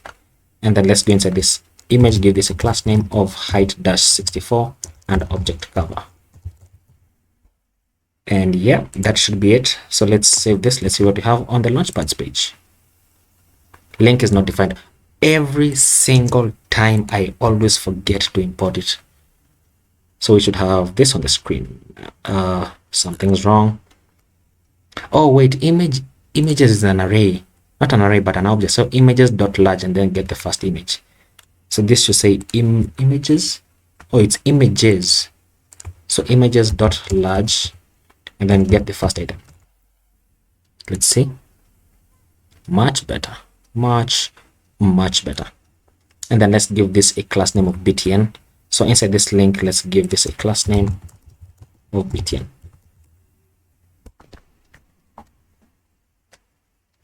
And then once we have that, then we can click on this and we can go into the single Launchpad page. And for the single Launchpad page, let me just go ahead and copy. Let me go ahead and copy this from here up to here. Copy this, and for the single Launchpad, I'm just going to paste it in. Change this into single Launchpad. And then let's add our bracket here. And then this should go into Launchpads, so Launchpads, and then this should say single Launchpad, so single Launchpad. This should say set single Launchpad, so Control D to select both of them, so set single Launchpad. And then what else do you need to say? this function needs to change. So fetch single launchpad. Then let's see, that should be it. So inside here, let's structure our return. So we're going to be returning this, and we're going to say that when there is no single launchpad, it's launchpad, is it capital or small? It's small p. So when this is true, then we want to render our loading state, and then when it is false, then we want to render a section here with a class name of padding y-32 with another class of max-width. And then inside here, we're going to render an article. Is it an article first of all? And this article is going to be an h1 that has a class of heading, and it is going to say single launchpad dot name. Is it dot name or dot full name? I think it's dot full name. So let me just copy this, and then let's save this. Let's see what over the screen here appear here. There we go. So dot full name is the full name of the actual thingy without the abbreviations. And then we need to get the name to display on the bottom. So let me open this. So the name, this is the name now displaying on the bottom as an h2. So below this, let's say h2 with a class of text dash white and text dash 2xl and opacity dash 75 and font dash bold. And this h2 is going to say single launchpad dot name. Let's see that. Let's see this. There we go. And then I'm going to say this. So let's say margin bottom of 2, pushed away from this just a bit. And then let's go back into the section and give the section a class of grid and grid columns dash 2 and a gap. Oh, sorry, grid columns dash 1 and a gap of 8. And then for medium screens, let's say grid columns 2, which is going to place the second article on this side, so that now you can see that this is now squeezed to the left. So that now I can go ahead and do this. I can go below this article, create article, create another article here with an image, and this image is going to say the following. It's going to say single launchpad dot images dot what was it, launchpads dot images dot large, and then the first image, and then this is going to say single launchpad dot name in case the image fails to load. Save this, and we're going to have that as our image. And then let's give it a class name of hfull, meaning it's going to take up 100% of this. And then we are going to do this. So what do we need here? Oh, this is a bit smaller than this, but anyway, it still works. So let's go ahead and begin to display this data on the screen. And once again, this is going to be a div with 2 ULs. So we're going to do this. We're going to create a div. This is going to be a UL with list items here. How many are there? 3 of them. And the first one says launch attempts. So launch attempts.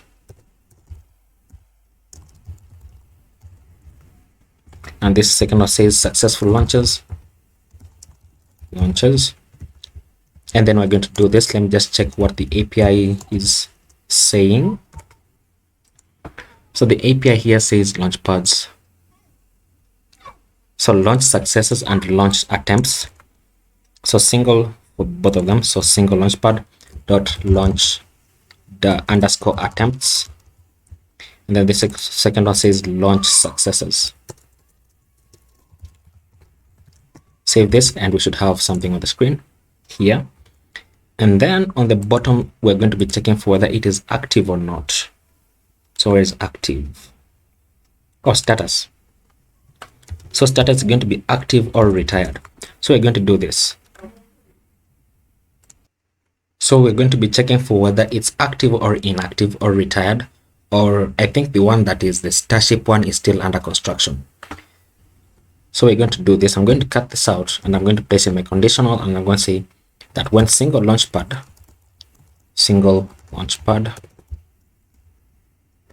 dot status is equal to active. So when this is true, then I want to render a list item here that says active, and then this is going to be styled in the following way. We're going to give it a class name of text emerald -500. And then when it is inactive or when it is not active, I mean when this condition evaluates to false, that's what I mean, then we're going to say, what are we going to say? We're going to say wait, does it return text? It actually returns text, so we're just going to say single launchpad.status. So single launchpad.status, and then we're going to style it to be red in color, so class name of text-rows-500. So let's save this, and then we should see, and let me just change this into single launchpad.status as well. So here, of course, with the brackets, and we're going to have this. Let's save this. Let's see what we have on the screen. So this says retired, and then let's capitalize the text. So here and here, let's say capitalize. That's much better. And then let's go inside this URL, give this a class name of text-white and opacity-75 and text-small. And then let's say flex and flex-call and items-start, and then justify-start, and then let's add a grid gap of 3. Put it from one another. There we go. And then inside here, let's go inside this div, give this a class name of margin on the Y of 8, push arrow on the top and bottom, put away from the top and bottom, because we're also going to add text on the bottom of this. And then let's add our second UL below this. And then this UL is going to have how many list items? So 1, 2, 3. So this is base region. Wait, no, what? No, what am I doing? This is the locality and the region, and then location. So it's going to have 2 list items, and then on top we're going to have an h3 that says region. And then this h3 is going to be styled in the following way. We're going to say give this a class name of text-white and font-bold and text-large, then margin bottom of 3, not only margin bottom of 2, and then give this first list item, this is going to be the locality, and it should say single launchpad.locality, I hope so. And then the second one is going to say region, and it should say single launchpad.region. So that when I save this, then we should have something on the screen, which is this one right here. So let me remove this, reduce this into text-base. And I can just actually just remove it. It doesn't have to be like really big in color, in size, not in color. Let's reduce this to margin bottom of 1. Let's go inside this UL, give this a class name of text-white and opacity. And now let me not add opacity here, because I want this to be white without any opacity. So let me add the opacity on the list items on both of them, give this a class name of text-small and on opacity of -75, and then margin bottom of 3 on the first one, and then remove it on the second one.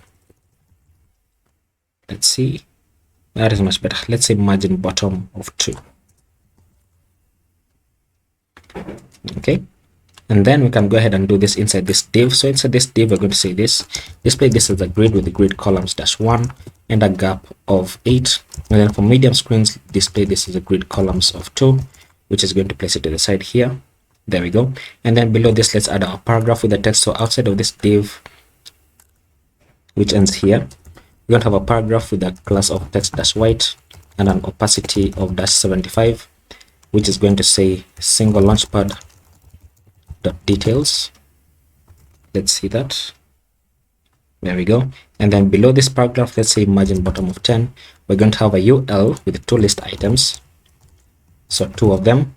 The first one is going to be an anchor tag that goes to Wikipedia, or not. We're just going to have 1 list item. So here we're just going to have a link that goes back into the / what was it, launchpads with a class name of btn. Oh, it doesn't have a class name actually. Just say ampersand LARR, so left arrow, and then let's say back, and then change this class name into text-white, opacity -75, text-small, and then when you hover over it, opacity -100 to go back to 100. Let's see that. Would you look at that? That's looking quite nice. Amazing. So where is it? Where is this starship? It's this one. So Starship is under construction. Yeah, I knew I read it somewhere. And then notice how this image is stretched out a bit. This is not how the Starship looks. It doesn't look stretched out like this. So let's go ahead into our image and add object cover. So object cover, so that it just like, yeah, there we go. That's much better. That is much better. And it does that even for other images. So let's check this one. Yeah, this is much better. Much better. And now the next page that we're going to be dealing with is the payloads page. And for the payloads page, we're not going to create an inner page. We're just going to have this singular page here. So it's going to be quite an easy page. And yeah, so let's go ahead and create the payloads page. So the next page that we're going to be building is the payloads page, which is this one right here. It's a very simple page. It doesn't have an internal page, and we're only going to be getting the data and then displaying it on the screen. And this is our application that I have open. So if you don't have this open, once again, you can just go ahead and run npm start, which is going to start your development server. And the reason why I'm saying that is because it's been 2 days since I recorded the last video, so I had to do that all again. But for you, most likely it's just going to be a continuation of the last video. So what I'm going to do is inside the pages folder, I'm going to create a new file, and I'm going to call this payloads.js. So payloads.js, and then I'm going to say rfc, which is going to generate a React function component for me. And then I'm going to save this, and then inside my index.js file in my pages folder, I'm going to say import payloads from payloads. So just copy this down, copy it here, so payloads, and export it as payloads. And then once I export this, then I can go into my app.js and create a route for the payloads page. So let me close this and shrink this. So for the payloads, we're going to have a route that looks like this. So the route path equals to /payloads. And the element that we're going to be rendering is the payloads component that we have just created. So payloads, and then import this. So control and spacebar to give you the options, and then just enter to import it, and then close out your route component. And if you check the imports, you have the payloads imported here. So save this. And then inside the payloads page, we're going to just go ahead and fetch our data. And if you go into the /payloads in your API, then this is the GET request that we're going to be sending. And then this is the request. This is the data that we're going to be getting back. So we have all of this, and this is basically what we're going to be displaying on the screen as shown here. So what I'm going to do is I'm going to say import use fetch, because use fetch is the custom hook that we created to fetch data from our API, and I can show you right here. So this is the use fetch hook that we created. We're just getting use effect and use state from React. We are initializing our state values, and then we are fetching the data right here, and then we are adding a dependency array of the URL, which is here as well. And then we're returning the data so that every time that the URL changes, we can pass in the URL here, which is going to rerun this GET request for every single page, and we can reuse it as many times as we want throughout our application. So once we import use fetch here, then we also need to import something else. We need to our loading state. So import loading. So as a named import, loading from /components. And then inside here, we're going to do this. We're going to say const data. So the data that we're exporting from use fetch right here. So return data. So we're going to be destructuring this, and we're going to say const data is equal to use fetch. And then inside here, we're going to pass in our API URL. So I'm just going to copy this. So copy it here and then just paste it. So we are going into the /payloads. And then what I'm going to do is I'm going to return a fragment here. And you know what, instead of just doing this, instead of returning a fragment, I'm just going to cut this out, place in my parentheses, and I'm going to say this.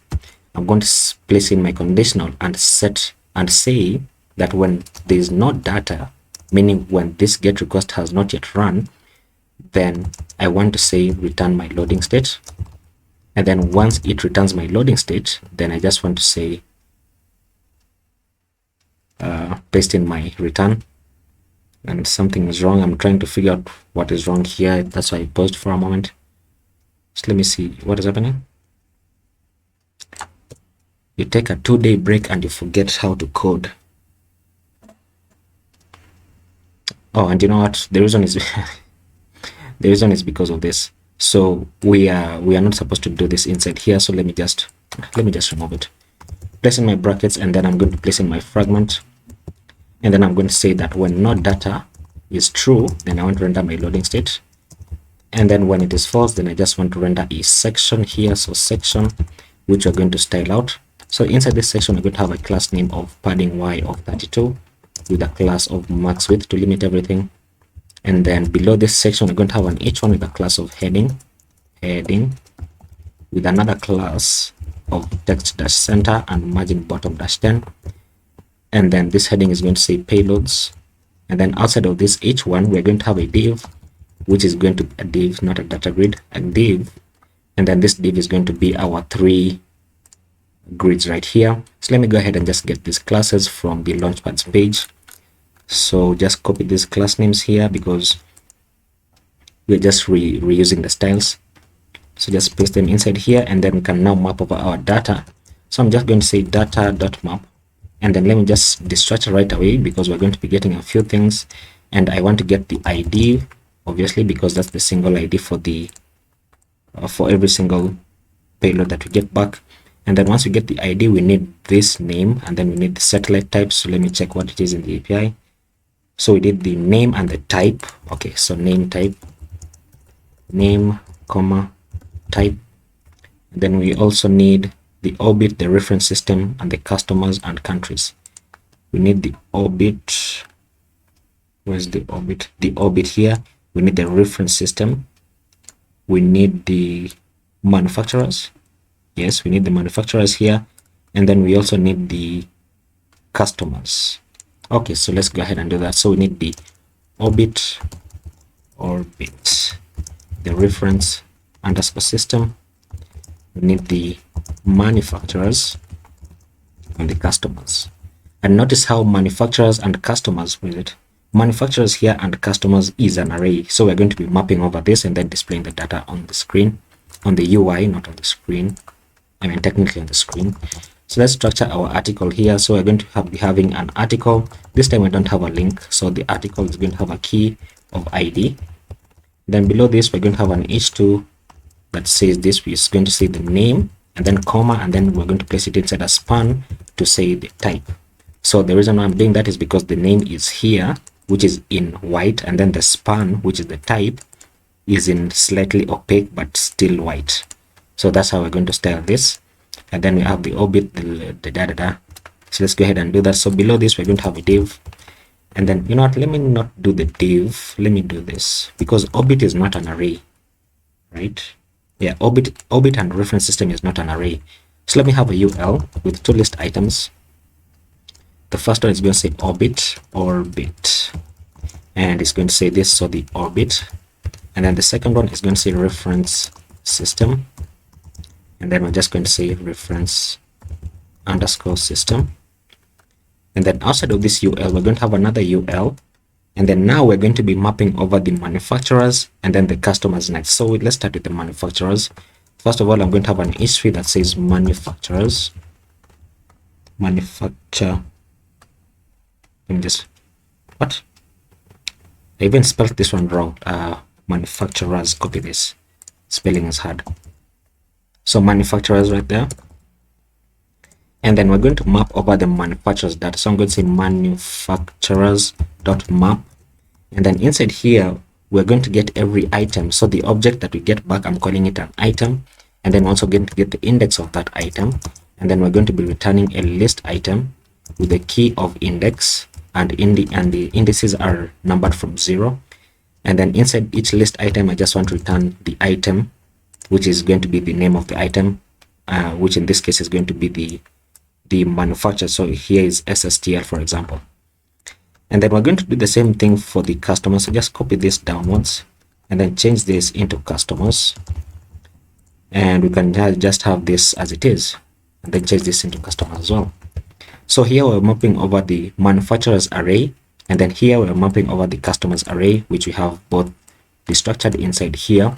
So that now I can save this, and if I go into /payloads here, but I still can't because I need to add it inside my header. So inside the header, let me just go ahead and copy this link downwards, and then change this into payloads, and then change this text into payloads.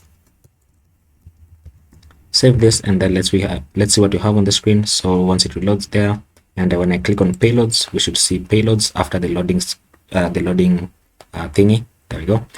And then now you can see that it is already styled some kind of way because we already had added the styles inside here. So we added the styles here as well. So the max width is what limits it. So let's go ahead and style out these articles to be just a bit better looking. So inside these articles here, I'm going to give this a class name of bgzinc-900 with some padding all around of 5. And then let me change the text inside here. So all the text equals to white. I hope that is going to change it. Let me see. So that we're going to have this, and you can see that the zinc background is barely visible on this side because this gradient starts from zinc and goes to slate. So the more to the bottom you go, then the more prominent the boxes become. So let's have this, and then let's go inside this h2. Let's give this h2 a class name of font bold, font dash bold, and then let's go inside this span, give this a class name of opacity dash 75. Just reduce the opacity a bit for this span. There we go. And then let's give this h2 a margin bottom of 3. And then let's go inside this ul, give this ul a margin bottom, class name margin bottom of 3 as well. And then do the same for this. So let me just copy this class name instead of repeating it every single time. So here, and we don't need to add the margin bottom of 3 on this final ul because it is the last one. So we don't want to have extra margin below it, you know. And you know what, zinc isn't really visible here, so it's kind of hard to tell whether these are boxes or not. So let me try out another color. Let's see how stone looks like. Stone 900.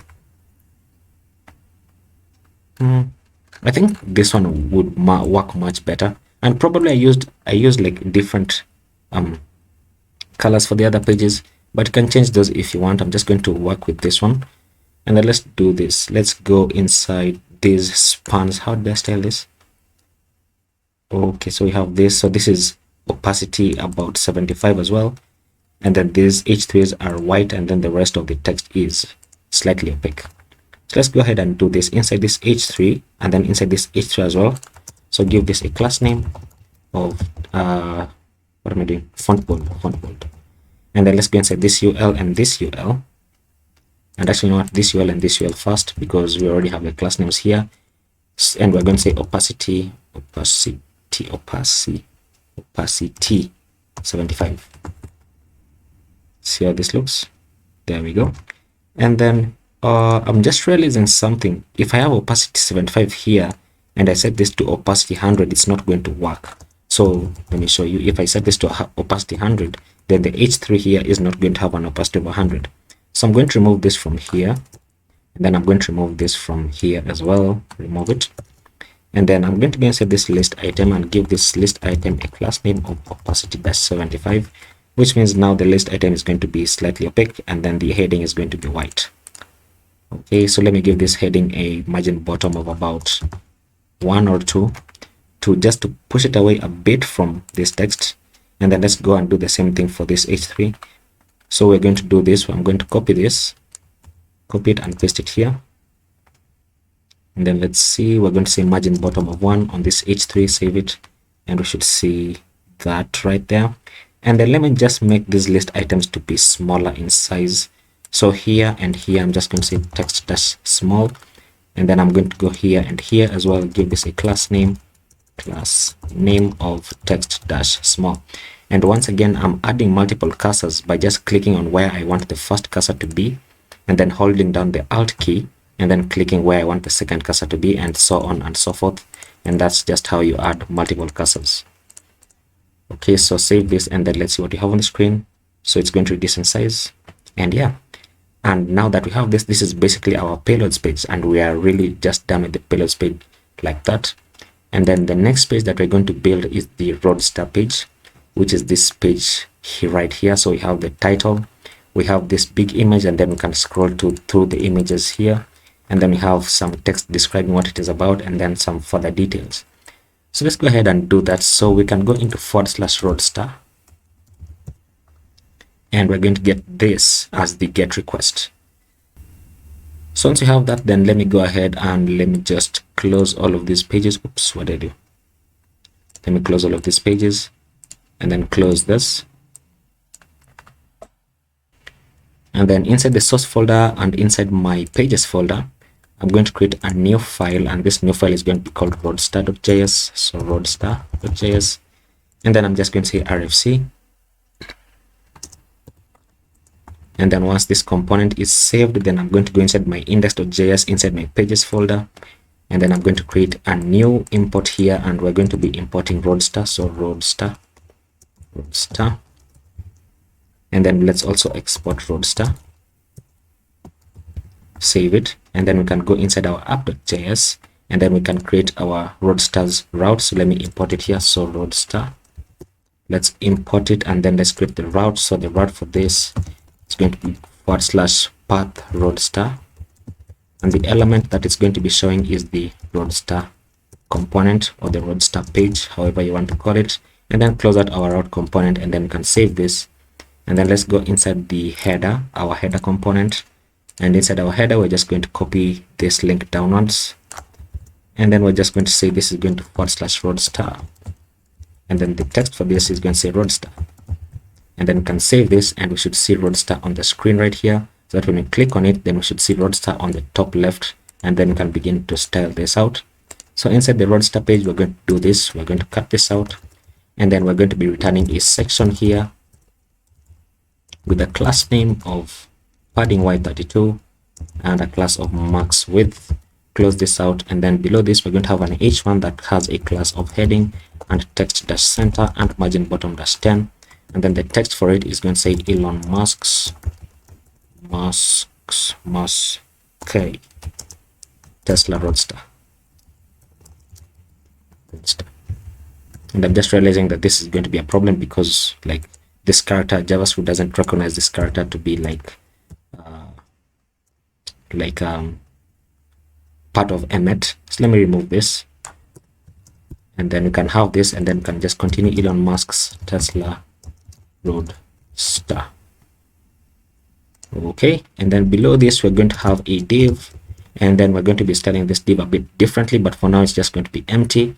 And then we can now import our usefetch. So import usefetch from usefetch, and then let's also import our loading state. So import loading from /components, from /components. And by the way, I realized that inside our dragons page, I think it was this one, we did not have our loading state.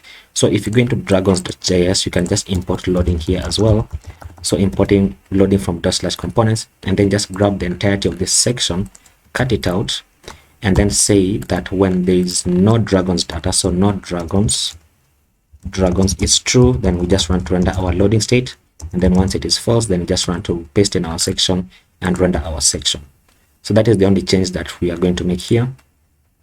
And then back inside the Roadsters page, we're going to do this. So we're going to say const data is equal to use fetch, and we're going to be fetching this from the API. So let me just copy the API here, copy this and paste it inside, and then we're going to be mapping over our data. And before we map over our data, let's add our loading state. So I'm going to cut this out and say when there is no data, so no data, and this is true, then I want to render my loading state. And then when it's false, then I just want to render this section. And then inside this div, we're going to do this. We are going to say we're going to be rendering an article, and then this article, now this article is going to be this black section that has the kind of like black background. That's always a tongue twister for me. So we're going to have this, and then the div is going to be like the parent everything here. So we're going to have the article, and then inside this article we're going to do this. We're going to have another div inside. This div is going to be housing a UL, and this UL is going to be our images. So let me just have the UL, place a comment and say our images, and these images are this one on the right. And then below this UL we're going to have an image, and the source for this image is going to be coming from our data. And then I'm going to show you how we're going to do that. And then outside of this div, we're going to have another div, and then this other div is going to be this text that we have. And you can see that the data that we get back here, by the way, is now not an array, but it is an object. So we're not going to be mapping over it. So we're going to do this. We're going to say below this we need to have a paragraph, and this paragraph is going to be saying this text. So let me just get the text. The text should be the details. So we're going to have a paragraph. Give this paragraph a class name of text-white, and text dash small, and then let me remove the text small first of all, and then we're going to say opacity dash 75, and then inside here we're going to say data.details. And then let me just comment this image out first of all, and then let me save this to see whether this is actually working, so that we don't go too far before we realize that nothing's working. And there we go. So we have this. So once we have this, then let's go ahead and render our images. So let me place this back in, and then what I'm going to do is inside here we're going to be rendering the first image. So Flickr images here is the images that we want, but you can see that it's an array. So by default I only want the first image to show, and we can do that by doing this. We can say data.flickr underscore images, and then your brackets, and then say the first one. So the first one has an index of 0, and then the name, the alt attribute here, in case the image fails to load, then I just want to copy this title and paste it inside here. And then once we have that, then we want to render these images on the left. Now in order to render the images on the left, then we need to map over it, and we need to map over it because the Flickr images once again is an array. So we're going to say this, we're going to say data.flickr underscore images dot map, and then we're going to be mapping, and for every single image that we get back, so the object that we're getting back when we map over it, I'm calling it image, and then I want to get the index as well, and then we're just going to say return a list item, so list item that has a key of index. And then once we return the list item, then I just want to return my image tag here, and the source for all of these images is going to be the image object that we get back. And the alt attribute, once again, I'm just going to copy this and paste it inside here. In case the image fails to load, then this is the text that is going to show. So that once I save this one, we should see our images on the screen. So it's going to reload, and there we go. So we have the first image here. Actually, this is not the first image, is it? So we are mapping over the data first. So this is these are our images that are going to be appearing on the left. And then when you scroll down, you're going to get this, which is going to be our first image, which is this one right here. But we're going to be changing it every time that we click on it. And if you are following closely, then it's just going to be the same thing that we did on the Dragons page. So on the Dragons page, we had this, so that when you click on these images, then they're going to just reside, like it's going to change the image that is displayed on the screen. So that's basically the same thing that we're going to be doing on the Roadsters page. So let's go ahead and do this. Before we begin styling it out, I just want to add in all the data that we're going to need below this. So let me just check this out, and we can see that we need the launch date. So what I'm going to do is I'm going to place all this data inside ULs, inside list items, sorry. So below this paragraph, I'm going to have a UL, and then inside here, I'm going to have some list items that are 7, so 7 of them. So li times 7. This one says launch date. The second one says launch mass. The third one says days since launch and speed. So days since launch, then speed. And then this next one says distance from the Earth, Wikipedia and video. So distance from the Earth. And then Wikipedia is going to be an anchor tag, an href. So here it says Wikipedia. And then the YouTube video is also going to be an anchor tag, so a href. And then this is going to say YouTube video. So let's go ahead and get this data. So inside here, we're going to say the launch date. The launch date is going to be this one, which means we're going to need to format it just like we did using datefns in a previous page. Let me see which page it was. We did it in a previous page. Loading for so long. Should be the launches. Yeah, I think it was the launches page where we needed to format the data. So we're going to do the same thing as we did inside here. So we're going to say this. We're going to import format from datefns, which is a package that we installed. So we're going to say import format from not forward slash, but from date and date hyphen fns, can speak. And then we can do this. So we're going to say this. So format, and we're going to be formatting, format. We're going to pass in new date, and the date that we want to pass in is the date dot, let me see, the date dot launch date UTC. So we're going to say date not data, date dot launch underscore date underscore UTC, and then we're going to format it. So place a comma, and then we're going to say format it in the form of day, and then month, and then year. So take note of this. This is small, and then capital, and then small. That actually matters. And then the launch mass is going to say this. So launch mass is going to be this one, launch mass in kg. So I'm going to say data dot launch underscore mass underscore kg, and then pass in kg at the end. So days since launch is going to say, where is it?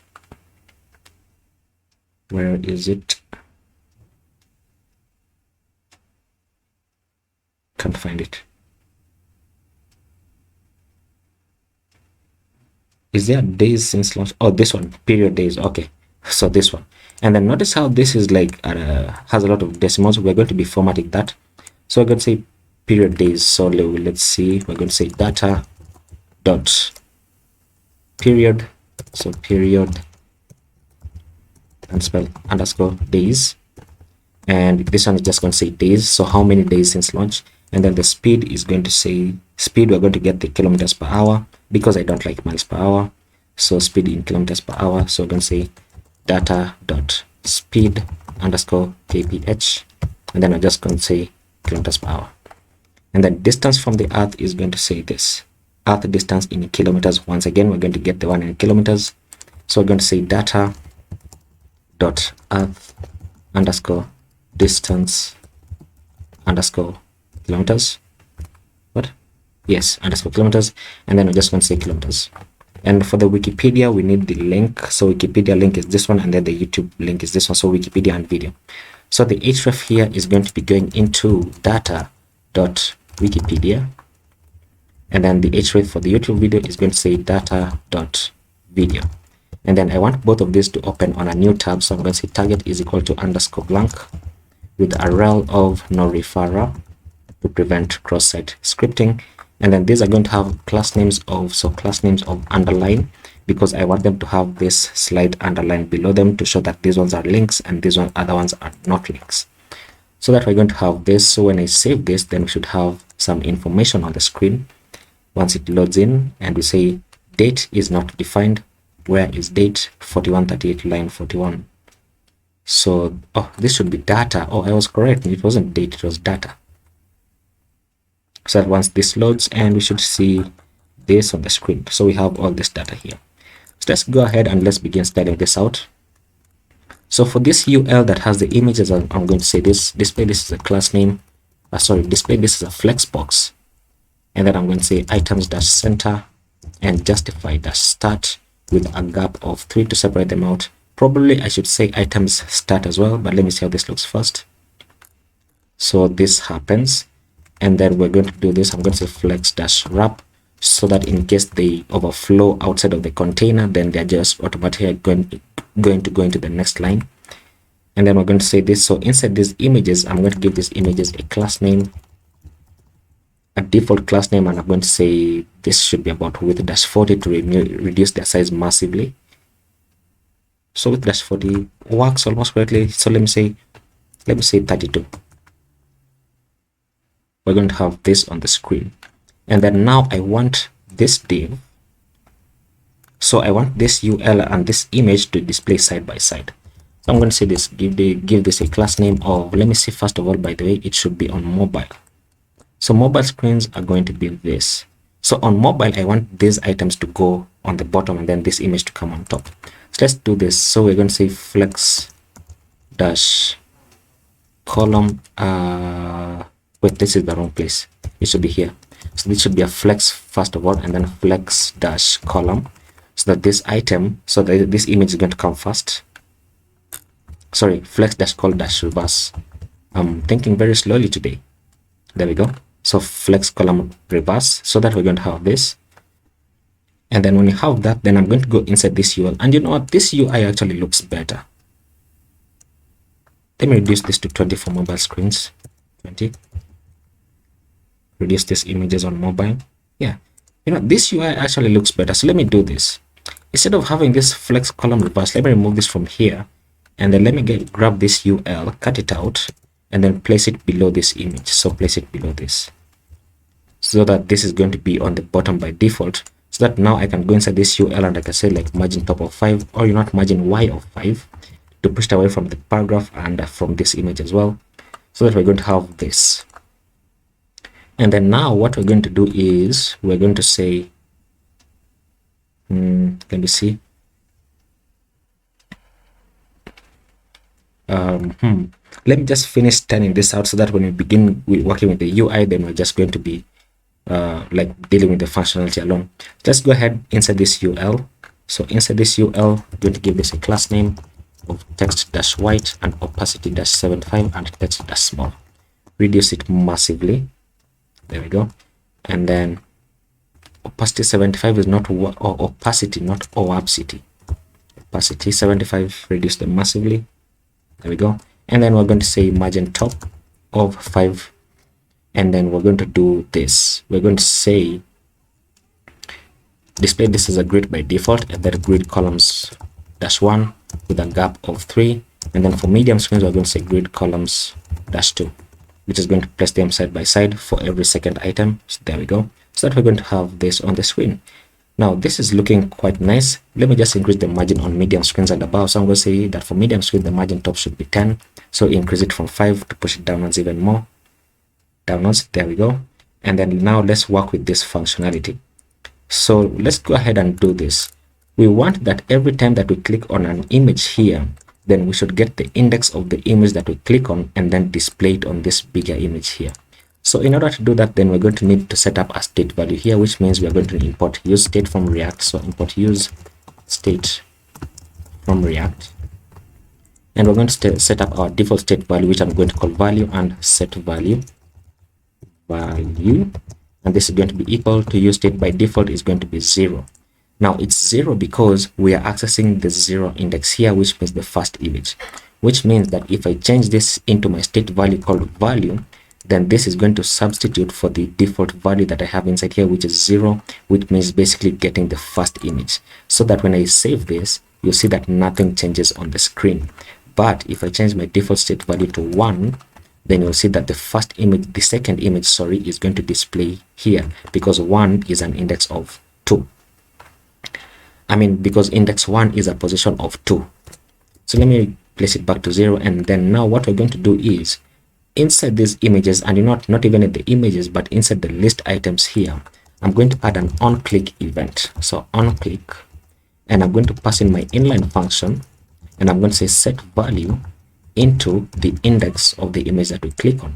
So if we're clicking on the image that has an index of 0, then display the first image. If we click on an image that has an index of 1 and so on and so forth, then it displays the subsequent image. So that when I save this, then I try to click on an image here once it reloads. When I click on an image here, we can see that the image displays, and this one here also displays, and so on and so forth. Now I just want to change this cursor to a pointer and then add like a click notification that we are currently on this image. So we're going to do this. Inside this list item, we're going to say, give this a class name of cursor dash pointer, and then we're going to say this. Let me actually just cut it out because I've done it wrongly. We're going to place in our parentheses, and then we're going to place in backticks, and then now we can say cursor pointer, and then we want to check for a condition of whether the value, so placing a $sign and then your brackets, so when the value is equal to the index of the image that we click on. Now when this is true, so placing a double ampersand, then we want to say we want to have a padding all round of 3 on the image. And then now I can say this, let me give this a BG of white. Now the BG of white is not going to show by default because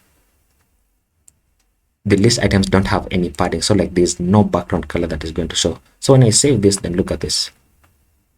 Now the image that we are currently on has the padding and the white background color, and these in other images don't have anything, so you can see. Now let me just reduce the padding a bit because this padding is a bit much, so padding of 1 all around, and we're going to have that. That's much better. And would you look at that, that is our Roadsters page. And then now we can go ahead and deal with our Rockets page, I believe. So the Rockets page, and the Rockets page is going to have this first page, and it's also going to have an internal page as well. So let's go ahead and just deal with the first page. So we can go ahead and we can create our Rockster's rocket Rockstar.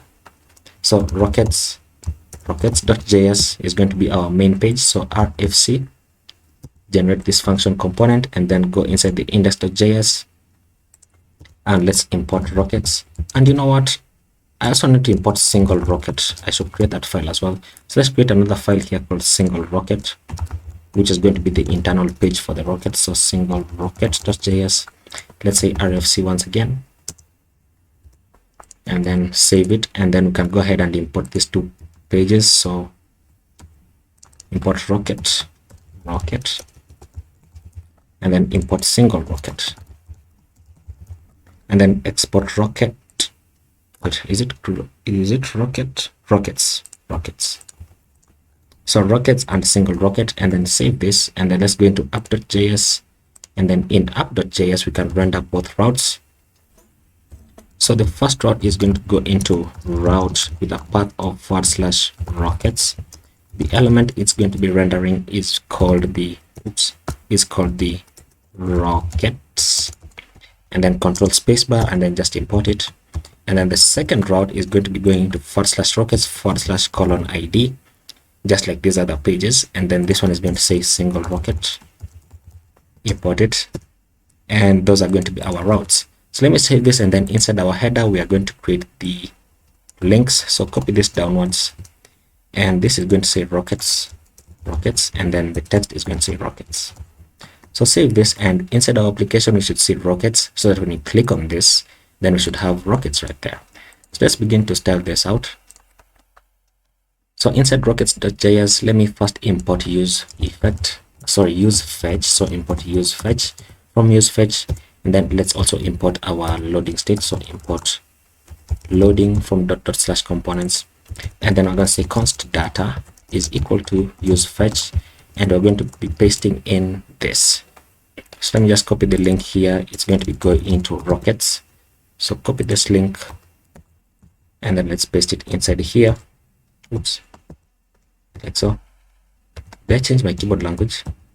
How do I always manage to do that? It's Windows key and spacebar, is it? Yeah, there we go. Yeah. And then let's close this, and then let's return a section. And you know what, before returning the section, let's check for whether our data exists. And when it does not exist, then we want to render our loading state, like so. And then when it exists, then we want to render our section here. So we're going to have a section with a class name of padding wide as 32 with a class of max width. Below this, we're going to have an h1 with a class of heading, with a class of text center, and with a class of margin bottom of 10. This is going to say rockets. And then below this, we're going to have a div, and this div we're going to copy some classes here. Let me close this. Let me go into the Landpads. Let me copy these classes here. So copy all of these, copy them, and then inside our rockets we're just going to paste in these classes. And then inside here we can say data.map, and then let's see what we have as a rocket. So we have all of this data. What data are we getting back? We want the image, we want the name, the description. So we want the image should be where? This one. So Flickr images, then the name, and then we want the description. So let me destructure right away. The unique key in this case is going to be the ID, which is coming from this one. And then we want the name, we want the Flickr _ images, and then we want the description. And then we're just going to render this. We're going to render an article. And not, it's not even an article because we want it to link to another page. So we're going to start with link. This is going to go to our backticks, and then we're going to say this. It's going to go into rockets / and then $ID, and then close this, and then we're going to have an article. Okay, close it, and then let's also remember to have our unique key here because we're returning a list. So the key is going to be the ID, and then inside this article we're going to have an image.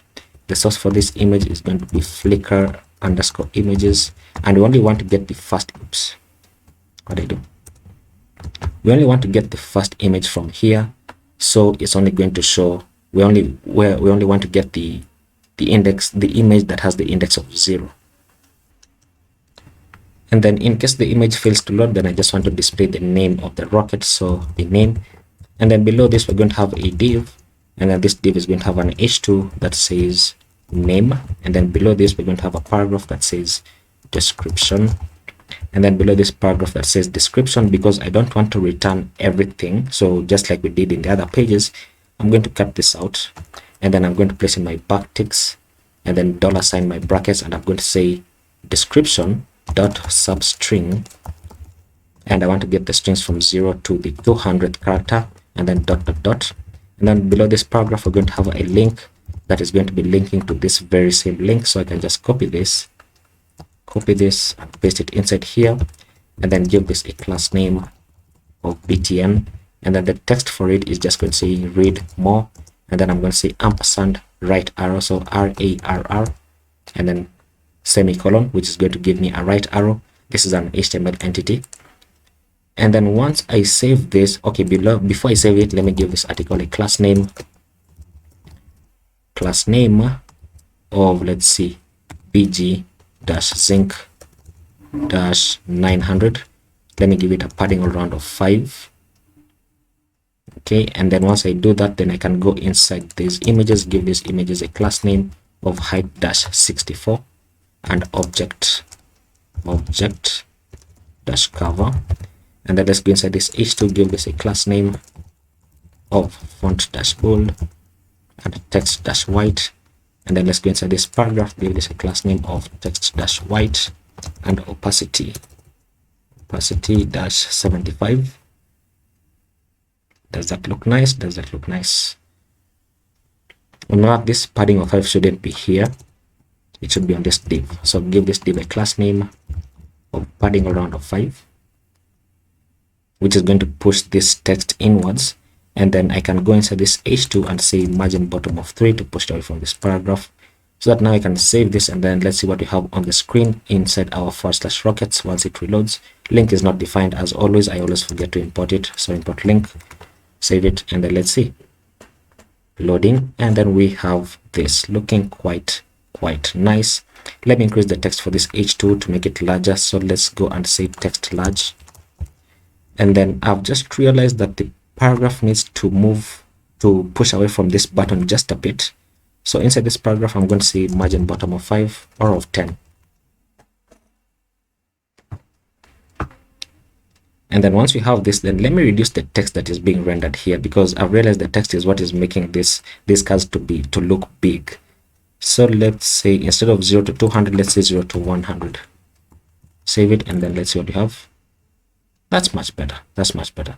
And then now once we have this, then we can go into the internal page, and when I click on this, we should see single rocket on the top left. So let's go ahead into our single rockets page, and then we're going to say this. We're going to say import use state and use effect from React. We're going to say import our loading state from components, and then we're going to set up our state value. So const single rocket and set single rocket is going to be equal to use state. By default is going to be null, and then we're going to set up our use effect. So use effect to fetch our data. I'm going to place my callback function with a dependency array here, which we need to get. So we're also going to need to import link, which is going to link us back to our rockets page, and use params, which is a hook from React Router DOM, which is going to access the address bar and get the correct route. And then below this, we're going to destructure the ID. So ID is equal to use params. And why the ID? Because inside our app.js, the single rockets page, we are accessing it using the ID here, which is dependent on this that we have here. So the ID for every defined rocket. And so once we have that, then let's go ahead and say this. We're going to place in our ID as a dependency array, which means that the function inside the use effect is going to run every single time that the ID changes, which is what we want. So I'm going to say this const fetch single rocket is going to be the name of my function. It's going to be an asynchronous function, and I'm going to say this const res is equal to await fetch, and I'm going to place in my backticks, and then let me just copy this, copy that, and then place in my /, my $, and then my brackets ID, which means that fetch this depending on the ID that you get from the use params, which is what we have in the address bar inside here, for example. So that once this runs, then I'm going to say this const data is equal to await res.json, which means convert the data into JSON format. And then I'm going to say set single rocket into the data that we get back. And then remember to call your function, so fetch single rocket. Oops. And then once we have this, then we can go ahead and we can begin building our return. So inside here, we're going to say this. We're going to check for whether single rocket exists. So when this does not exist, then I want to render my loading state. So loading ... which we just have here. And then when it does exist, then I want to render a section with a class name, once again, of padding y-32 with a class of max width. Close it out, and then we're going to render an h1. But before you render an h1, because look at this page, the internal page has an article here, which is the left side, and then another article on the right, which is the image. So we're going to do this. We're going to render an article. This article is going to have the h1, and the h1 is going to have a class of heading, and then this h1 is going to say this. It's going to say single rocket dot name. Now, why are we not mapping over our data? Once again, when you're getting the data for the single rockets, let me just copy this and show you. I'll copy this first. So when you're getting the data for the single rocket, copy this and let's go into / this. So the data for the single rockets is an object. Look at this, it's an object. But the data for all the rockets is an array. So we can map over arrays, we cannot map over objects. So that's why we are not mapping over this. So single rocket.name is going to be the h1 that we have here. And then below this we have an h2 that of the type, and then the first flight. So we're going to do this. We're going to have an h2 that says the type here, and then it's going to say single rocket dot type, and then below this we're going to also have another h2 that says single rocket dot first flight. Let me just confirm. Where is the first flight? First flight here. So single rocket dot first flight. So single rocket dot first underscore flight, and then the text is just going to say first flight date, like that. And then once we have this, then let's go ahead and say we're going to have a div which is going to have these two articles. So we're going to create another div. It's going to have an article that says this, and then the other article is going to say this, or a UL, really. You can use whatever you want. And then we're going to have a paragraph below it, and then we're going to have this, which is where we can toggle imperial and metric units. So let's go ahead and let's get this side first. So let me go inside here. Let me create a div. This div is going to be a UL. It's going to have 4 list items, so UL into LI times 4. The first list item says cost per launch. Cost per launch. The second list item says company. The third one says success rate. Success rate. I capitalize them. And then the fourth one is going to be checking for whether it is active or not. And then this other UL, so we're going to create another UL with how many list items? 1, 2, 3, 4, 5. So UL into LI times 5. And then we're going to have this. Now the metric units and the imperial units are going to be inside here, so that when I toggle them, you can see that it toggles, right? So we're going to be doing something inside here, quite interesting, but obviously we have done it before. So this first one is going to say country, and then the second one is going to say stages. So how many? I think it's like how many stages before like it reaches into orbit, so like dislodging the other components or something. And then this one is going to say height, and then this is going to say diameter and mass. So diameter and then mass. So what we're going to do is, here is where the toggling is going to happen. So now let's go ahead and display the respective data. So let's see what we have. We want the cost per launch. Where is it? Cost per launch. Cost per launch is this one, and it's in, oh wait a minute, I've just remembered something that I didn't do in another page. I've seen this number, and then I've remembered that it was in the Roadsters, I think, here where we did not deal with these numbers. So I'm going to deal with this, don't worry. First of all, let's just deal with the rockets page. And for our rockets page, we're going to say cost per launch. So let me see. It's going to be single rocket.cost per launch. So single rocket. Now let me just copy this. So single rocket.cost underscore per underscore launch. And then this is in USD. And then the company is going to be single, let's see, company. So single rocket.company. Company. The success rate is going to be single rocket.success underscore rate, should be it, underscore rate percent. So dot success underscore rate underscore PCT, and then add your percentage at the end. And then here we're going to be checking for whether it is active or not. So let me just leave that for the last. And then for this country, we're going to say this. Where's the country? Country. Okay, so we're going to say single rocket dot country. Below this, we're going to say single rocket dot stages. Stages here. Okay, so single rocket dot stages. And then here is where once again the toggling is going to be happening. So single rocket dot height. Let me see where height is. So we have height on top. Where is it? It should be on this one. So height is an object that has meters and feet. So the first one that we're going to say is the height in meters. So height dot meters. And then we're going to do the same thing for here. So single rocket dot diameter. Diameter should exist. Yeah, diameter dot meters. And then this third one should say single rocket dot mass dot kg. Let me see. Yeah, dot mass dot kg. And then now I'm going to copy this and I'm going to paste it inside here and then change this into feet. Oops. Change this into feet. Change this into feet. Wait, is it feet? Okay, yes, it's feet. And then they change this into pounds. And then of course we can add the units. So the units for this is going to be meters, and then this is say meters. This should say kg. This says feet and pounds, so lb. And then now what we're going to do is we're going to create a toggle for it. So once we get our state values, then we're going to create a toggle. For now, let me add for whether this is inactive or not. And let me just check for where it says active here. So active is a boolean. So we're going to do this. We're going to cut this out. We're going to place in a conditional and say if single rocket, if single rocket dot status, is it status? Sorry, dot active. If single rocket dot active is true, then we want to return a list item with a class name that says text emerald dash 500, meaning it is active, and then the text is just going to say active.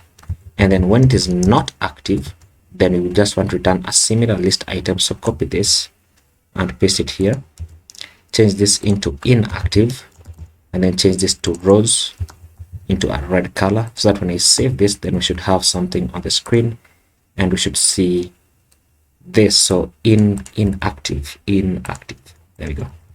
And we're going to have this, and then now we can add our image on the right. So outside of this article, just going to add another article here that says the image, the source for this image is going to say single rocket dot flickr underscore images, and we want to get the first image only. And then in case it fails to load, then I'm just going to say single rocket dot name of the rocket. So save this, and we're going to have our image on the right. But remember that our image is also going to be toggleable, like this one. So we're also going to create that. And then now let's go ahead and add our description here, and then our Wikipedia pages. So let's go ahead and do this. We are going to say below this UL, below this UL and below the div, we're going to have a paragraph that says this. We're going to say single rocket dot description, and then below this we're going to have a UL with how many list items? 3 list items. So li times 3. The first one is going to say the Wikipedia page, meaning it's going to be an anchor tag. So we're going to say anchor tag. So href, the href for this is going to say single rocket dot, what is it? Wikipedia. And then I want to open a new page, so target is equal to underscore blank. with a rel of no referrer. Change this text into Wikipedia, and then give this a class name of btn. And then for this second one is going to say toggle imperial units, meaning it's going to be a button that says toggle.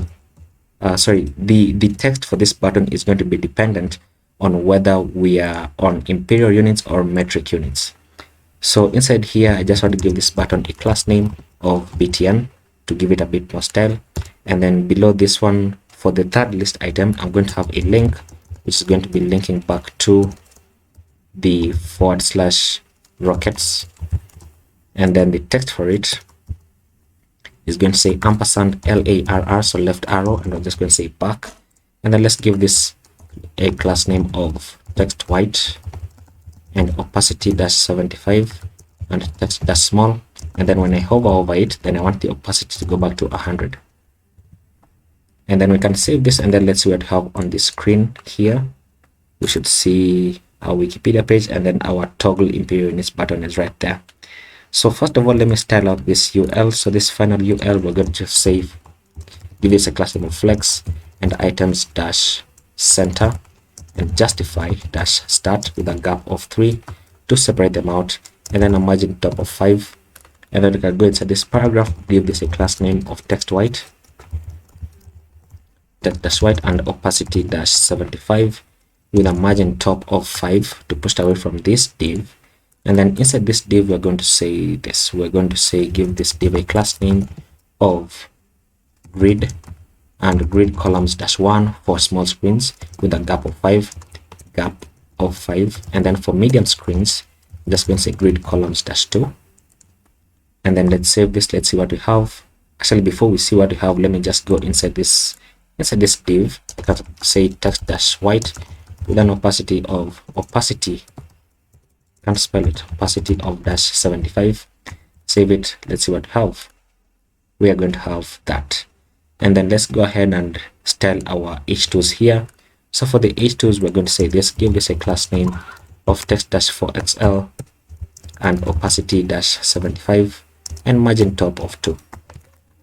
Let's see. There we go. And then text-white and font-bold. See that? Fantastic. Let me say text-3xl. So 3xl here, 3xl here. And then for this second h2, so for the second one, I wanted to push away from this div. So I'm going to say margin bottom of, let me say 8. Push it downwards. There we go. And let me change this to uppercase. So SingRocket dot, what is it? Dot type here. Let me change this to uppercase. Sorry, not uppercase, but capitalize. So that this text is now capitalized. There we go. Now let's display these two articles side by side by going inside this section, displaying this as a grid with grid columns -1 with a gap of 5 by default. Let me say gap of 8. And then for medium screens, I'm just going to say grid -cols -2, which is going to place them side by side. And there we go. And then now we can add in the rest of our images below this. So I'm going to go inside the second article, and inside here I'm going to say this. I'm going to add a UL, and then inside this UL I'm going to map over our Flickr images, because once again the Flickr images are is an array, so you can map over it. So I'm going to say single rocket dot Flickr images dot map, and then for every image that we get back, image, I also want to get back the index, and then we're going to be returning a list item with the key of index. And then inside here we're also going to return an image. The source for the image is going to be the image object that we get back, and the alt attribute in case the image fails to load, then we're just going to say single rocket dot name. And then once we save this, then we should have our rockets, our images displaying here. There we go, big images for nothing. So let's begin to style this out. So inside this UL, I'm going to give this a class name of flex and flex wrap and items -center and justify -start with a gap of -3. Save this, and we should see something on the screen. Resizing inside here. What's happening? Flex wrap, flex wrap, flex wrap, flex wrap. Is it? Oh, I can go inside these images. Now I can reduce the width of the images. So class name is equal to width dash 32. Let me say width 20, and then for medium screens, you know what, let me just work with 20. It looks big enough. Yeah, we can do that. And then let's say margin top of 5 to push away from this bigger image, so these items. And we're going to have that. Now let's go ahead and do this. And I've just realized that probably I should have placed this text inside some kind of span so that I can make them bold, you know, just like I did here. Now let's go ahead and do this. Let's add our toggle for the imperial units first of all, so that this button can stop bothering me. So let me go ahead and set up a state value. So below this, I'm going to say const imperial. So just like we did in the other page, so imperial and set imperial. For the other one, I think I said toggle. I think I said the state value to be called toggle. So this is going to be equal to use state. By default, it's going to be false. So that we're going to say this inside. Where is it? Inside here. So I'm going to cut this out, and I'm going to say that I only want this to display when imperial is true. So when imperial is true, double ampersand, that's when I want these list items to display. But of course, the reason why we have an error is because we're returning 3 items when we can only return 1 item from our return statement. So I'm going to cut this out and place it inside some fragments like so. And then I'm going to cut this out once again, the top one now, and I'm going to set this to not imperial. So when imperial is false, that's when I want this one to render. Once again, place it inside fragments, otherwise you're going to get an error. So that we're going to have this. Now on the screen by default, then we should have the only these 3 items, which are showing the metric units. So that now I can go to the bottom, I can find my image here, and then I can check for a conditional. I can place in my conditional, and I can say that when imperial is true, then I want the button text to say toggle imperial units.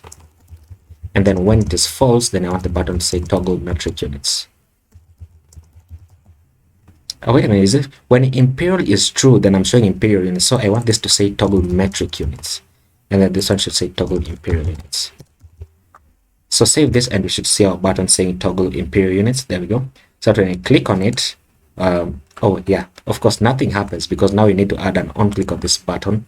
So let me add it here so that I can say on click, then pass in my inline function. Oops. So pass in my inline function and say set imperial into the opposite of imperial, meaning if imperial is true, then set it to false, and if it is false, then set it to true. So I can save this, and now when I click on it, then you should see our imperial units, and then we should see metric units when I click on it again, and so on and so forth. And this text is still wrong, so I was right the first time. So this should say toggle imperial units, and then this one should say toggle metric units. So toggle imperial units, there we go. Oh my goodness, what am I thinking? Okay, I was right the other time. I was right. Okay, so now we are on metric units, so it says toggle imperial units, and when I click on it again, it says the opposite. Now let's go ahead and do this. See how the mass number is quite large. I want this to have a comma or a full stop depending on what region you're on, and I'll do the same thing for this. So what we can do is we can go inside the mass number here in pounds, and here as well, and I can just say .to local string, pass it in, and then now when I save it, then you'll notice that we're going to have a comma because I'm in a region where we use commas to display large numbers. And then we can do the same if you toggle the metric units, then you can see that it does the same thing. And then let's go ahead into the cost per launch. So the cost per launch is where? Here. And we can just do the same thing and say to local string, and we should see commas here, comma. There we go. Now let's go ahead and add the click event for these buttons, for the images, and you can do that once again by setting up another state value and calling this whatever you want. I like calling it value. So value and set value is equal to use state. By default is going to be 0, and we're going to do the same thing that we did. So where we have our image here, we're going to now not display 0 hard coding it, we're going to display our value, and then we're going to go inside this list item, and we're going to add an on click on this, and we're going to say that when you click on it, set the value into the index of the image that we click on. And then let's add in some class names here, and we're going to say placing my parentheses and backticks, and we're going to set this into cursor pointer, so cursor dash pointer and bg dash white. And then we're going to check that when the index is equal to the value, or when the value is equal to the index, when this is true, then I want the padding all around to be 1, which means now we're going to be able to see our white background color on the image that is active currently. So we're going to have this. Fantastic. And then see how the image resizes just a bit. I don't want that to happen, so I'm going to go inside this large image, give this a class name of h-full and object-cover, which means it's always going to take up 100% of whatever it can. And then now it's not going to resize because we have given it a fixed height. And we have this. Would you look at that? That's looking quite nice. And when you go to the other pages for the Falcon 9, for example, then we're going to have this. And now look at this, looking quite nice. Of course, this one resizes a bit because you can see that it's as though it's a landscape image. And just look how beautiful this shot is. And then you can go for the Falcon Heavy, which is my favorite, by the way. So the Falcon Heavy. And we have that. So that is going to be our rockets page. Now let's go ahead and let me just fix the Roadsters page. So as promised, I just want to fix this. So I'm going to say this inside the Roadster page. Let's go inside the Roadster here. We are going to do this. Let's define the text. The text says days since launch. So days since launch.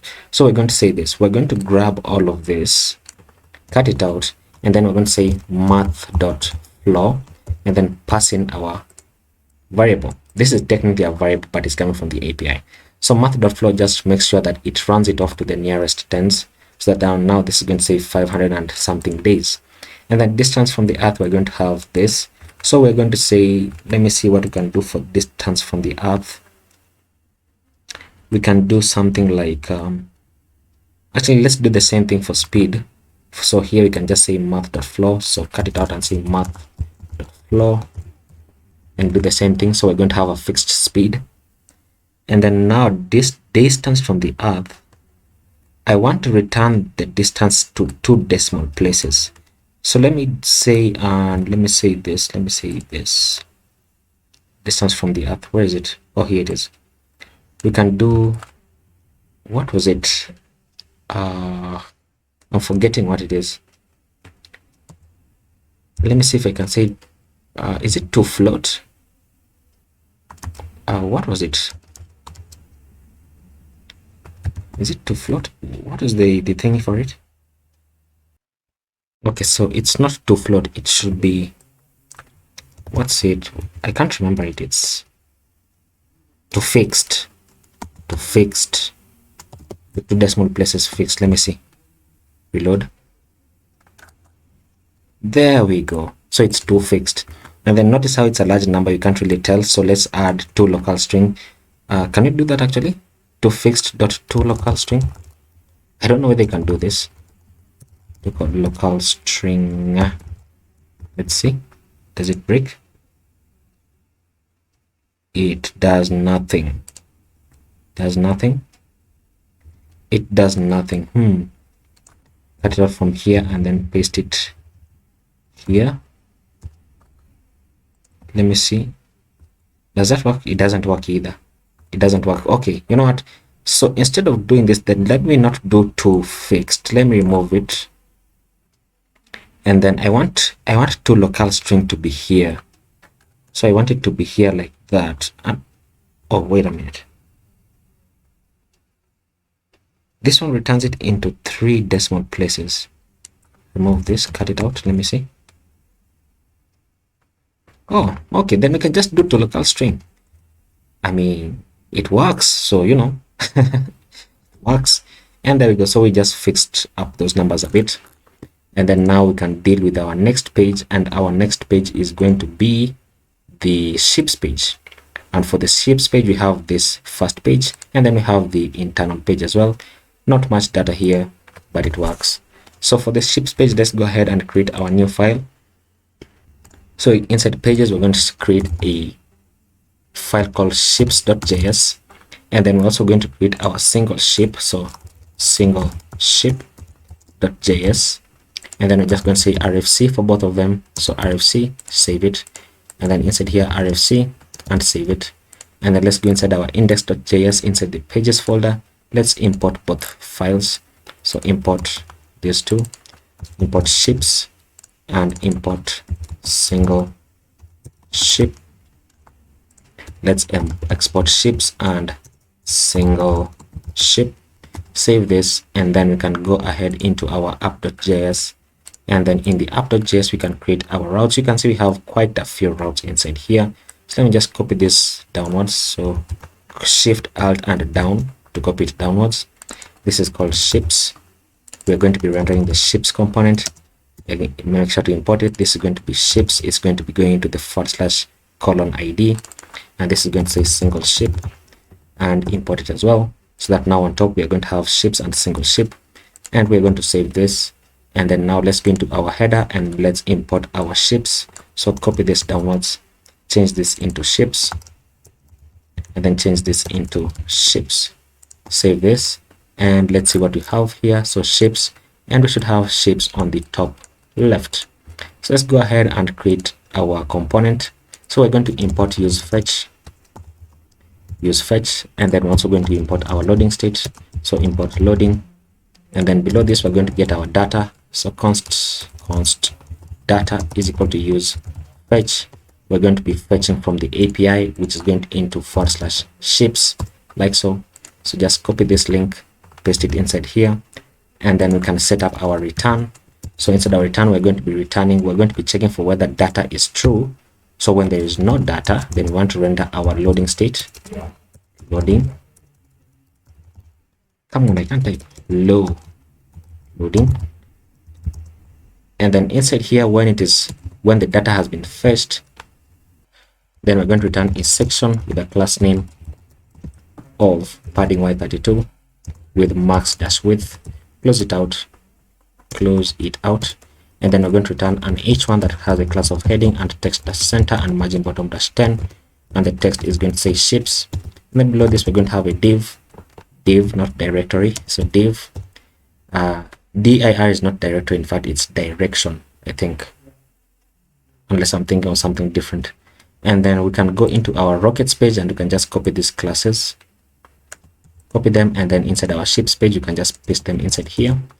And then we can map over the data that we want. So we want to say data.map, and we want to get the ID, we want to get the image. Is it image or Flickr image? Let me just check. You want to get the, where is it? The image. Oh, there's only one image. Okay, so we want to get the image, and then we want to get the, where is it? What else do you want? The home port. So home_port. And then let's return our article here. So we're going to return, and not even an article, a link. Okay, let me import it this time. I've remembered. So import link from react.dom. Here, import it, and then we are going to say link this to our brackets, our backticks, and it's going into /ships, $, and it's going into the ID. And then inside here we're going to return an article with the key. The key should be on the link because the link is the first item and the only item that we're returning. And then inside this article is going to have a class name of bgzinc -900. And then inside this article we're going to have an image. The source for this image is going to be the image, the alt attribute in case the image fails to load. Then I just want to display the name of the ship. I forgot to get that one. Where is the name of the ship? The name here, name. There we go. So the name of the ship, and make sure to import it as well, to destructure it, not to import it. And then below this we're going to say this. Let me give this image a class name of height -64 and object dash cover. And then we're going to do this. Below this we're going to return a div. This div is going to have a class of padding around of 5 and a bg. Sorry, you don't even need a bg, do we? Let me say bgzinc. Okay, the background is already on the article, so we don't need this here. So padding around of 5. Below this we're going to have an h2 that says the name of the ship. This h2 is going to have a class name of text dash white and text dash large, and then let's say margin bottom of 3, and then below this we're going to have a paragraph that has a class of text dash white with an opacity of dash 75, and the text is going to say home underscore port. And then below this we're going to have, let me add a margin bottom of 10, so margin bottom of 10. Then below this we're going to have a link. This is going to be linking to, once again, just like we did on top, so this link, paste it inside here, close it out, give this a class name of btn, and then we're going to say read more and say ampersand RARR, so right arrow, close it out, and we can save this and we can see what we have on the screen. So we have this. Now notice how other images don't have other articles don't have images, so we want to display a default image, which I'm just going to use this one. So the default image is going to be this link here. Oops, if I can just copy it, just copy that. So we're going to do this, let me paste it in. We're going to check for whether image exists, so we're going to do this.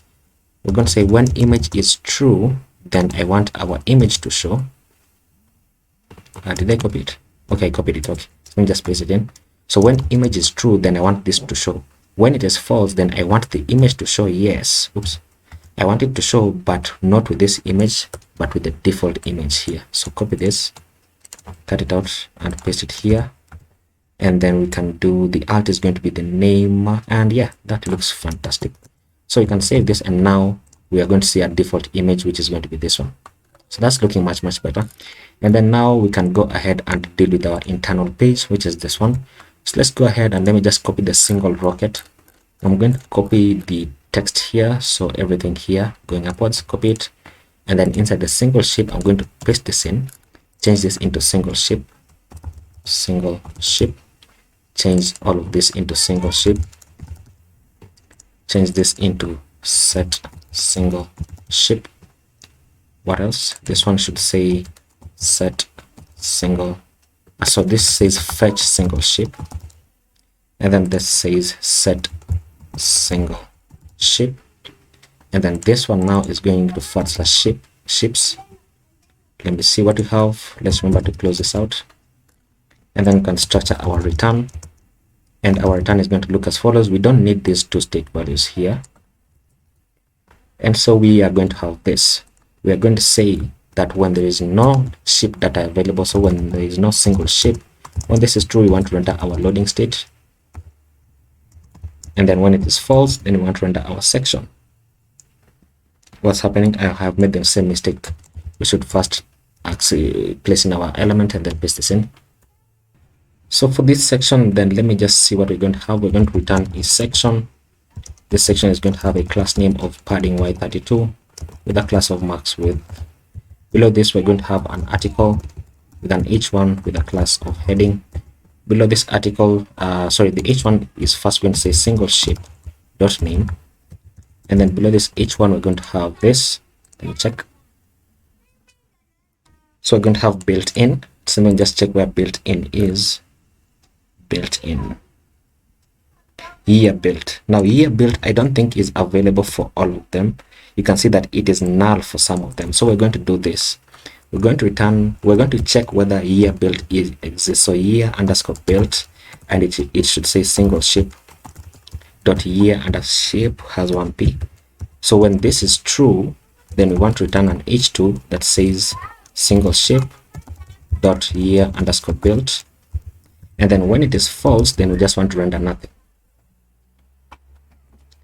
And then below this we can have something else. We can say we can have this data. So let's see. So I just displayed these masses without adding the toggle because I felt it was useless to have a toggle for that. So let's see, we can do, where is it? Mass in kg is null for some of them. Wait a minute. Which ship is this? American Islander. Let me check. What did I do? Oh, so I returned this not indicated for when it is null. So we are going to do quite a bit of checking here. So let's have a UL, and then inside here we're going to check for the single ship dot, what is it, dot mass in kg exists. So mass underscore kg, When this is true, then I want to render a list item, and this list item is going to say what is going to say single ship dot mass underscore kg, and then underscore, not plus. Oops. And then when it is not true, then we just want to render let's say a list item that says mass in kg is not indicated. And then we're going to do the same thing for the second one. So copy this down, and then this is going to say mass underscore pounds. So is it LB or LBS? So it's LBS. And then this is going to say mass underscore LBS. So here we're going to say mass in LBS in pounds is not indicated. And then let's go ahead and let's say the number of launches. So below this, we're going to have, you know what, let me just continue adding it as list items. So list items inside here, we're going to say single ship dot launches dot length, and then we're going to say launches like so. Then below this, we're going to have another list item that says the type. So type here is going to say single ship dot type. I think it should be single ship dot type here dot type. And then we're going to have inactive or whether it is active or not. So the status here, so when status is not true, then we're going to have this. Let me just check for other items. Also it's null here, null, and da. So we are going to do this. We're going to say place in our condition and say when the single ship dot status does not exist, is not true, then we're going to have when the single ship dot status is true, then we're going to have a list item with a class name that says text dash emerald dash 500, and the text is going to say active. And then when it is inactive, then we're going to have a list item with class name text dash rows dash 500, and the text is going to say inactive. And then below this, we're going to have our Wikipedia and read more. So the home port first of all. So list item here, we're going to say home port, and then we're going to say single ship dot home underscore port. And then below this UL, we're going to have another UL with two list items, and this is going to say, the first one is going to say what, read more. So it's going to be an anchor tag. So ahref, we're going to say into single ship dot wikipedia should be it. Wikipedia, let me check. No, dot link, not Wikipedia, dot link. The one time that it changes. The target is equal to underscore blank, and then the rel is going to say no referrer. And then we're going to do this, we're going to say read more. Okay, and then let's just say ampersand right arrow RARR, and then below this let's have a link that links back to the / ships. And then inside here we're going to say, oh wait a minute, what? Yes, it just says back. So ampersand left arrow and says back. Give this a class name of text dash small opacity dash 75 text dash white, and then when you hover over it, then I want the opacity to go back into 100. And then let's give this href a class name of btn, and then let's go inside this ul, let's give this a class name of text dash white with an opacity of dash 75, and let's say text dash small, and then let's say flex and flex dash call and items dash start and justify dash start with a grid gap of 3. And then let's go inside here, inside this h2, give this a class name of text dash 3xl, text dash white, font dash bold, and opacity dash 75, and margin y of 5 to push away from this h1 and this ul. And then now we can go inside this ul, give this a class name of margin top of 8 to push away from this one. Let's see what we have. And we have this. Of course, we need to say built in. So let me just go to this h2. Where is it? Here. So you can say built in and then the year. There we go. And then let's display these two items as a flex box.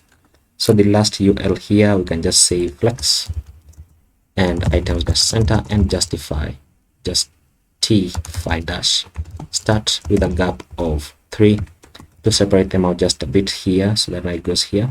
And then let's display our second article, and our second article is going to be our ship image. So the image is just going to be, should say single ship dot image, and the alt attribute, in case the image fails to load, then should say single ship dot name.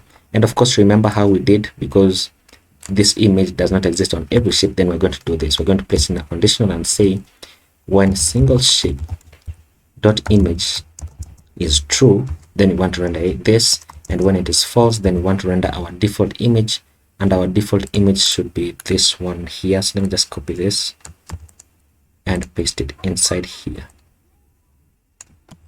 paste it inside, and of course close this, remove this, and then let's see what we have. Let me remove this first of all. You know what, instead of removing, let me set this to height full, and then do the same thing for this. So copy this class name here and paste it here, and then change this into single ship. So single ship dot name.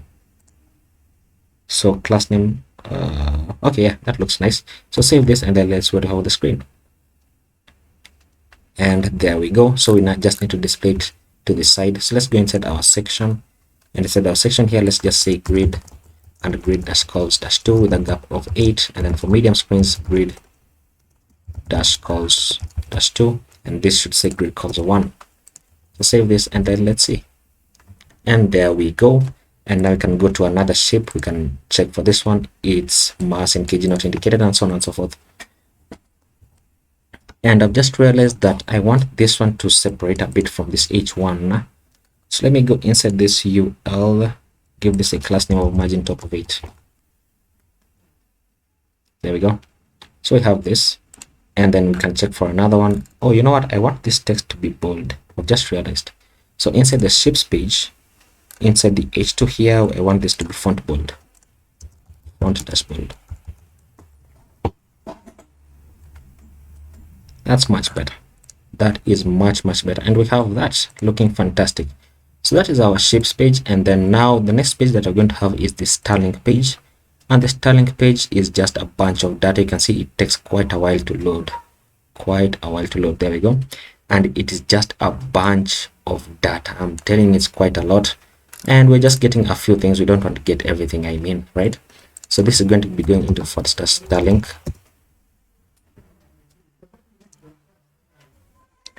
So this is the Starlink get request that we're getting back, but for some reason my JSON formatter is not formatting this page, but that's okay. We can just work with the data that we have inside here.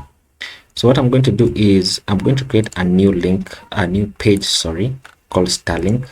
So new file and Starlink.js, and then I'm going to say RFC,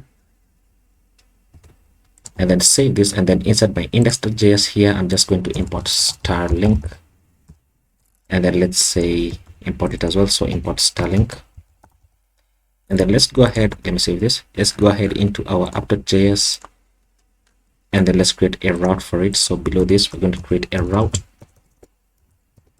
The path for this is going to be going into first Starlink. The element it's going to be rendering is called Starlink. Close it out, and then close out the route as well. Make sure that you have imported it at the top, so Starlink. And then we can go into our header here. We can just copy this down and change the link. So change this into /Starlink and change this into Starlink. So that when we save this, then we should have Starlink right here. Starlink. And now we can click on it. We can go into the page. Let's begin to get the page. So I'm going to say import use fetch. And then we also need to import our loading state. Import loading. And then let's get our data. So const data is equal to use fetch, and then let's pass in our link to our API. So copy this and then paste it inside here, and then let's set up our return. So we're going to say when there is no data, we want to render our loading state, and then once we get our data, then we want to render our section. So our section here is going to have a padding y of 32 with let's see, with a class of max width. And then below this, we're going to have an each one that says, that has a class of heading with text dash center and margin bottom dash 10 with the text that says Starlink. and you can save this, and let's see what we have on the screen. We should see Starlink. So loading state, and then we have Starlink. And then now let's go ahead, and below this we're going to create a div, and this div is going to be having some styles similar to this one. So let me just copy, not this one, this one. So copy this, and then inside Starlink we're just going to paste it inside this div, and then we're going to do this. We're going to say data.map, and then we're going to be getting a few things. So let me just see. We want to get the ID and then this name. So the ID, I think it's called the name, I think so, because this is not working now. So let me just check for whether Starlink, let me check for Starlink. Oh my god, hey, how am I even going to read this data? Starlink. So it's called object name. You see this here? It's called object name. So I want to get the object underscore name. Is it even in, it's in capital? Okay, you know, this is a bit hard to read. So let me do this thing that is called cleverness. And let me go into my GitHub repository. And let me get the repository that I built before. And then let me just copy the data that would be destructed. So SpaceX, this one. Let me go into my source folder, into the pages, and into the Starlink. Let's get the data here. Oh, wait a minute. So we need this, but see how I structured it? So we need to get these. So these ones are in capital letters and they're, oh my goodness, I hate this. Okay, I hate this. So we need to get these items here, and then it seems like we need to get our return, and then inside here we're going to return an article with the key of ID, and then with the class name here that says bgzinc -900. Close it out, and then let's give it a padding round of 5, and then we're going to have an h2 that says what it should say dot object name. So space truck dot object underscore name, and object underscore name is coming from here. So the object name, so Starlink and then the object ID, we don't need the object ID, we need this one, so v.09. let me see where that is. Let me see where it is. It is the version, so version, so comma, and then placing a span, and then passing the version. And then below this we need what else? We need the launch date and then the launch site. So launch date. So launch date is here, and it should be, I think it is, we're going to say space truck here dot launch date. So I think that's how we're going to do it. Let's have in a paragraph that says space truck dot launch date, launch underscore date. And then let's say the text is going to say launch date, like so. And then place another paragraph here that says launch site. So let me find launch site, launch underscore site. Is it there? Where is it, the launch site? Oh, the launch site is here. So it's just called site. So below this, we're going to say launch site, and we're going to say space truck dot launch underscore site. And then below this we have some text that says generated via data. So let me find it generated. Oops, generated here. So it's called the space truck dot comment. So below this we're going to have another paragraph that says, oops, paragraph, come on, that says space truck dot, what is it, comment. So let's save this. Let's see what I have on the screen. We're going to have quite a bit of data, so it's going to load in, and there we go. So you can see that our articles are right there. So let's begin to style this out. Let's go inside this article, give this article a class of text white, so that all the text changes to white. We're going to have voila, and then we're going to go inside this h2, give this a class name of font, font dash bold, And then we're going to go inside this span, give this a class name of opacity -75, and we're going to say text dash base, and then go back inside the h2 and say text dash large to make it just a bit bigger.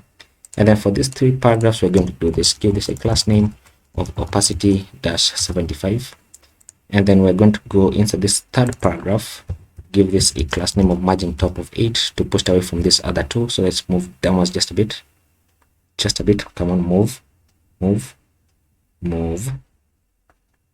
and it's not loading. Of course it's not loading. There we go. So 8 is a bit big, so let me reduce this to 5, and then here I'm going to say margin top of 5 as well to push away from this, from the title. So it's going to push this downwards, push it downwards. Oh my god, even my mouse is lagging. Okay, there we go.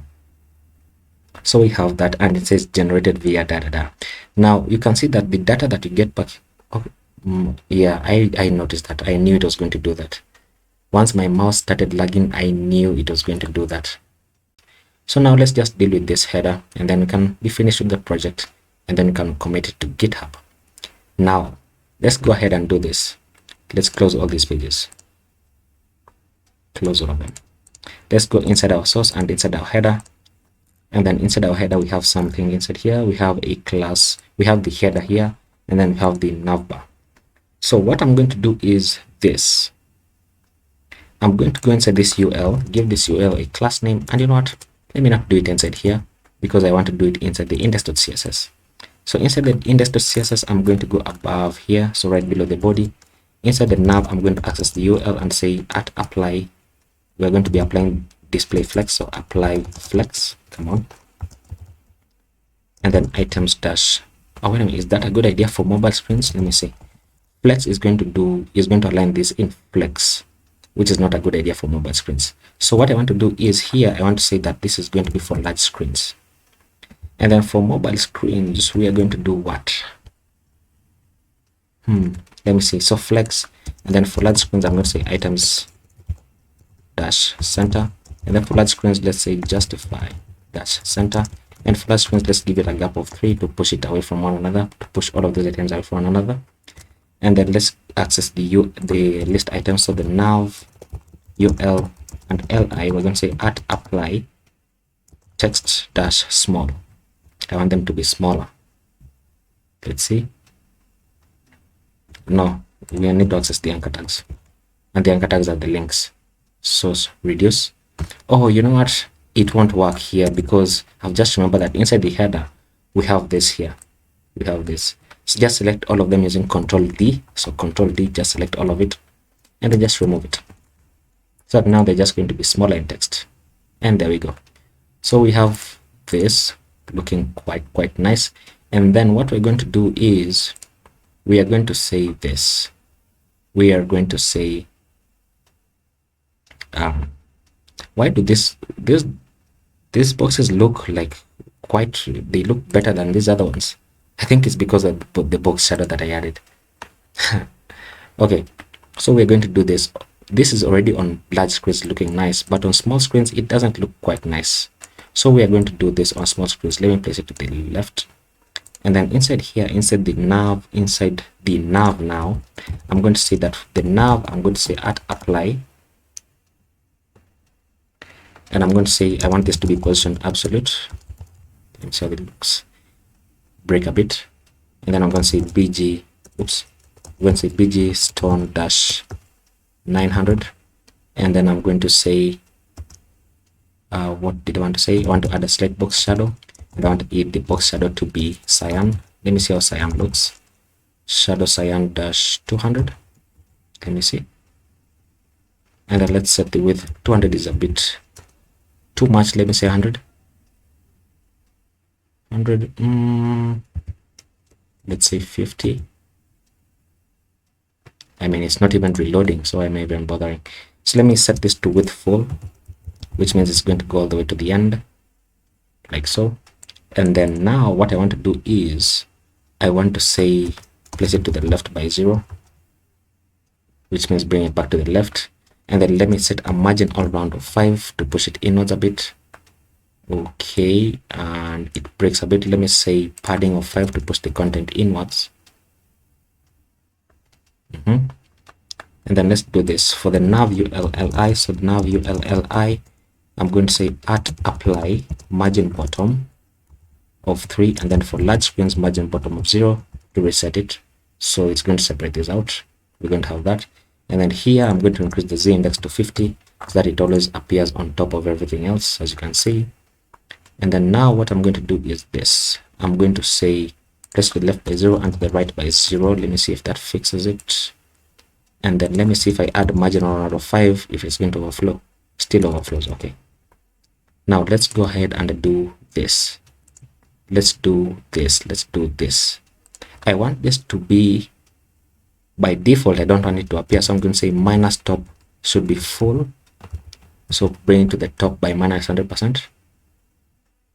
Of course that doesn't work, so let me move it from here, and let me just add it as a CSS property. So I'm going to say set it the top by minus 100 viewport heights, push it upwards, and then when the navbar has a class of open, then I want it to the top by, let's say, 2rem. Let me see how 2rem looks.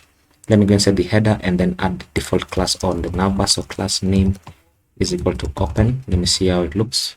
Bring it downwards.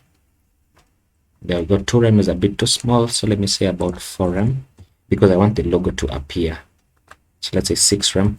I want this logo to appear, and then now we're going to add a button here that says open and close. So inside the header, I'm going to go outside of the navbar here. Navbar here, I'm going to add a div. This div is going to have a button, and this button is going to say menu, but we're going to obviously like style it out to look a bit different.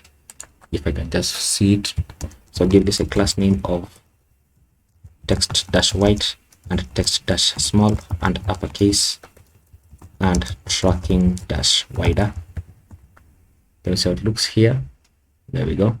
And then let's go to the top. Let's create our state value. So here we're going to be importing use state,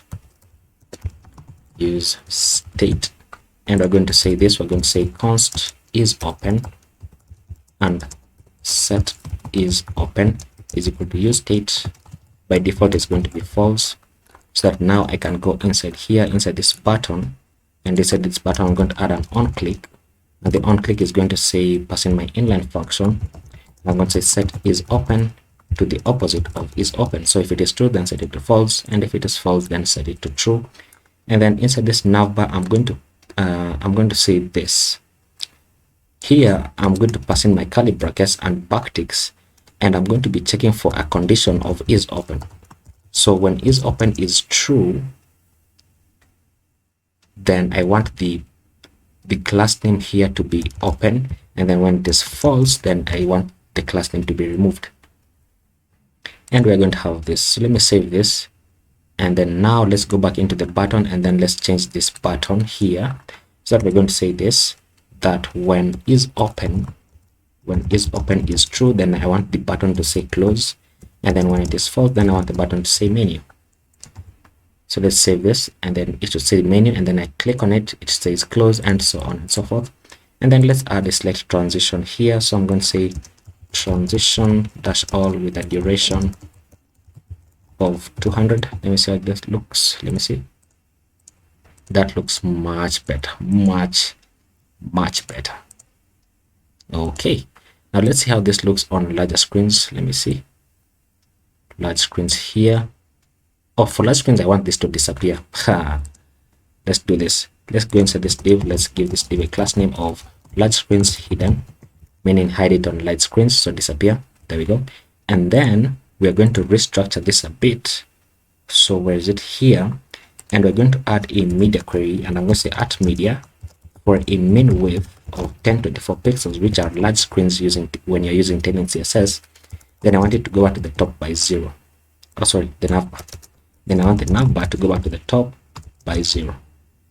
There we go. And then I also want the nav.open to go back to the top by 0. Because if you open the navbar, so let me show you. If you open the navbar here and then scale it up, then the navbar is not going to go back to the top. You can see that, right? So this also makes sure that if you open the navbar on mobile screens, then it's also going to go back to the top. And then for large screens here, let me say we're going to position it as relative. And then for large screens, let's say bg transparent. For large screens, we don't want a box shadow, so shadow dash none.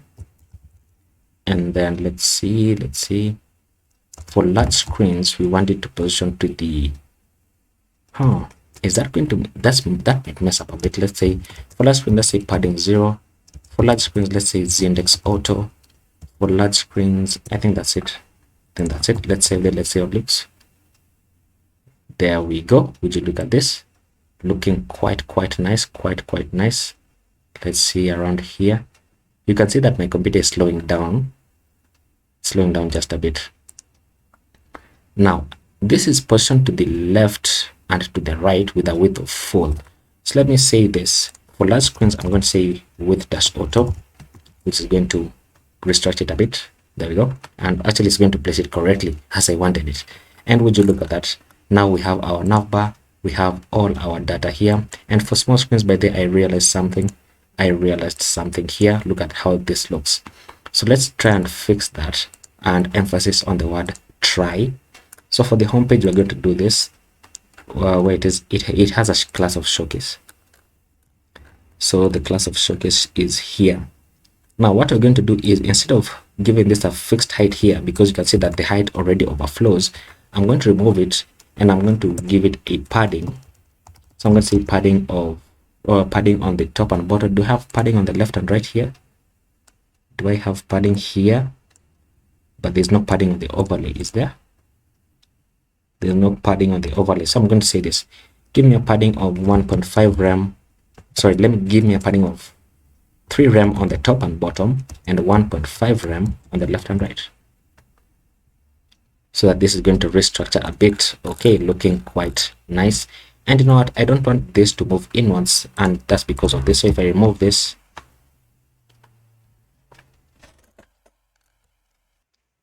and that is not removing it. So if I remove this, it also restructures. What? And if I add this in, oh, okay, so I only want to add it here and not on the top and bottom. So here, let's say padding on top of 6 rem, 1.5 rem on the left and right, and 2 rem on the bottom. Move it downwards, and yeah, that's looking much better. Let's say 8 rem, and then you can remove this from here. Oops. And then let's see how it's going to did you see that? That is a problem, right? Which means we're going to add a media query here. We're going to say at media for a min width of 1024 pixels. Then I want the showcase and the dot showcase and the dot overlay class to have a height of 100 report heights, which is going to process to the bottom. There we go. Now let's check it for mobile screens. Mobile screens, this is about 360 pixels. This is looking nice. It's looking quite nice actually. And wait, why do I have this? Oh, I have a console log here. Remove this. And there we go. Would you look at that? That is our full project complete finally after about 2 months. So I'm going to create a new repository for this, and I'm going to go ahead and create a repository, and I'm going to call it SpaceX YT. Let's see, create a new repository, and I'm going to call this, let me see, SpaceX-YT. Create repository, and then we're going to commit all that into this repository. So copy this, and I don't think whether I'm going to deploy it, because I mean I already have this one up. So this was only a guide, and if you want to deploy this one, then you can just go ahead and deploy it, but I'm not going to do that. So let me close this page and close this page, and then let me open up my terminal, make sure that nothing is wrong, we don't have any errors. Fantastic. And close this, and then we can close all of these pages, and then let's create our git commit. And then we are going to do this. Let me see, I'm going to say git add tailwind.config.js and git commit tailwind config file. and git add post css.config.js git commit. I'm going to say post css config file, and then I'm going to say git add package star, which means add both package.json files, and git commit. I'm going to say install Tailwind, and we also installed React icons. Have we reused React icons? Only on the logo. And then I'm also going to say we installed React Rotterdam. We also installed date-fns, date-fns. And then I'm just going to say git add the rest of the remaining things.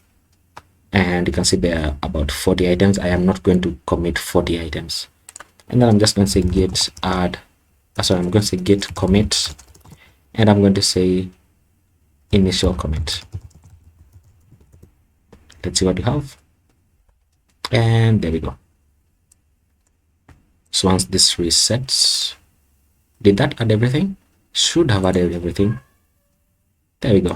And then I'm going to say git remote add origin and paste in the link to my repository, and git push -u origin main, which is going to push to my remote repository. And once that happens, I can go ahead and reload this, and we will see our repository right here looking fantastic.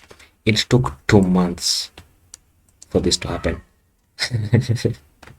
The reason it did that is because I was sick for about 2 weeks after I began recording, so I didn't really feel motivated enough until a few days ago when I started recording again. So that is going to be the end of the video, and I really hope that you enjoyed the project. It was a fun project. It was a big project with quite a lot of pages, and I hope you learned something new. There were some bits of functionality here and there that I hope you enjoyed doing and learning. And yeah, that is going to be the end of the video, and please leave a like and subscribe to the channel if you're not already, and I will see you in the next video. Bye bye.